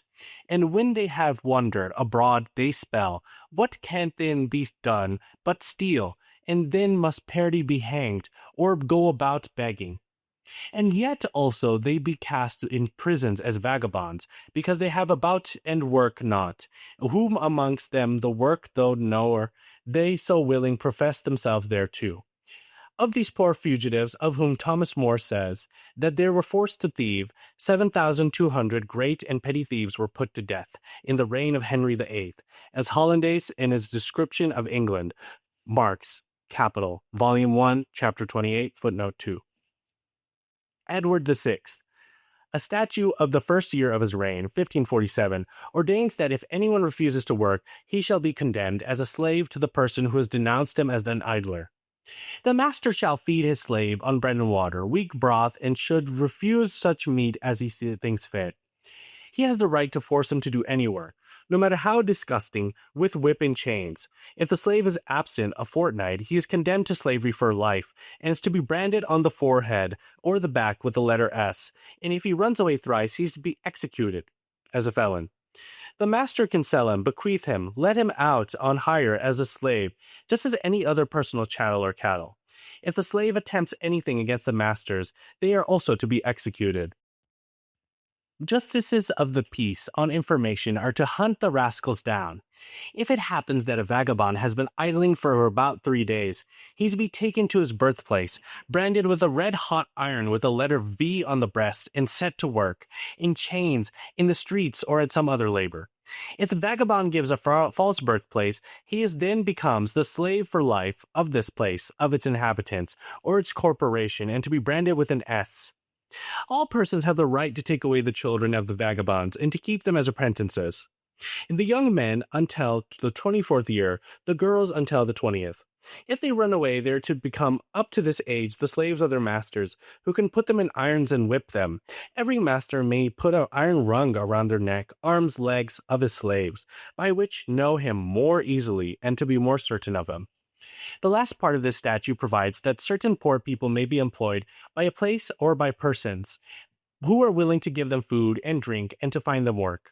This kind of pair slaves was kept in England until far into the 19th century under the name roundsmen. Marx, Capital, Volume 1, Chapter 28. Quote, the author of Essay on Trade, etc., 1770, in the reign of Edward VII, indeed, English seemed to have set in good earnest, about the encouraging manufactures and employing the poor.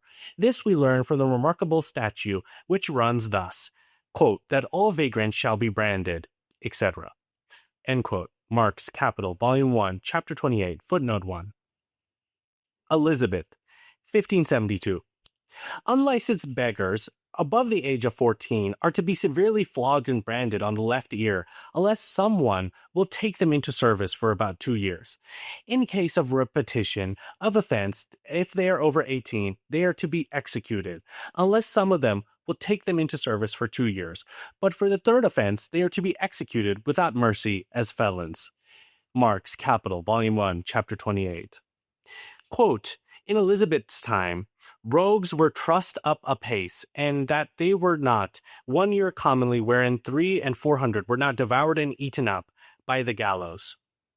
According to this same stripe, in Somersetshire, in 1 year 40 persons were executed, 35 robbers burnt in the hand, 37 whippings, 183 discharged as incorrigible vagabonds.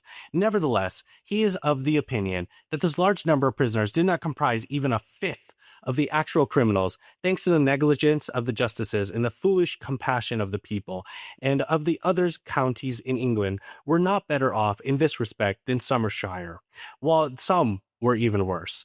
Marx, Volume 1, Chapter 28, Footnote 2. James 1. Anyone wandering about and begging is declared a rogue and a vagabond. Justices of the peace in petty sessions are authorized to have them publicly whipped, and for the first offense to be imprisoned for 6 months, and the second for 2 years. While in prison, they are to be whipped as much and as often as the justices of peace think fit. Incorrigible and dangerous rogues are to be branded with an R on the left shoulder, and to set to hard labor, and if they are caught begging again, to be executed without mercy. These statutes, legally binding until the beginning of the 18th century, were only repealed in 1714. Marx, Capital, Volume 1, Chapter 28.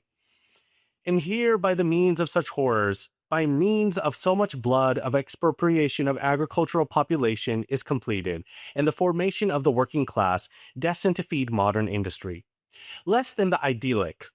It was the sword and fire that were the only origin of the primitive accumulation. It was the sword and fire that prepared the necessary environment for capital to develop, the mass of human force destined to nourish it.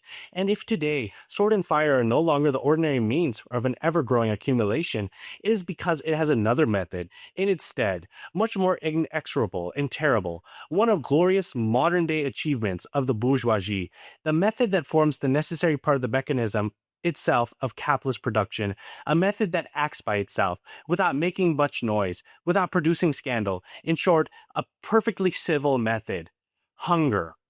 And for him that rebels against hunger, always and forever, sword and fire. The modest size of this summary does not permit me to tell of all the glories of capital in the colonies. I refer to the reader to the history of the discovery, starting with Christopher Columbus, and of all the colonizations, limiting myself to cite only this in regards to the word.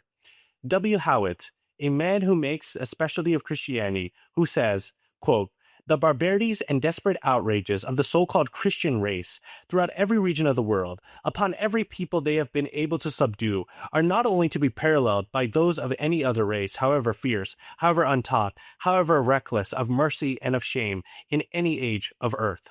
If money, according to Augur, quote, comes into the world with congenital blood stained on one cheek, capital comes, dripping from head to foot, from every pore with blood and dirt. Marx, Capital, Volume 1, Chapter 31. And this is pure, or bourgeois, history, a sad history of blood, which would deserve to be well read and mediated on by you, who know it your virtue how to conceive of a holy horror for the lust of blood of modern revolutionaries, by you who declare not being able to allow the workers the sole use of moral means. And yes, of course, the conquest of the Americas was also a form of primitive accumulation.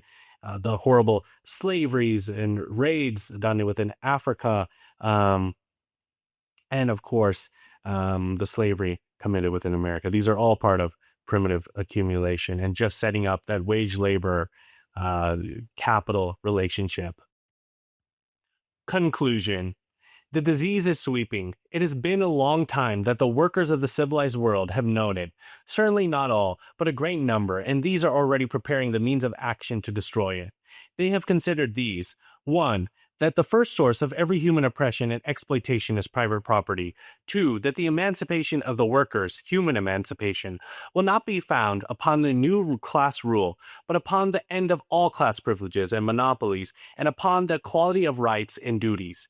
3. That the cause of labor, the cause of humanity, does not have borders. And 4. That the emancipation of the workers must be done at the hands of the workers themselves. And so the mighty voice has shouted, "Workers of the world unite! No more rights without duties, no more duties without rights. Revolution."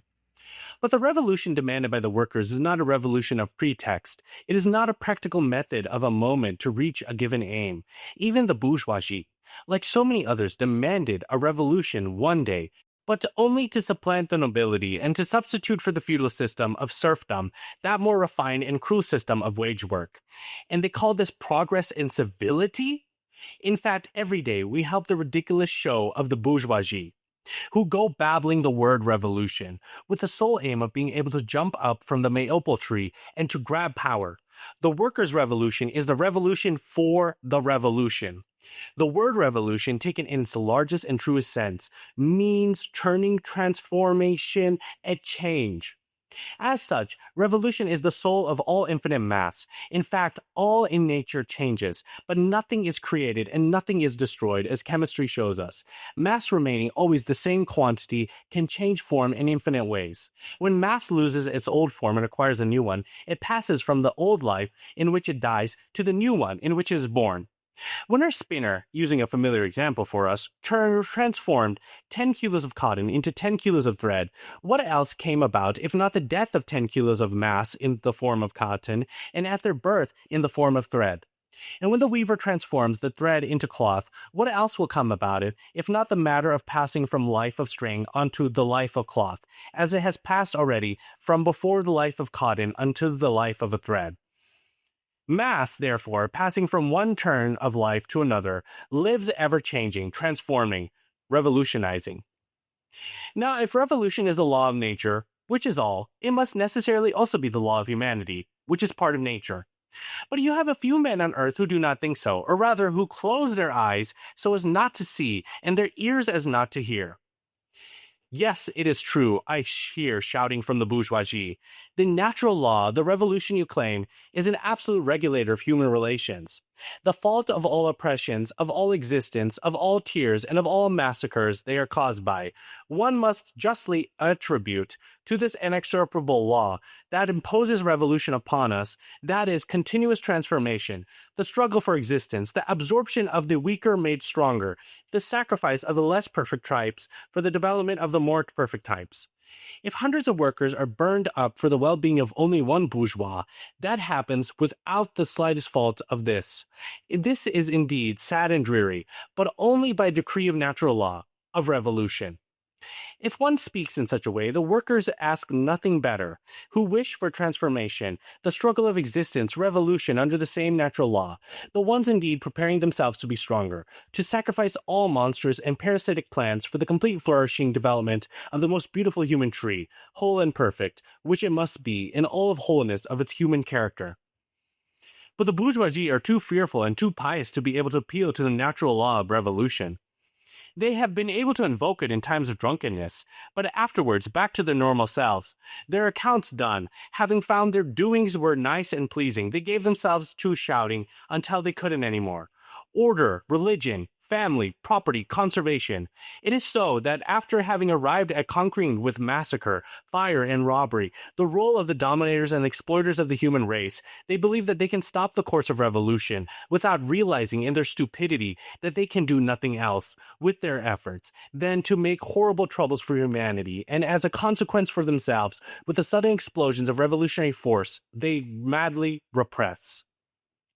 The revolution, the material obstacles that oppose it shot down and let free from its path, will by itself be enough to create the most perfect balance, order, peace, the most complete happiness between people, because people, in their free development, will not proceed in the manner of wild animals, but in the manner of human beings, eminently reasonable and civil, who understand that no person can truly be free and happy if they are not within the common liberty and happiness of all humanity. No more rights without duties, no more duties without rights. Therefore, no more struggle for existence between people, but the struggle for existence of all people with nature, by appropriating the great sum of natural forces for the benefit of humanity. The disease is known. It is easy to know the remedy. Revolution for the revolution. But how will the workers be able to restore the course of the revolution? This is not the place for the revolutionary program, already elaborated and published long ago everywhere else in other books. I confine myself to concluding, replying with the words taken from the lips of workers and placed in the epigraph of this volume. The worker has made everything. The worker can destroy everything, because he can rebuild everything.